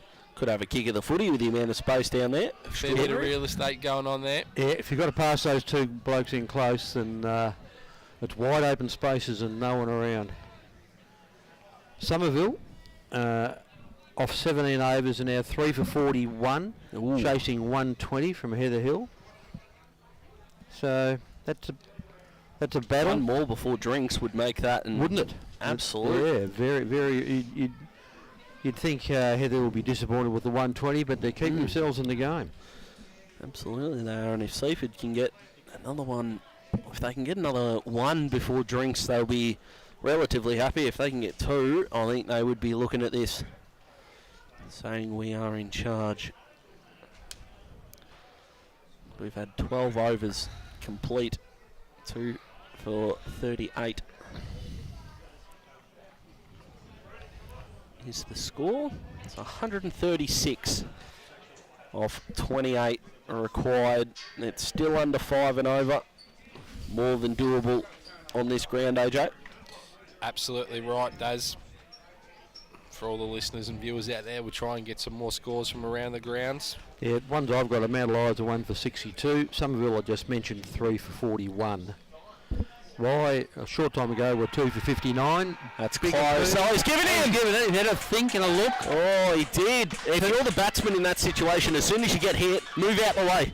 You don't have to stand there at all. You don't have to give him a good look. You just give, yeah, exactly. Yeah. You're just giving the umpire more time to think about it. It was quite a wide stance, and again, asking, are you sure we don't have DRS?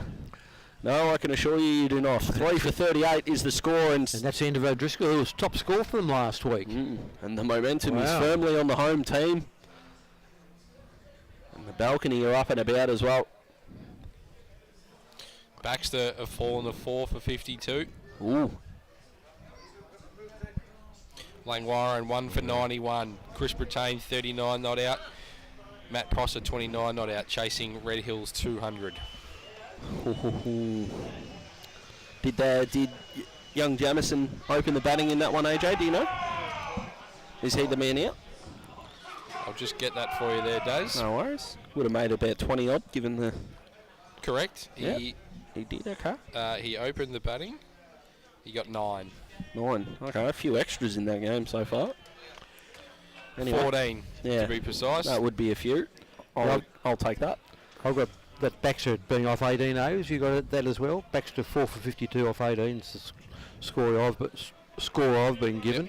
Yep. Mounties 1 for 91 off 16. Yep. Now, unless my eyes are properly broken, does that scoreboard say there's been 9 wickets taken?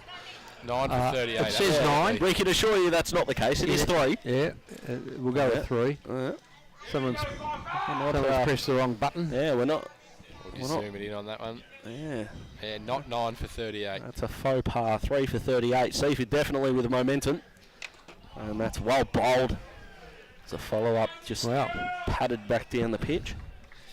But certainly just getting rowdier and rowdier up here. Yeah, aren't they? Bit chirpier. It's good to see. And you can tell over by over, a couple of more are coming out. With the eye candy we're providing, I'm not sure why they're out here, but the cricket's good. That's on the leg side, well fielded, no run. Man at mid-wicket.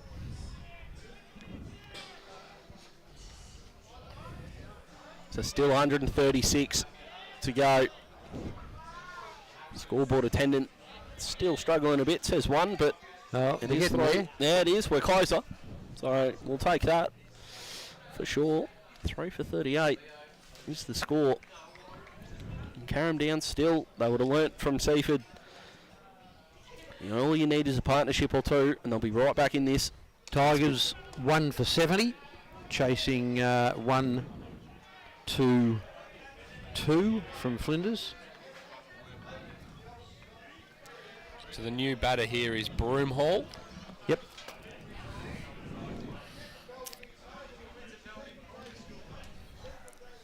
Herbert was the bowler taking the wicket. So it looks like they'll be further than 50 at drinks, but the wicket column, all important. So that ball nearly gets under. But the runs have dried up. AJ, it's been an impressive fight back from Seaford. Their opening 5 overs were not much to write home about. But they've clawed their way back. It's been that kind of afternoon for them. Yeah, absolutely right. You're spot on there, Daz. It's sort of been the ebbs and flows of both innings. That's to mid-off for no run as well. Oh no, that's okay because it's the end of the over. I was going to say, I don't really understand the mid-off the wicket-keeper kind of throw when you're just there, but that's okay. The end of the 13th, sorry. We are 3 for 38.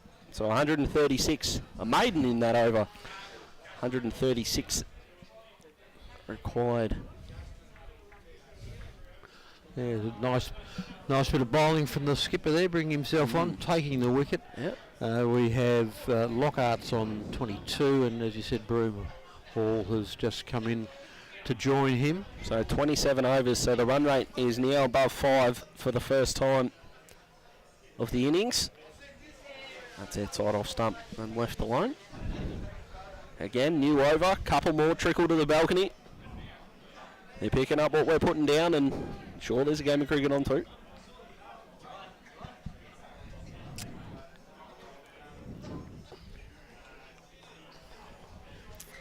Nicely nudged into the offside. For a single, 3 for 39. Once again, Daz and Neil, if they hit a couple of boundaries, that's where they can start to get a bit of momentum back and then tick the score over. I was just thinking that myself, that Seaford at this stage were getting boundaries, and we've hardly seen one from Carrum Downs to this point. And just quickly around the ground, congratulations to Peter Hanscom, who's brought up another first-class century. 104, he's currently on, not out. He'll be wanting to put his hand up for potentially a return to the test side. Whether that's feasible or not is probably a conversation for another day, AJ, but exposed form's the best kind of form. Recent form as well. His time's probably passed by, Daz. Test average of 42. Yeah.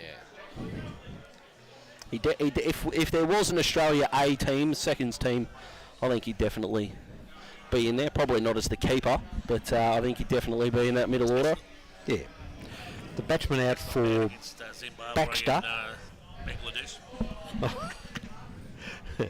Baxter 4 for 55. Batsman out are Quinn, Borthwick, and Warwick and Matajay.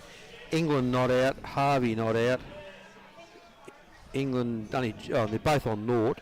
But and the top score there was Todd Quinn 35. So 4 for 55, Baxter chasing 135, and Warwick missing. That's certainly in the balance there. And Long Island would feel they're in that game, I'd reckon. I would think that they're well and truly in that game. I apologise too. Peter Hanscom's test average is 39, not 42. Unfortunately, I think he's one of those players that goes back and dominates at state level, but when he comes in, I think he's been found out with his new technique. 18th first class ton for Hanscom. 31 years old, older than I thought he was. Yeah, so that surprises me too. Drinks at the Rye YC game. YC had 134 on the board. Rye 4 for 80, 20 over mark. So the run rate looking fine, but The wickets column they want to keep a bit bare. That's forward and played to cover for no run. That's certainly well and truly not over, that game. No, it's plenty. Yeah, plenty in it. Plenty in it. We know what's happened in the past. That's right. Mind you, if we just go by round one, there were a few collapses in quite a few games. All slower ball. Oh, yeah, Ball at the outside edge. Well. Yep. Thick outside edge, soft hands, and trickled to point. Yeah, well, that probably one of the strengths of Herbert's bowling. A little bit of variation he gives you. He's given variations of pace here, but kept his length intact as well. And his run-up's the same for his quicker and his slower ball, so has the ability to deceive. That's pushed mid-wicket. Nice hustle, no run. Of course, big summer of cricket coming up, Neilo. West Indies and South Africa for some test matches, of course. The T20 World Cup. AJ and I are firmly on the Australia-Pakistan final bandwagon. Yeah. Okay. The India-Pakistan game already sold out. 100,000 tickets have been sold as that goes out to deep cover for a single. So that'll be packed, the MCG, as it will be for the final. Whether Australia are there or not, but they want to defend their title on home soil. I've got one for you. I've got a Sorrento score, then you can go to it, mate. Yep. 16 overs, 3 for 66. Jed Falk, 32 not out, and he was not out last week. Oh, his average of 0. That's terrible, Neilo. What's he doing? He made 100. Harris, Wilson, and... Yeah, Sorrento. I'm not quite sure who the third one out is. We'll track that though. Track it down though. Another slow ball through him. Past the outside edge. Just speaking of that T20 World Cup, Daz and Neil, my boss said to me the other day, do you want to come to the Ladbrokes lunch, the exclusive lunch? There's 20 people. We get to go and have lunch with Hugh Bowman and some other sporting people. Sporting identities. Yeah, and then he followed it up with, I think Ladbrokes actually want to take us to the MCG after that, and that's Australia-England. Jeez. And you said, no, I'm busy that day? Yeah, I knocked it back. Yeah.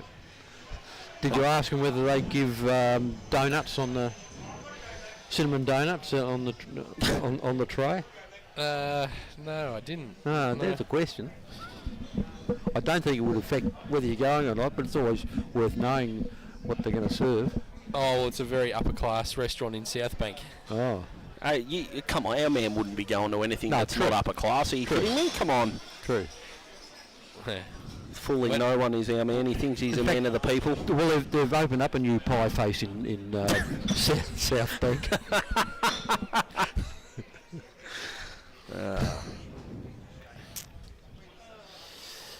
I had a bit of a trip over the winter when you boys were slaving away over a hot Vossie and the footy. And was that the man that asked about the food? No, different. I was going to say, tell you what. Yeah. But we got out in outback Queensland. There's a town called Miles, which is well known because it is miles from anywhere. And bit like Neil? More than... No, it is more outback than Neil, I'll guarantee that. Okay. So went in there, got some petrol, and at the petrol station there was a pie face. Oh, there you go. Absolutely, and I thought, wow, civilization has hit Miles.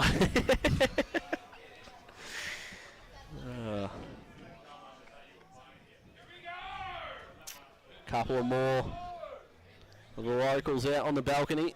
3 for 40 nowadays. Which we love. Stacking up. Yeah, just starting to build up the run rate. Oh, outside edge, didn't quite carry. Didn't quite carry, well done. One of the Bardwells there fielding that, but oh no, maybe not. Opening bowler. Well, statistically you were on the money. You got a 1 in 5 chance. Well, yes. So I can't knock you for that. Yep. Good to see the crowd building up here. Absolutely. Great run chase incoming. No, not interested. Yeah, we're sider. We've probably got the worst angle, and doesn't Neil just amongst it. We could tell that it was probably the way he stepped across, unless he was taking guard outside leg. Yeah, had to be fourth stump, maybe fifth stump.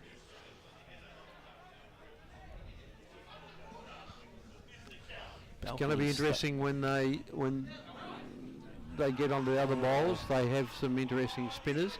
bit higher. Bardwell's. It's going to be interesting to see how the game changes when they come in, or if the game changes. The balcony goers wanting the umpires to have a sense of theatre. They're all here today. Just fantastic. But that'll end the 14th over. Yeah. And we are 3 for 40. Interesting that last week Seaford leaked a few runs against Crib Point. They let them get 180 odd. It looks a very different attack now that Wilson and Smith are both together. Yeah, absolutely.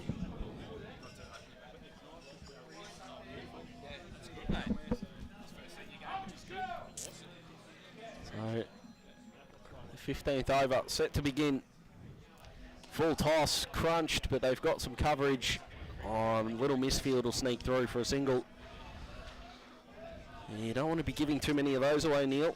They want to be quite suffocating as deep cover comes out. Absolutely, yeah. And a bit of a wave up to the balcony. Fantastic. Just a couple of singles can just start to break it and give the batsman a bit of sight at things, but it's really been tight at the moment. It'll got to sustain it for 40 overs. It'll keep the scoreboard ticking over for sure, which is not what Seaford want. The home crowd up and about. Slow ball outside off stump. That's been crunched. Save your legs, son. That is a boundary, and that is a pressure release. Yeah, absolutely. That's not to your field, to the batsman's strength, and just extended the arms. And as soon as it came off the bat, I don't think there was a whole lot of effort in running there, Neilo. Langwarren 1 for 101.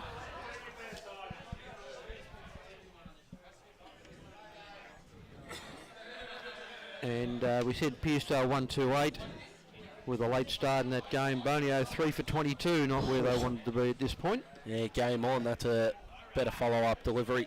Tighter on the stumps and just drew the length a bit forward. Still plenty to go in that game, but... Oh, a long way, but you wouldn't want to be 3 for 22 on purpose. Wouldn't be a bad call from... Oh, he's just head wobbled. I cannot believe this.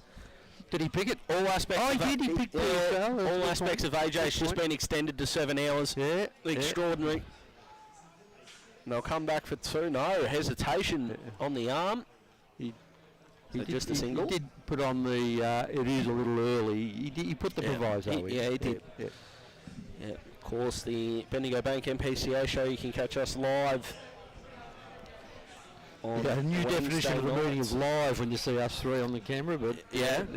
Barely a live, but we are live, we promise you. As we see a slower ball driven to point, no run. Of course, you can catch up on Audible PFM's new sports page. Neilo, audible.pfmsports.com.au, the one-stop shop, the hub of sport on the peninsula. You can catch your footy, cricket, basketball. The Audible PFM Sports Kites is pickleball expanding by the day. Kite surfing. And of course, for all you business owners out there, I'll be talking to you just after this delivery unless we see a wicket. And we nearly have. Extraordinary. It's a run. They'll come through for a single off an inside edge, I think. Yep, definitely. The umpire calling runs. That. Hang on, he's thinking. No, leg by. Leg by. Yeah, have a chat. Leg by, a bit of a think. A lot of thinking going on in the umpiring department today, but if the right decisions are being made, I'm all for it. Yeah. And that will end the over. 3 for 46 is the score. And for all you business owners out there on the peninsula, the Audible PFM Sports Business Network is up and running. Packages starting at just $19.99 a month. You will be getting your brand, your business advertised all over. Of course, you can get outside broadcasts as a package. We can get the exposure you deserve post-COVID on the Audible PFM Sports Business Network. You can email either info or media at audiblepfmsports.com.au to get involved. AJ? Absolutely right, Daz, spot on. Hurry for 47. Just feel like something's going to happen. Yeah, something's coming. Yep. You can feel it in the air. Might be the locals. Being around. No, just being around. Don't make assumptions. That's well put. It's a short cover, but the energy of the local crowd. There's just a sense of something's coming. The energy of the local crowd. And you're not stitching me up like that. My goodness. Man of the people. Pagini bowling now. 2 short covers in.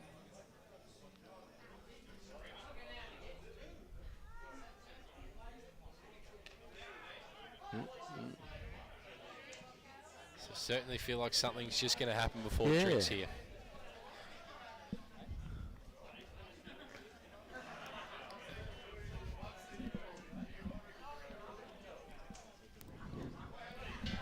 The atmosphere is lifting by the moment, as is the crowd out on the balcony.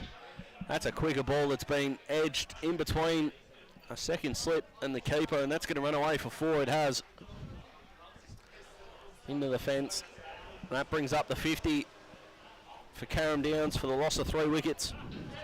So they're a couple of wickets better off Carrum Downs. Pretty similar score, Daz. And about 4 overs ahead too, yep.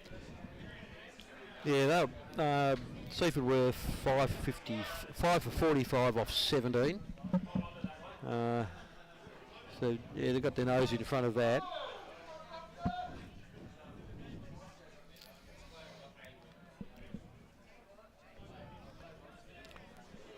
And Seaford accelerated from over 22 to round about over 35. That's well played on the onside. I think this ball's going to be reined in at will, about 3 metres off the fence, and they'll get a couple Carrum Downs, and they'll skip on to 3 for 53. So 121 is what's required. And after this, I think there will be 23 overs left. So we're still over 5 and over required. That's lovely. Between backward point or a gully and slip, and that's another 4, and the momentum is just starting to rise. Carrum Downs getting real comfortable. 3 for 57.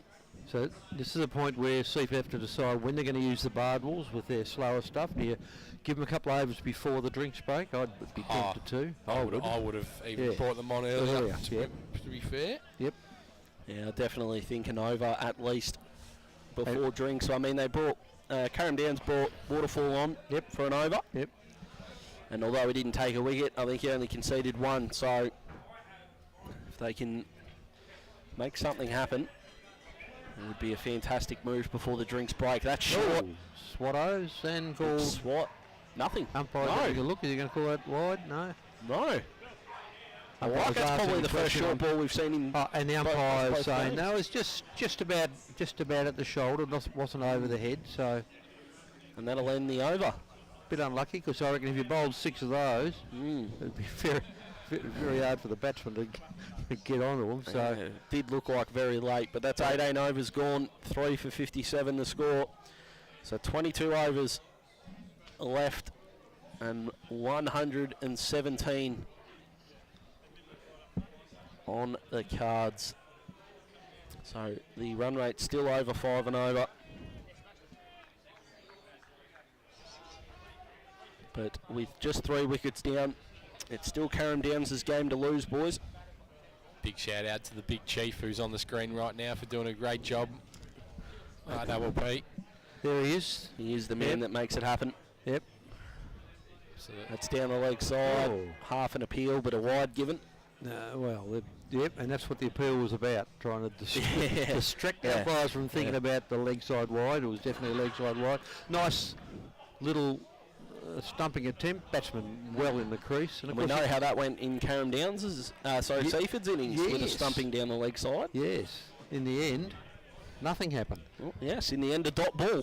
the most chaotic dot ball we've seen in a while. Yeah, heaps of action for nothing. Absolutely. As the next delivery is bowled and brought forward. Digging in. Just a cover for no run. So, of course, at drinks, we'll see if we still believe in our way too early picks, of course. What a run chase it's going to be. The locals are packing out the balcony. As we see, a very similar delivery to the last, except the bowler will pick that one up. So 1 over to go after this one, and then we hit drinks. Mount Eliza need 1 run to win. How many wickets down? 1. They've probably got that one, I reckon. Ravi's on 64. It's Kodithawaku. I've missed out a syllable there. And Biggsy's on 12, not out. and they'll enjoy seeing Biggsy back when they get to the 80 over cricket. I think he'll make a positive contribution there. So the leading run scorer from last year, Sammy Glenn, didn't even get the pads on. Geez, you know that's a good day then, don't you? Yes, absolutely. As we see, I think the last ball of this over, produce a single. They're going to have a shy, but he's safe. Deflects off the batsman running through, hits the umpire running through. Well, sometimes that works for you, Neil. England won a World Cup doing that, so you know it can come with an advantage. We'll be saying goodbye to our radio listeners at 5. 5 or 6? I think it's 6 today because Julie Clark's in the studio at 6. 5? All right. So make sure you get us on the app or on Facebook. The link is up, but go to our website, rppfmsports.com.au. And that's well played. Back to the bowler. So we did say that it feels like something's going to happen. I think that's died off a touch. But still, nothing surprises us in cricket much, do you, Neilo? Yep. We just ride the wave of a very unpredictable game. As we see a slower ball just defended. Well, the Seaford boys think defended with his pad, but no. The umpire agreeing that the woodwork was involved. And with 1 over to go before drinks, 3 for 59 is the score. 115 off 21 required. The run rate is still over 5 and over, but with 3 wickets down, no need to panic. We hope you can stick with us. After drinks, of course, radio listeners can jump over to the live stream at mpcasports.com.au. This is going to be an absolute ripper. Seaford were 5 for 50 at their drinks break. Went on all out, 173.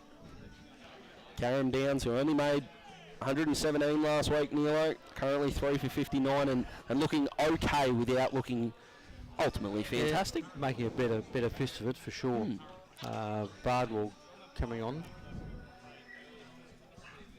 So they were 2 for 33 off 10.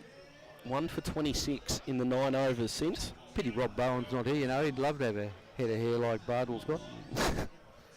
Shout out to the great man.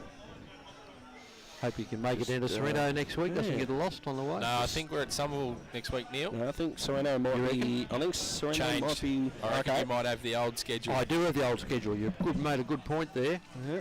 That's right. We had to make a couple of juggles once we allowed for the Peacock Cup, which will start on the 18th.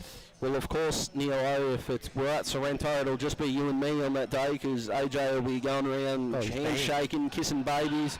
Yep. I don't reckon we'll see him at all. He'll be there. His car will be in the car park, but we will not see him. That's a good point. Or hear from him. It'll be extraordinary. So the way the home crowd get around Sorrento next week, which should be... No, Somerville next week. Sorry, Somerville next week. That's what I'm trying to say. You just corrected me and I still said the wrong thing. So 5 balls to go before drinks. A wicket for Seaford would be a mighty way to finish the session. Carrum Downs looking to survive. Still tick the scoreboard over if they can. That's quick. That's flat down the leg side. And they'll run through for a single. The man at square leg coming around to a more fine leg position. 3 for 60.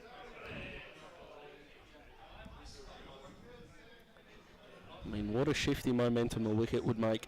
Oh, yes. Ooh. I think when we do eventually get down to Sorrento, Neilo, they might crown AJ as mayor, which would be extraordinary. I don't see why they wouldn't. So that's outside the line of off stump, left alone, no run. Sus is looking at me stunned.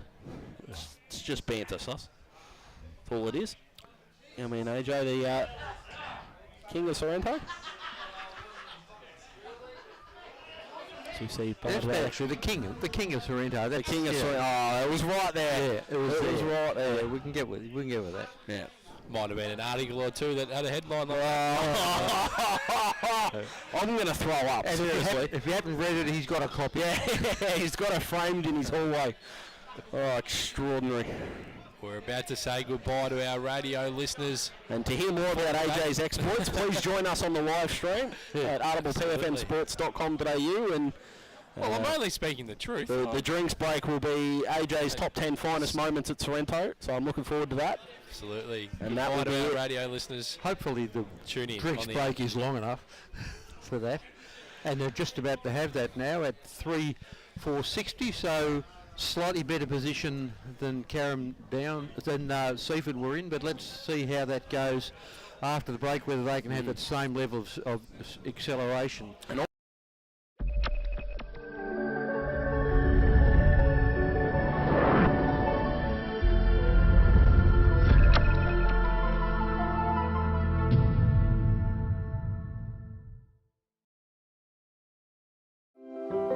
Everyone knows Australia has 4 big banks. But there's another big bank snapping at their heels. It's been around for over 160 years, has 1.9 million customers nationwide who bank in branch, online or with their mobile app, and is regularly voted one of Australia's most trusted brands. Who is this bank that has everyone's attention? Welcome to Bendigo Bank, the better big bank. Established in 1988, Progress Signs has been servicing the local community for 30 years. Located on the Mornington Peninsula, they are the #1 destination for all your signage needs, specialising in a variety of signage from vehicles to shop fronts, occasional and corporate events, short-term, long-term and everything in between. If it's signs you need, be it large or small, Progress Signs is the place to call.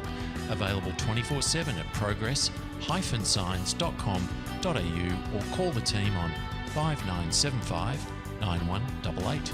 Thinking signs? Think Progress Signs, a station sponsor.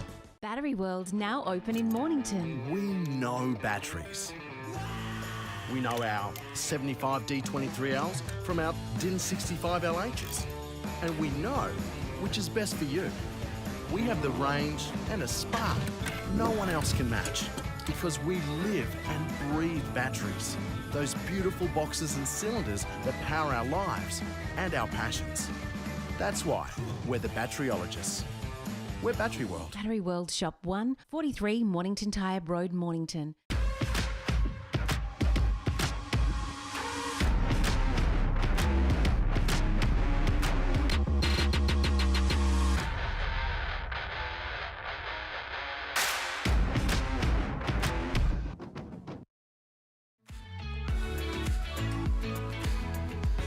Hello, I'm Roy Sanderson from RJ Sanderson and Associates. We have created a 10-step roadmap to recovery for businesses. To inquire or get a copy, go to our website rjsanderson.com.au. A station sponsor.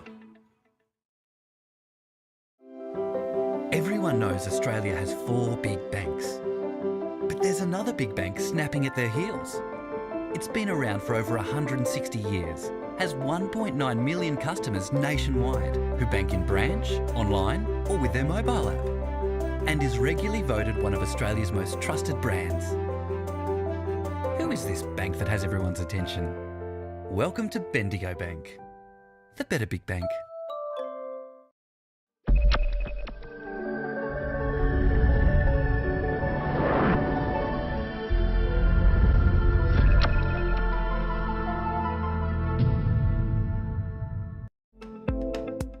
The Mornington Peninsula Bowls region asked you to check out why lawn bowls in the Mornington Peninsula is just for you. It's fun, it's social, and it's affordable. That's right, it's fun, it's social, and it's easy to learn. There are over 25 bowls clubs on the Mornington Peninsula which offer free lessons and the free use of bowls. Get on the green now. Lawn bowls on the Mornington Peninsula is more than just a game.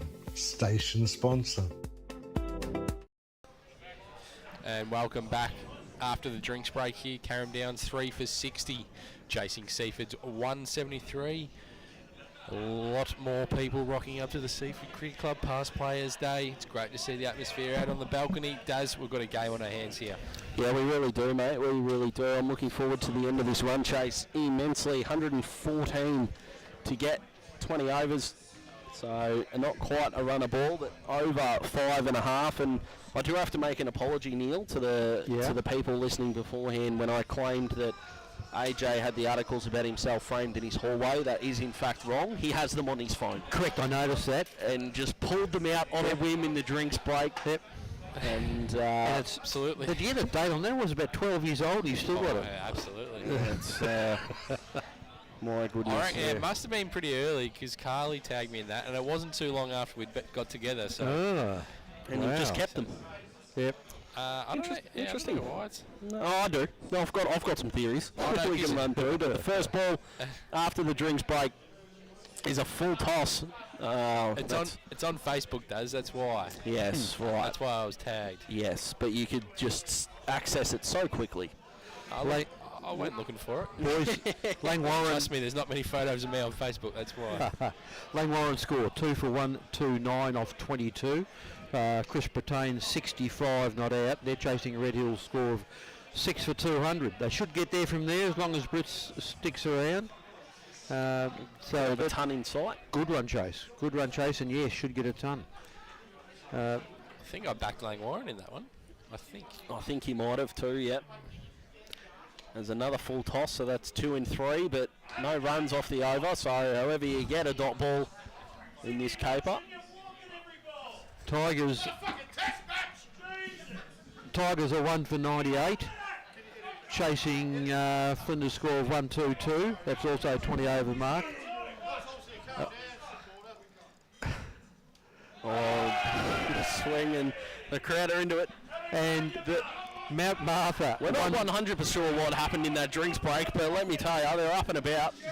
Mount Martha 1 for 69 off 22, chasing 164, set by Tybes. So that's a game on as well. There's a lot of games on, and in the next hour we'd expect to see a lot of them finish up. And we do apologise if there is any fruitful language that comes through on the effects mic. I feel like we need to get that out of the way. The longer the run chase goes on, so the effects mic might get a holiday. Yeah. Well, we're off the radio now. I know, so but it's not coming from us, mate. As long as the people know that. But the balcony is huge as that goes to mid-on for a dot ball. Daz, you know how you mentioned something must have happened at drinks break? Yes. I think that's the first actual word. thing. Yeah, drinks. Drinks break. Yes. That explains it. Detective AJ loving it. I'll tell you what, if this gets close, this place could go off. The balcony, it's driven to cover, and a misfield will bring around a run to the chagrin of the balcony.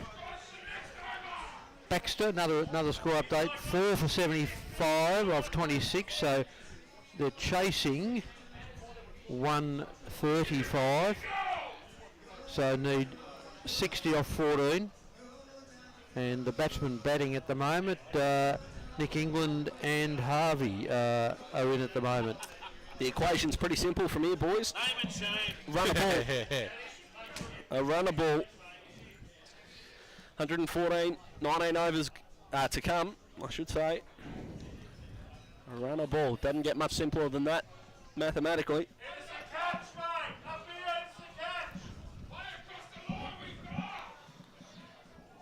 The balcony just instructing the batsman on how to go about it. Best advice is advice from over the fence. Yeah, With a defensive shot to cover. People who haven't played or can't play. I'll tell you what, AJ. It is past 5 o'clock. It needs to be said. How good's local sport? Oh, absolutely. How good is it that it's back? Past Players Day, always the best. Brilliant. They're getting fruity It's up here. atmosphere. Oh, absolutely. Isn't it? Another defensive shot. Couple of the Seaford fieldsmen breaking out into some smiles too, walking back, which is good. They're not short of support up here on the balcony. So the run rate now above a runner ball. Bardwell comes in. Oh, tossed it up. I think he might have deceived in flight there. Rye, 5 for 106, guys, chasing 134 set by YCW. And, Sorrento, Somerville, I'll keep getting those up. 6 for 81 off 30, chasing 120, so that's game on. going to go right down to the mysterious wire, the wire that you can never see. Absolutely, as we feel like this one will as well. 3 for 62. We're in the 22nd over.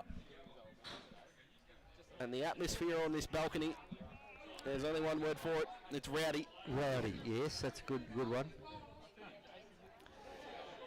Bardwell, I'll tell you what, if he gets a wicket, this balcony might be dangerous. Yeah. It's outside. Yeah, you'll be able to tell before we get a chance to call it. Yes, yeah, the crowd will tell the story. I think.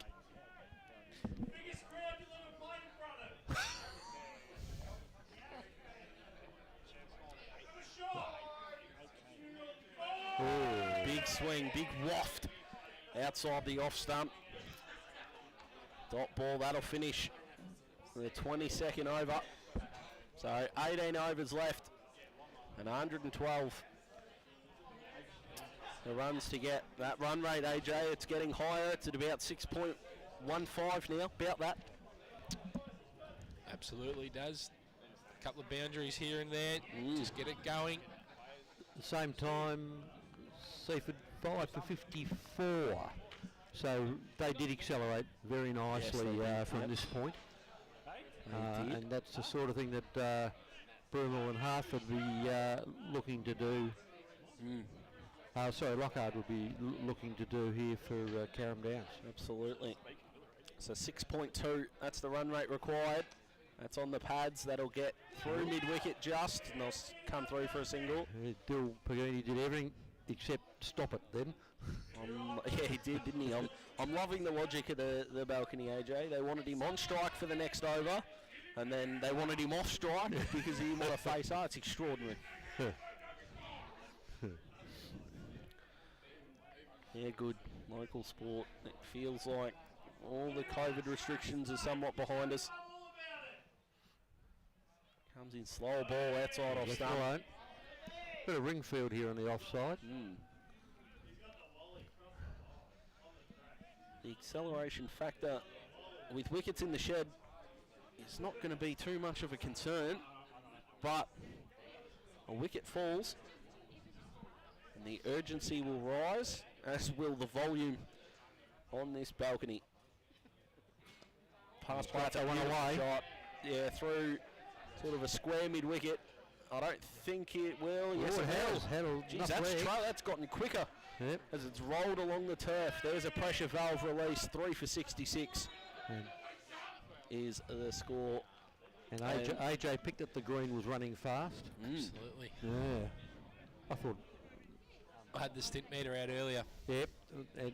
Sush would know about that. He follows a little bit of bowls. He'd be able to judge the pace of the greens.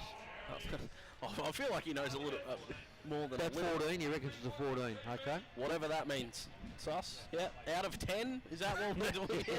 Boy, that's good. Yeah. Once again, I am mightily confused. To quote the great Mickey Roberts. Dug out nicely to cover. Were you AJ? Just I'm having a look around the field and seeing a couple. Were you a bucket hat wearer in the field? No. No, you're a cap man? Yeah, I was a baggy red or baggy green that took root. Inside edge, they'll get a single. The ball's taken off with a bit of spin. I did see AJ without a cap on once, Nilo, and I didn't sleep. I hadn't seen it. It was nightmares. It's like the Loch Ness. It was extraordinary. Right. I thought it never existed. My word, but that'll finish the over.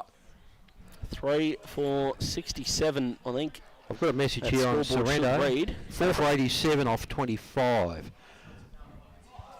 Batters in and out? Hey? Batters? Don't know that bit, but it was sent by Bobby Wilson, or from Bob's phone anyway.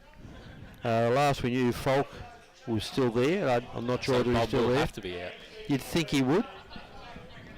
And it's very hard sometimes to get the update on the My Cricket. All of a sudden, it's we don't get it. Don't in get the air, diving mid-wicket. It's got through. It did get through. Man out here, number 22 is single. So, yeah, touch and go. So a single to start the over. Pretty sure the almost a score chance. is 68, I believe. 68, Yep. right. Bardwell, it's a bit shorter. It's well Leg well by bowled or- in the end. I think or it will did he be get a a nick? Looked to me like Did off feel the like leg. a nick. No, I think it's a nick. Yeah, no, come off the leg. Yeah. Come off the leg. Okay. Because I think there was half appeal, which was what an optimistic LB appeal because it was very high. So yeah, Yeah, fair enough. So 3 for 69, the score. That's well, it was wanted to be turned into the onside, but back down the wicket.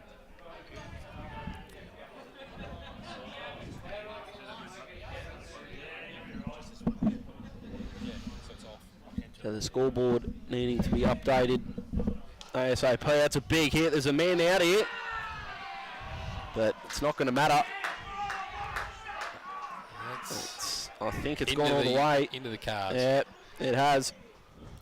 So into the 70s. Carrum Downs go.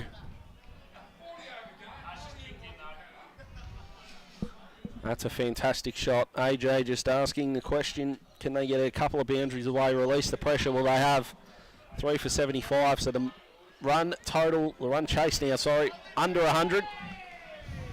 And with 7 wickets in the shed, it really is their game to lose as they go to 3 for 76 with that single. I think there's one delivery to go. And I think there'll be 15 overs after this. 16, sorry. 16 after this and under 100 to get.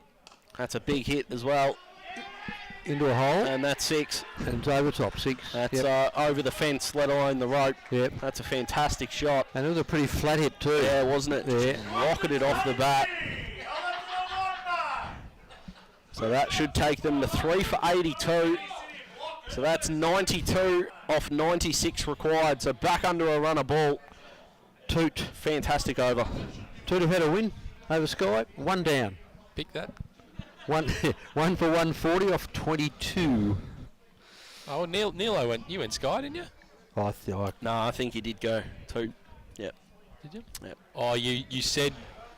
I reckon you were swayed leaning him. towards. Yeah, you swayed him. I was leaning towards him, and in the end, I weakened and said, I think Toot will get it.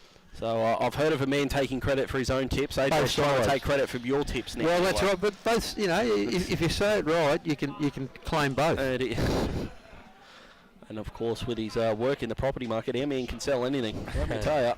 I might go back and listen to that, actually. Okay. I encourage everyone to do so. Fantastic quality we're putting together. That's half a chance. It's Nelson 40, off the bat. Whelan 70, and Trav French 28. Bowler's hand, I should say. So that should take us to 3 for 83 if my maths is holding up well. It should give us 91 off 95. So that's Carrum Downs to lose, AJ, with the wickets in the shed.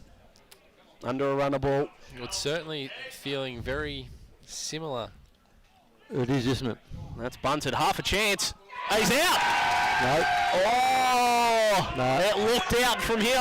I'll call it safe. I'm not. It's firmly in the cow. The balcony shattered. Safe. We've had about now 8 people ask for a replay at $50 a pop. That's 400. Yeah, Radio fund. It's cleaned up. You beauty. $50 a replay. Absolutely. Not out.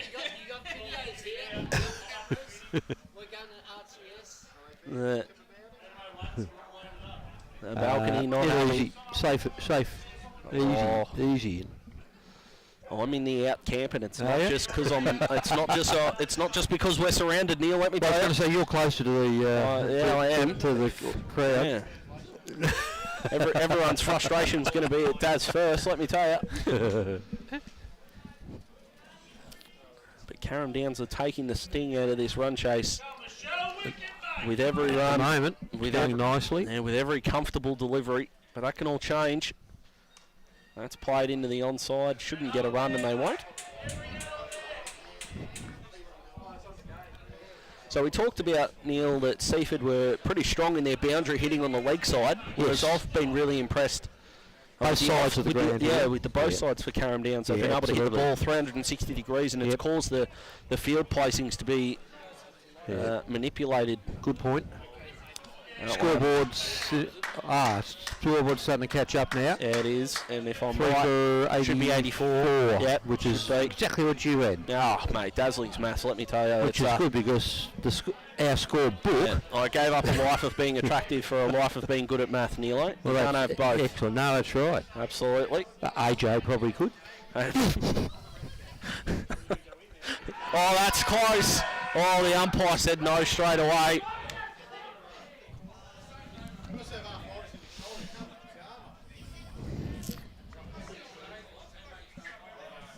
But just a reminder that they're hanging around. So 15 overs after this, 90 to win. So if the next 2 balls are dot balls, we're back to a runner ball. Hope that made sense wherever you're listening and watching from. And these two are getting close to a 50 partnership now. It's snuck up. Slower ball, nicely bowled, nicely delivered. Just bunted back down the wicket, fielded by the keeper for reasons that only became clear when it was the last ball of the over. So 90 off 90. Yep. Required. Sus is just moonlighting as my backup singer at the moment. Yeah, that's repeating right. what I'm saying. Yep. Which I love, Sus. It's good to have an echo. Isn't it? Yeah, it's great. The great man, Sus. He's the president of the peninsula, the king of everywhere. Oh, knows a lot. Just except for Sorrento. That's AJ's patch. That's his turf. Now, man, you don't step on his patch, let me tell you. The Commonwealth of Sorrento. There's what time's my limo coming to pick me up? Yeah, there's 2 kings of the world. King Charles runs the Commonwealth and AJ runs Sorrento. Extraordinary. So run a ball. Lockhart's on 41, guys.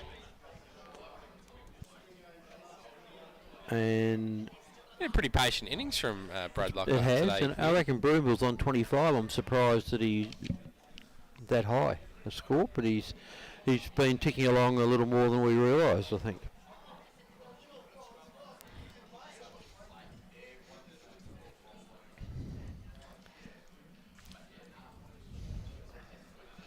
So I'm actually wrong there. It's now 89 off 90.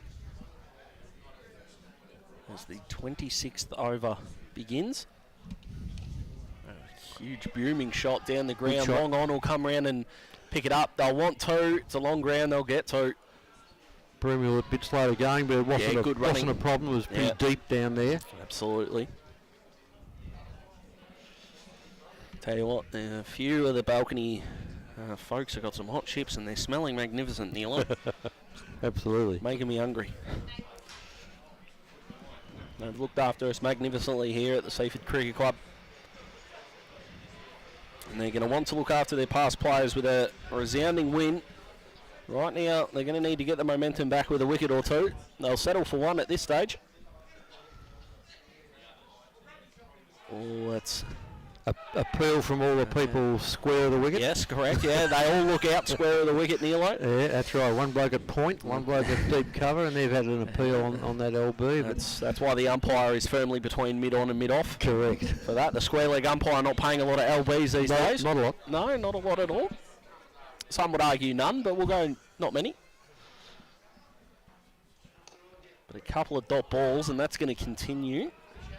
Some of our listeners are concerned about Rob Bowen's book and how it's looking today, and that's a lot of investment into a book. Yes, I know, and they're absolutely right. I can understand the pressure you were feeling in the game, Neil. I can understand it now. I know. My word, the accountability is fantastic. That's off the outside edge down the deep third man. They don't want to go for the 2 on that one. For a single? No. Seemingly... The striker, of course, the batsman on strike, I should say, would be... Neil is a bowler. What are you going to do here to get a wicket? Well, change the field dramatically. you don't need a bloke at deep cover, and you don't need a bloke at third man. And you've got to have a... By now you should know what line you need to bowl to both of these blokes, and you just got to bowl exactly that line and try to frustrate them a little bit. Oh, that's a beauty. Like that. That is a beauty. Exactly like that. Speaking of direct line down to the players, perfection. But you've got to bowl 4 or 5 overs of the same stuff now to turn it around, because they're both comfortable, and you just got to make that adjustment. What would be your thoughts, though, AJ? Yeah, similar. I would keep the third man, though. Oh, well, you bowl quicker than me, so it's different. Yeah. It's nicely played into the onside, and that should be 4. I don't think there's cover out there, isn't. The fine leg, there. I'm not too sure about now. Yeah, I'd agree with that as well. I can't see how they're going to get the ball down there. I don't know. Other than you not bowling the line you're supposed to bowl. Yeah, I think you'd want to be full and straight. I think you cannot let... you don't want them to hit down the ground. Unless that's part of your game. Or, in terms of, you don't want them to hit down the ground and give them a single. I would much rather have them up and let them try and go over the top. Yes. Straight away. Correct. We haven't really seen anything go in the air down the ground off the quicks. We've seen them, we've seen some cut shots. Even if you had them up and they were a bit straighter. Yeah. Just to stop that, I like it, but it's now 82 required off 84. So your bloke at mid-on and mid-off, they're going to be able to stop a single. Yes. They're going to be in enough to stop a single. Correct. If you need a bloke deep, because of the way you bowl, and that's one of your weapons. I still think fine, mid-off do that. needs to be straighter. Yeah. I agree, straighter, and I'd have the number 22. He should be a little straighter in the cover as well. And I still don't think you need... Well, we've got Dill Pagini down in front of us here. He could even come a bit squarer. Needs to be squarer and up, in my book. Yeah.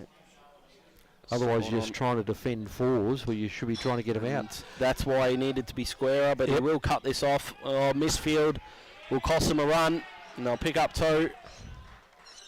And Dill's hands haven't been particularly clean today, so maybe you don't have him out where you need a clean grab, a clean cut. And he's just come squarer from where he was. I think it's all about the line as well, though, guys. Yes, definitely the line. Oh, chance, no. I've always been a believer that you can't, or I didn't want to have guys out at square leg mid wicket and also out at cover and third man. Because then where do you bowl? Exactly. Yeah, that's right. You know what your line is. You're right. I don't mind the fact that if you've got a deep cover and a third man, because you're going to bowl outside off. Yeah. Yep. But when you're saying you've got a deep square leg and potentially, I'll have a look in a minute on the cameras. Well fielded, misfield on, half a chance. No, gets back comfortably. There's the stumps again. Yeah, when you've got a deep square, a mid wicket, we can see there's no one down there behind fine, down there to fine leg. But it means that you're going to bowl straight, but you're not actually bowling straight in terms of what I'm trying to say is you want to bowl straight, but you want to target off stump. Yes. If you've got that field of both, that's probably more feeling like a middle stump where you don't want to get worked down to fine leg. I'd rather be driven out to deep cover. Because in my mind, when you've got a guy deep, you've got to be able to answer one of 2 questions. Am I stopping a boundary? Or am I protecting... Oh, that's close. That is close. No, the umpire's saying no. Not interested. But when you put a guy deep, you're either stopping a boundary, in which case you know it's a batsman's strength, or you're trying to cover a bowling weakness. Now, when you want your opposition players, when you're defending, I should say, is you need to be putting guys deep that are stopping boundaries and bowling that line. So having 4 guys deep, to me, tells me that they're wanting the batsman to make a mistake rather than try and get them out. Tigers have defeated Flinders. 3 down, 3 for 1, 2, 3. 2 wins to Tigers. Good start by them. Yep. 79 to win off 78 in this one. So stay with us. I'll tell you what, AJ, how good's he picked the opening 2 games? I hope he can't hear me right now, but I get the feeling he can. Is he put on a thriller for Pines and Langwarren, and this looks like it's going to come down to the wire as well. Although, if wickets don't start falling and Carrum Downs accelerates, they might get there with maybe even 3 or 4 overs to spare. We'll wait and see. The new over begins. That's short. That's splayed right over. That's 6. That's hit the fence on the full. That's definitely 6. And we talked about when you've got a guy, when you've got a guy deep, are you saving a boundary or a weakness? That was just not bowling to your field, Nilo. Well, far too short. Gives him a chance to swing free his arms. But someone like Brad Lockhart, who has played heap of good cricket. Yeah, on turf as well. You can see where his scoring zones are. Make him drive down the ground. Yep. Like that. And then set your field accordingly. That's not with a straight bat. That's still with a flat bat. He's trying to hit down the ground. Yep. Spot on. 73 to get. 3 for 101. But you're right, at this stage, you've got to say where they're going to try to get the wickets. You can't see it other than a miss hit, and you don't bowl for a miss hit. Because if they don't get wickets, played out to cover, that's going to be a chase. Well fielded out of deep cover, and he saved 3 actually. The batsman hesitated to the applause of the balcony, and rightly so. Yeah, Broomall wasn't interested in the extra run there, which was interesting. I think a lot of people forget to actually look at the batter's grip and the way that he's setting up. Yep. And the way that he actually executes his shots. Because we can see that both these guys want to play with a flatter bat, not straight. Even that one, that was all wrist. Yep. Yeah, if they can play the horizontal bat shots, they're happy. All right, we've got Mornington going along all right. Zach Garnett's on 41 not out. Smalley's on 20 not out. So Mornington are 3 for 123 off 31. And they're chasing 146, so they should get that done comfortably. 14 off 9 was 7 wickets in hand. Be very hard to lose from that point, you'd think. It could be a good win. We might end up in a position where, depending on what happens with Somerville, Tigers could be the only undefeated team in this division. Wow, how even does that make the that's right. After 2 weeks? Everybody's in it. And the team who, with 2 losses, at this stage, it's Muriduck. And again, depending on the Somerville result. And this now becomes 71 off 72. This run chase, 3 wickets down. I've said it before, I'll say it again, it's Carrum Downs' to lose. It is. They were 2 for 33. I think Sereno score 7 for 109. Ooh. Oh no. Chasing 162. Okay. That's going to take a mighty effort in the run home. Yeah. Well, so Baden Powell have battled themselves in. The ground must be pretty slow. Usually is. Yeah. Especially this time of the year. Oh, especially because we've had a lot of rain. Yep. Yes, I wouldn't have thought would have been cut too many times. So Peter Hall hasn't been out with a heavy roller. No. I wouldn't have thought so. He's not the president anymore. Is he not? Oh, that's true. He's not there. So you always think that about Possum and his key role there, but not this year. It's a good point. There's a bit of a tiny bit of a delay here, which is not what we want. I think Herbert might have bowled out, but he didn't realise. Okay, 71 off 72. Yeah, I think you're right. So we've got 2 Bardwells to keep bowling. Looks like Dill Pagini. I reckon they're officially under a little bit of pressure here with their attacks. The question needs to be asked though, Nilo, where does the next wicket come from? That's the only question in this game from here, because if these 2 guys bat through, they win. Yeah, absolutely, and they'd probably do it comfortably in the end. But there's no one really in a catching position close to the pitch. And that's played beautifully. A bit of a misfield from a backward point. They'll come back for 2.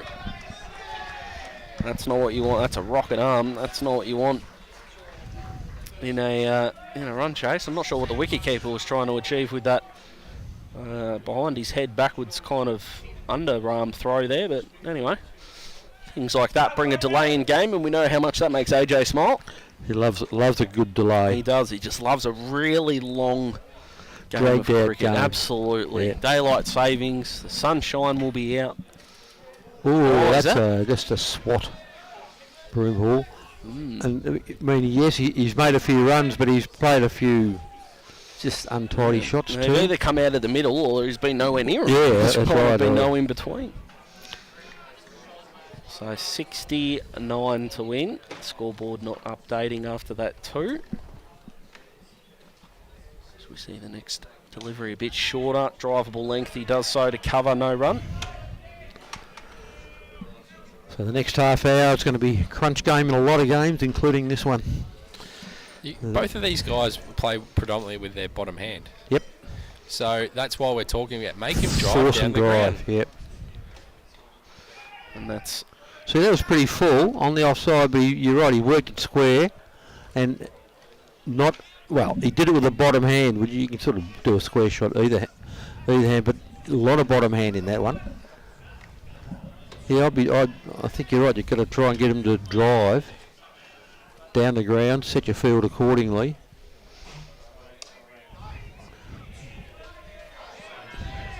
See what happened, Matt? Since you started mouthing off that. Ooh, people in the crowd making comments on the most vocal of their members, saying they haven't lost a wicket since you started yelling at them. No, which is an interesting point to make. Yes, some players thrive on sledging, some others don't. So, well, I mean, Simon Dart's a classic example. If you try and wind him up, that's probably the worst thing you can do. That's fair. That's fair. I think that draws another over to a close. It does. So not long left. I think the over tally needs to come down a little. I think we've got 11 to go. We definitely do have 11 to go. And we have 68 to win. So 68 off 66. Yeah, we'll have to check that one. You're right. We'll give him an over to sort that one out. Yeah, I think that's right, because I did say 73 off 72, I think. So okay. Yeah, benefit of the doubt there. Is this Smith bowling out now? I believe Where so. are we? So they've bowled Wilson out, Smith out. McQueen off injured. McQueen won't be able to bowl. That probably mucked up their plans and a they're little. only 3 for, so things working against Seaford, but anything can happen if a wicket falls. New over. That's driven through a very vacant point. Man at deep cover point cuts it off for a single.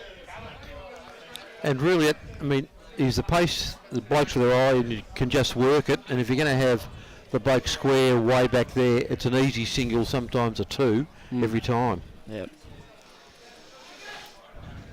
And the gap between that cover and the deep cover point's not a lot. Not a lot at all.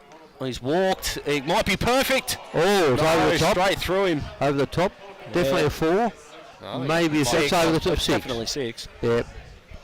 Looks like it just went either through or just over his hands. I reckon over. Yeah. And I wasn't quite sure how close he was to the boundary there. Once again, it's using the bottom hand. Yes, correct. Otherwise you can't get the ball up there. I would have actually brought Bardwell on. Yeah, same here. And try and tempt him to hit down the ground. Yep. Slow ball down the leg side, that'll be called a wide. Will be called a wide, just makes it harder. Langwarren going very nicely. 3 for 180. They're in over number 32. Needing 201 to win, so 20 off 8 overs. And we've got, I'm pretty sure, on 82 not out, Chris Brattain. Trav Campbell in with him. Just got in there for 2. So skipper Chris Brattain showing his class there. Great 82, looks like it'll get him over the line. Carrum Downs right now. Looking like the premier team that AJ and Neil told us they would be. The start of the season, round 1, looking like an aberration. Right now they're 3 for 113. They've got 61 to get, I think, off 62 deliveries. And of course Delacombe are playing, who beat Carrum Downs last week. They're playing Hastings today. I haven't got all the scores in, but the one message suggested they were having a good win. or going to have a good win. It's going to be a tough year for Hastings. That's a big Think swing. so. That's in the gut. That should be cut off. Oh, hello. Has been. Palmed it out to his mate, but who went past him. They'll and still they've get 3. they're just going to Settle for 2. stick with a couple. They want to puff themselves out, wear themselves out, and go out exhausted. Well, the run rate. They're in charge. They don't want to, you don't need to run throughs. I know I say that I'm uncomfortable, and I agree with AJ. I'm not uncomfortable in saying this. Fine leg does not need to be on the fence. Oh, you shouldn't. Shouldn't be in play. That's where he should be. Yeah. That's exactly where I was going to say. Be backward a square. Yeah, they're going to get 2. They're going to cough up 2. And Dill's got the dodgy elbow anyway, so he's just going to bowl the ball in. So he's not going to create pressure in the field. I wouldn't have minded if he had a fine leg, if he's going to literally bowl full and straight at middle stump. Yes. And not allow him to drive through cover. Yep. So look what's happened. He got that and a better length. 6 in the covers in the full. He's got down the ground mid-on-ish, mid-off, and backward a square. So what line was he bowling on? Anything. He didn't have 6 the same. That's for sure. But his length hasn't been right because they've been able to get under him. Yep. So and it's funny. I've talked to a lot of bowlers about length, and they say, yeah, but I've bowled that a lot, and it's always a good length. I said, well, it's not a good length to this bloke. Maybe to this bloke you've got to bowl the ball a little bit fuller because he bats differently. And they go, oh, I hadn't thought of that idea. Yeah. 57 off 60 required as the 31st over begins. Ooh. With a swat outside off stump. Back end of an innings. Yep. And throughout sort of the back end of the middle part, I would always bowl fuller. Yes. Yep. Yes, it allows people to drive, but if you set a proper field, they're going to make you drive down the ground, and you can cut. They might get a couple of singles, and that's it. You can restrict the boundaries. Yep. Oh, it's a nick, I think. Yes, he's given him. How's that for momentum? Fieldsmen all heard it a bit. And even if you didn't hear it, once one appeals, everyone appeals. One in, all in. They all heard it. The umpire was pretty clear. And Greenwell had a bit of a look, but I'll tell you what, Lockhart wasn't at all concerned with the decision. He thought it was fair enough, I felt. The job not done, but that's a fantastic boost. And the balcony crowd's nearly doubled in the time that wicket took. 4 down at Seaford. Sorry, Baxter, Long Island. Long Island posted 135. Baxter now 7 for 102. Barrett's picked up a couple of wickets. Dan Kelly had a couple of wickets. So I'll just see how many overs are involved in that one. 5 overs, or 7 for 108 now. 5 overs to go. Baxter making it hard for themselves, aren't they? Gee whiz. And if they do miss out on this one, Baxter, it just makes the rest of the year really hard for them. Yeah, it does. And this game might have just turned on its head. 4 for 117 at Carrum Downs. 57 off 58 required. New batsman at the crease. And we said it when Seaford lost a couple of wickets in a row that it might change the fabric of the game with 2 new batsmen. So let's see what happens here. Copy and paste. Yes. One more, especially the established players. And we have got a game on. The umpire's getting his back lunges in as well, his backward step lunges, which we love. I think Serena have lost another one. Oh, okay. It's a disaster. They're 8 down. I don't think... 4... score's pretty hard to read. About 115 or so, last time I looked. 116. 116. That's 115. That's dead on. 115 odd. Yeah, odd. Yeah, always got to put the odd in there. That was the 115 even. Yeah, that's it. Yep. So then 162 was posted by Baden Powell. A lot of pressure on there, trying to get, nearly 50 out of their last 2. And in the Sheffield Shield, Tasmania have fallen by an innings and 172 runs to Queensland all out. 147 in the first innings, 139 in the second. Tim Payne top scoring with 29. And for the Vics, they're 7 declared, 344. So they have set South Australia 425 to win. And the last ball of the first over, Henry Hunt has hit a boundary. So that's missed. Got a hand to it. Peter Might have hurt Hanscom, himself. Oh, no, he's up. 132. And Fergus O'Neill, 23, not out. Okay. Will Sutherland, the first inning Centurion, on 40. Here's an interesting game as well. Tybe set 164. Mm-hmm. Mount Martha 2 for 118 off 31, so 9 overs to get 50 odd. 40 odd. Yeah. Yeah. Just over 45, 46, something like that. That is both 40 and 50 odd, Neil, so we've actually got that right between us. Yeah, we're in the middle between what you guess and what I guess. Absolutely. Holcomb's still in. He's on 36. Holds the key. Yep. And this game might be hanging on a tender hook. That's soft hands. He's just been really good, Lockhart, hasn't he, today? Mm. If he gets him over the line. Good thing for Carrum Downs is they've still got Ryan Lynch to bat. Yep, good handy bat. In next, you would think? Yes. AJ, yep. Heather Hill, 120. Somerville, 116. All out? Game over. Wow. Wow. Whew. There's a result. There's a swat. Mid-on coming around to a straightish mid-wicket. They'll pick up a single. Juggernagle won't be too happy. Oh, no, he won't be joining us on the cricket show for a while. He'll be a little bit on the grumpy side. We all can be a bit, but we are at 56 off 54 balls. That is the run chase, 4 down. Seaford have done well to keep the run rate around the runner ball, even though Carrum Downs have looked relatively comfortable at times, AJ. Yeah, they have. That big wicket they took just in that over, but I'll tell you what, though, Daz, when you've got Lockhart set, that's the danger man. Yeah, it is. You've got to break that one. You've got to bring 2 new batters to the crease. Yeah, it's a non-negotiable. So Bardwell's going to come back on to bowl.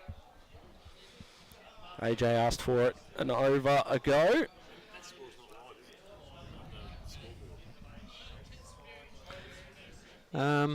Good question. Just checking the scoreboard's on right. the scoreboard there, is it? I think 56 or 54 sounds about right. Yep. Crib pointer 6 for 117, chasing Rosebud's 7 for 214. So I can call that one the Rosebud, I would think. You're right, Sus. You've been spot on today, the Chief. What's he picked up? 4 for 121. 121. Okay. It's just a look at him go. 53 man of or power. 53 or 54. That's outside the off stump. That's well bowled.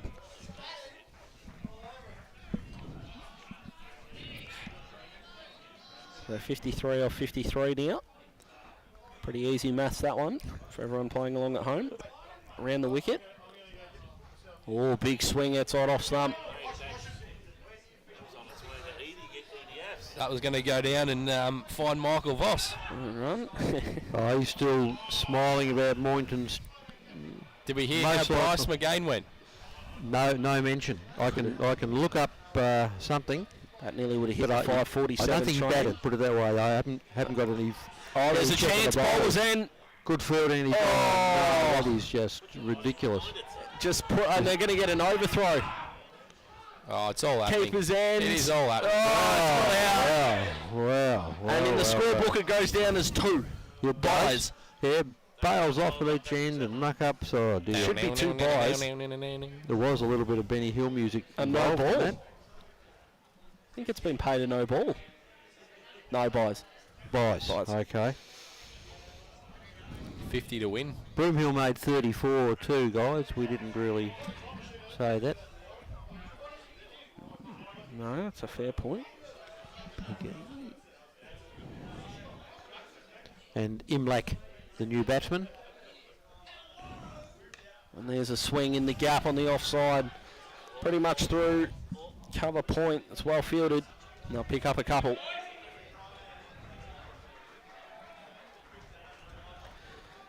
It's looking a bit too comfortable if you're Seaford at the moment for Carrum Downs.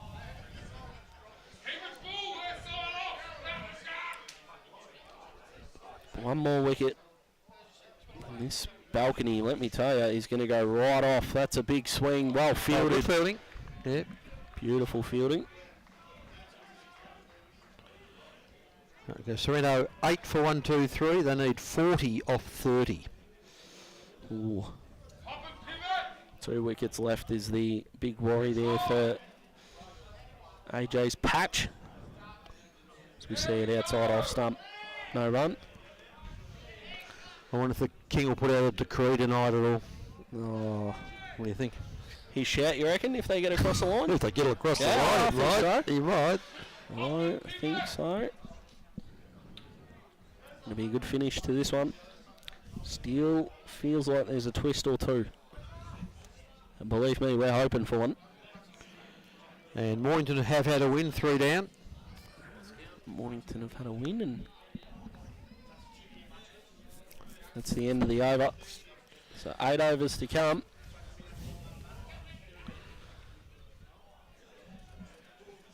And 50 to win. 50 or 48. Pretty nice when you need over a run of ball, AJ, and you're allowed to leave 3 consecutive deliveries just outside your off stump as a batting team. That tells me you're pretty set and comfortable in what you're doing. Yeah, absolutely right. Peninsula Division boys, we now have we've got all the results today, so we have a ladder. We know that Heather Hill and Tigers are the 2 undefeated sides. On 1 win we have Mornington, we have Dramana, we have Mount Eliza, and we have Flinders. And then no wins to Muridock and no wins to Somerville. So I think Muridock might be 8th and Somerville 7th, because they've had 2 narrow losses. Thank you, Nilo. So 50 or 48. That's the target. They'll take this as deep as they can, Carrum Downs. That's driven into the offside, out to the man at deep cover, just for a single. And Lockhart really, if he steers them through as we are anticipating, it's votes for him. Yeah, absolutely. Man of right. the match if he continues and takes them across the line. This innings has been superb. It has. And I just need a little cameo here from Imlac. Yeah, just a bit of swat, someone to get, 15 off 10 or something along those lines. Because your partnership of 30 and you really it's around the corner then. That's a good length from Mpca It was. because you can see once again. He's trying to hoik that wide, wasn't he? Well, he looks more accustomed to hitting point and square leg. Yes. Make him hit down the ground, as we've said. Yep. And that was a better length. Yep, absolutely. Didn't allow him to do it.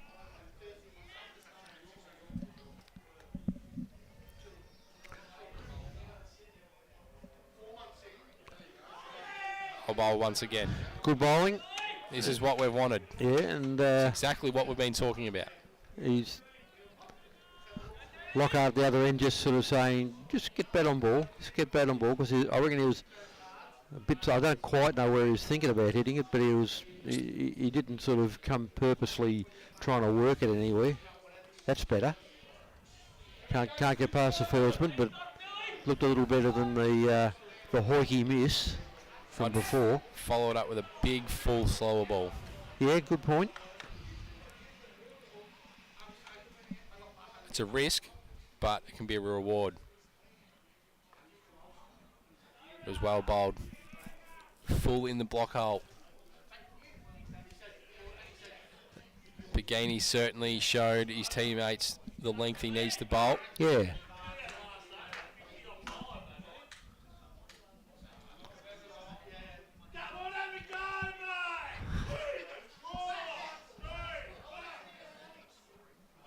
Oh, he's got a bit of a bat on that, I think. Keeper's chasing. To give that up, though, it's 4 runs flowing down.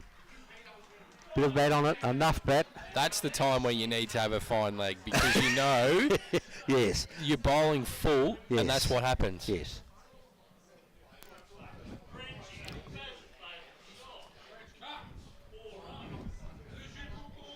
Luck's a fortune sometimes. It is. Takes some 134, so we've got 40 to get.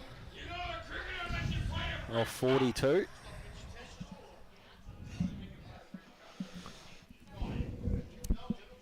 So pretty easy going here for Carrum Downs. It's been a really mature performance so far, Nilo, and the quality that we probably came to expect in the pre-season.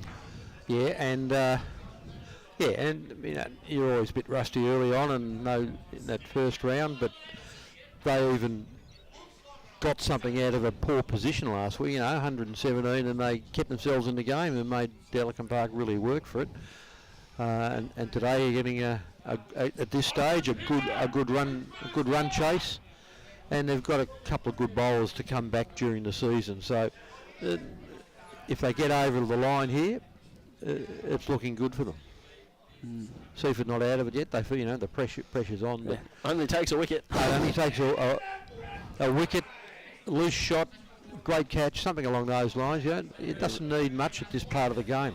A real team lifter is what's needed by the home team.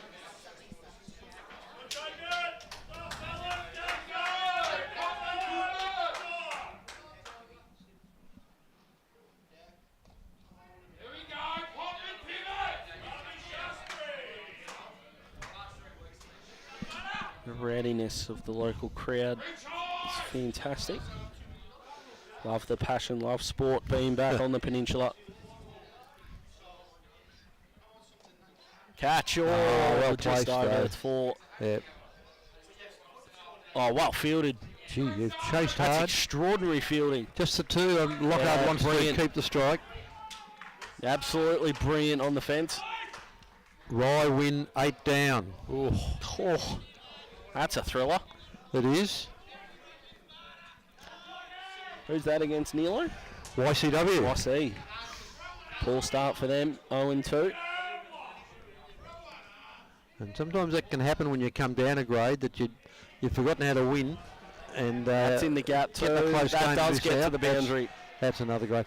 Which also shows how smart Lockhart was before, just going for the 2, keeping the strike. Bang, all of a sudden a 4 off that one and 6 off the over.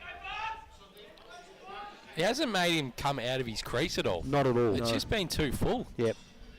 Try and drag him out. 38 to get.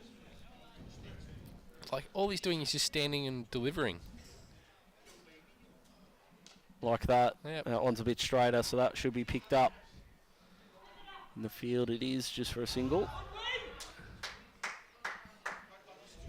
Like, you want them to come at you. Nathan Lyon bowls it every time. He wants the batter to come at him. Yes. We haven't seen that yet. No, that's true.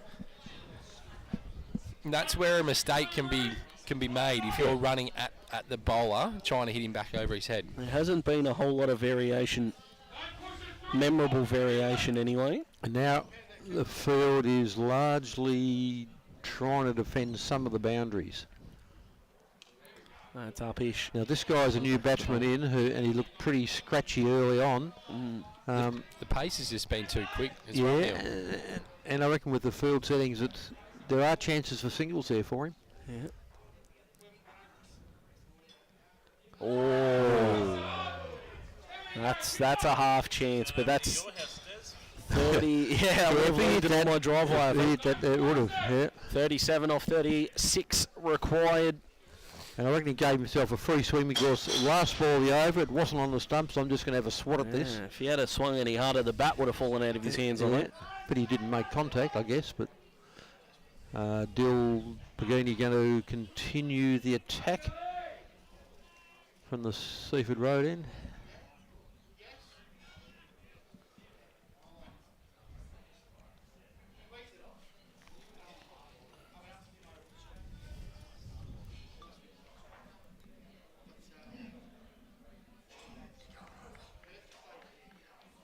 Anything from Boney O'Neill? Only that they'd lost those early wickets, so I'm going to try and get another update there.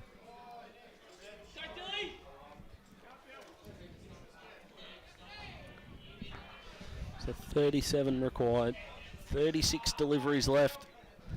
A wicket, especially if it's the established man in Lockhart. This game becomes a genuine 50-50.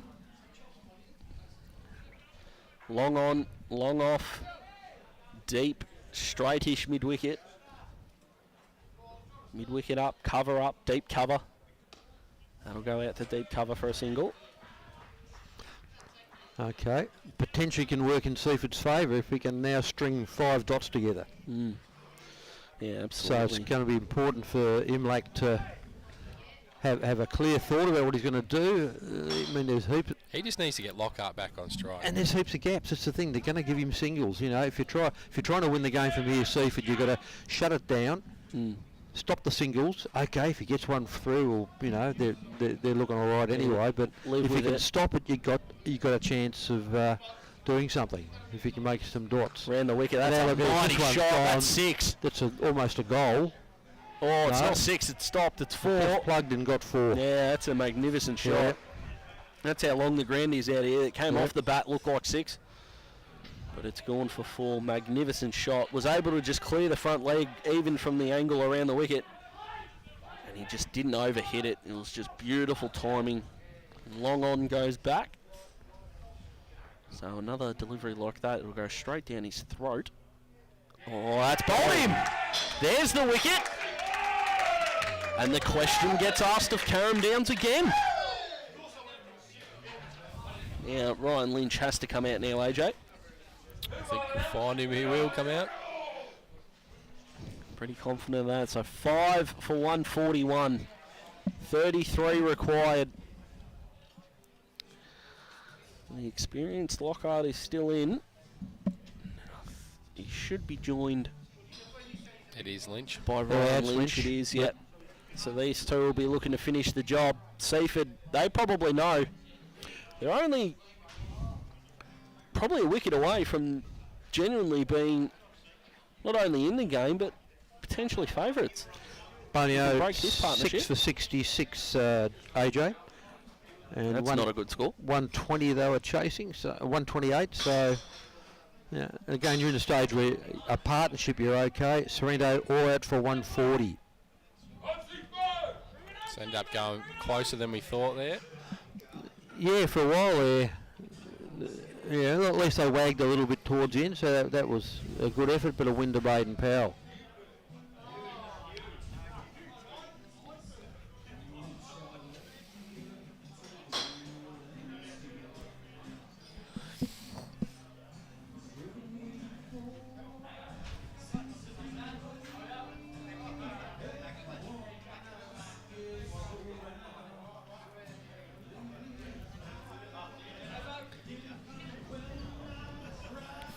For 142 here.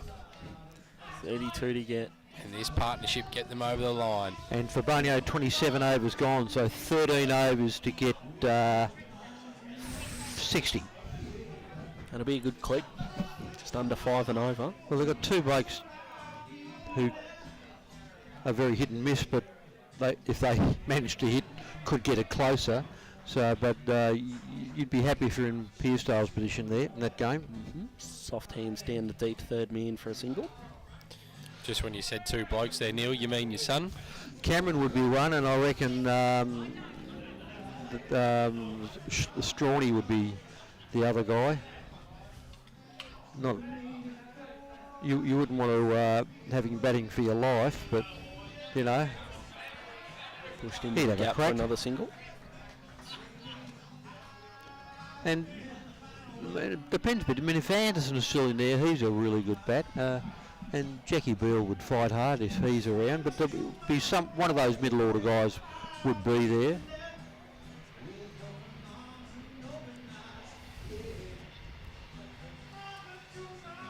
Bold, soft hands again, and they'll get another single. Good. That's good.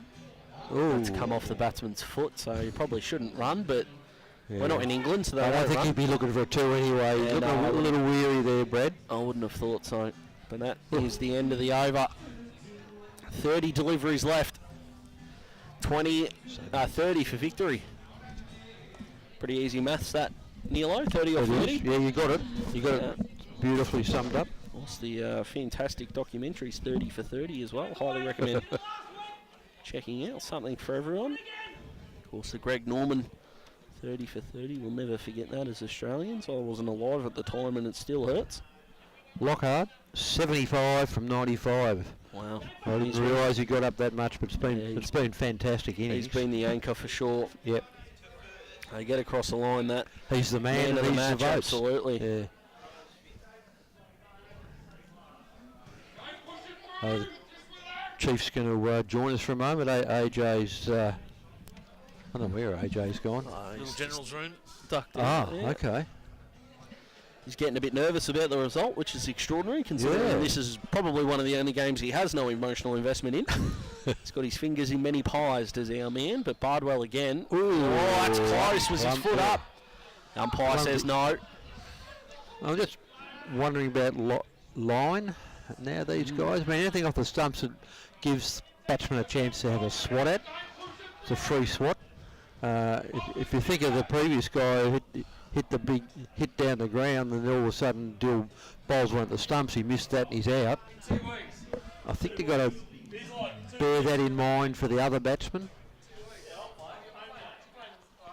Lynch is dragged out of the crease in that one, can't get it away. But with every dot ball, the tension grows. 29 to win. Go for it, Sus. I'm tipping there's only 3 overs left. Old boys, 7 for 111, chasing 127 from Pines, 3 overs to go. There's definitely 4, Sus, because the first over was from the other end.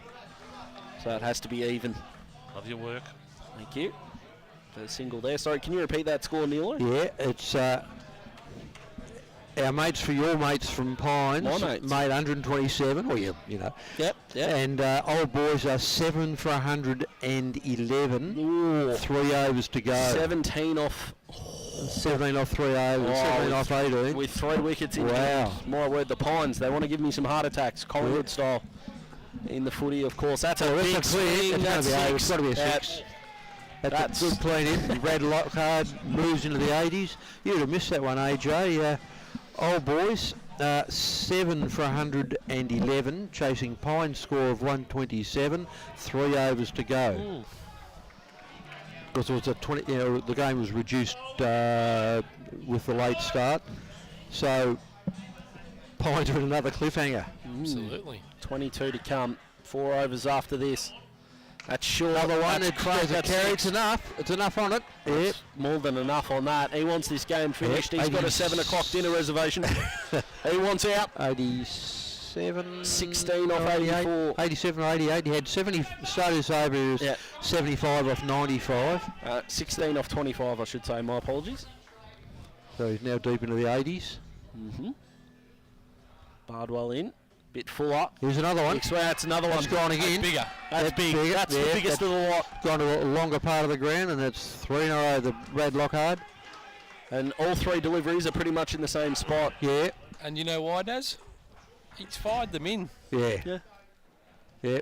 Slow it up. There was nothing, I mean, it Let the wasn't any, wasn't any pace on the flight, ball. there wasn't any think, make him think, it was make him stretch.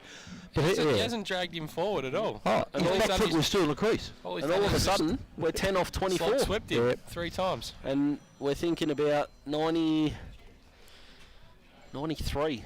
Probably. I think Lockhart is on. So they need 10, he needs 7. Daz's arms are a bit sunburnt. That proves how pale I am. All we've done is stand here and sit on some occasions. Down to 10, is it? Down to 10. And he needs 7. So he'd probably just be telling his partner just maybe push through for a single, or if we're in the back half of the over, maybe just block him out. I'll finish the job. Ryan Lynch hasn't had to do a whole lot with the bat in hand. Bowled all 8 of his overs in one spell, opening the batting, and he wants a single, but he's not going to get one. Oh no! Oh, misfield. It's not Seaford's day today, I don't think. Well, to be honest, that's just stupidity.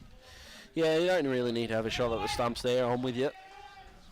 I'm with you in a big way, and we could get some fireworks. 9 to win. You've now got the bloke in his 90s on strike. 6 and a 4 gets him a ton in the victory. And there's he's the placed 4. it out here. It's going to be the 4. There's the 4. That's 95. 95 for Lockhart. It's been a brilliant innings. He's anchored it beautifully. Fantastic. 95 not out. 5 to win. So he can get away with a 4. Old boys have got a 4, so they're down to about 7 or 8 runs now. That's He's gone the big swing. Is it going to They get got through? past or not? No, managed to block it. Single. That's not what we want with 4 to win. He's on 96. He won't know, so we do forgive him. No, he's just thinking of the yeah. He's thinking about dinner. Langwarren, 6 for 202. Brittain 95 not out. That's a win. He's on 98. 98 is he? Yeah. Okay, that's sure. That's game over. If that carries, which it will. So Payne in the face of victory for Lockhart. He finishes 98 not out. What an innings. And 5 down for 174. Carrum Downs have defeated Seaford all out 173. A batting performance worthy of the team that AJ and Neil called the best in the competition in the pre-season. And Lockhart really stepped up today when a couple of other guys just didn't quite get going. Gordon Waterfall hasn't had the greatest start of the season. Harford missed out as well. O'Driscoll, who batted well from last week, fell short today. Broomhill got in there, made a good 34, but really the story of the day was Brad Lockhart, and a couple of overs up their sleeve. I mean, you'd almost think that if they were chasing another in 190, he would have still got them there. Yeah, 15 wickets for the day, 350 odd runs, 347 runs in total. So really good game of cricket. AJ's picked another thriller, and we're just about out of here, AJ. Absolutely, it's been another great day. This is your Bendigo Bank match of the day. Carrum Downs are victorious over the Seaford Cricket Club in what was the past Players' Day here, Neil. I'm sure there's a few more scores coming in, but it's been a great day. We'll be back with the cricket show during the week. Also, next week we'll be with the Bendigo Bank match of the day, but make sure you jump on and have a look at rwpfmsports.com.au.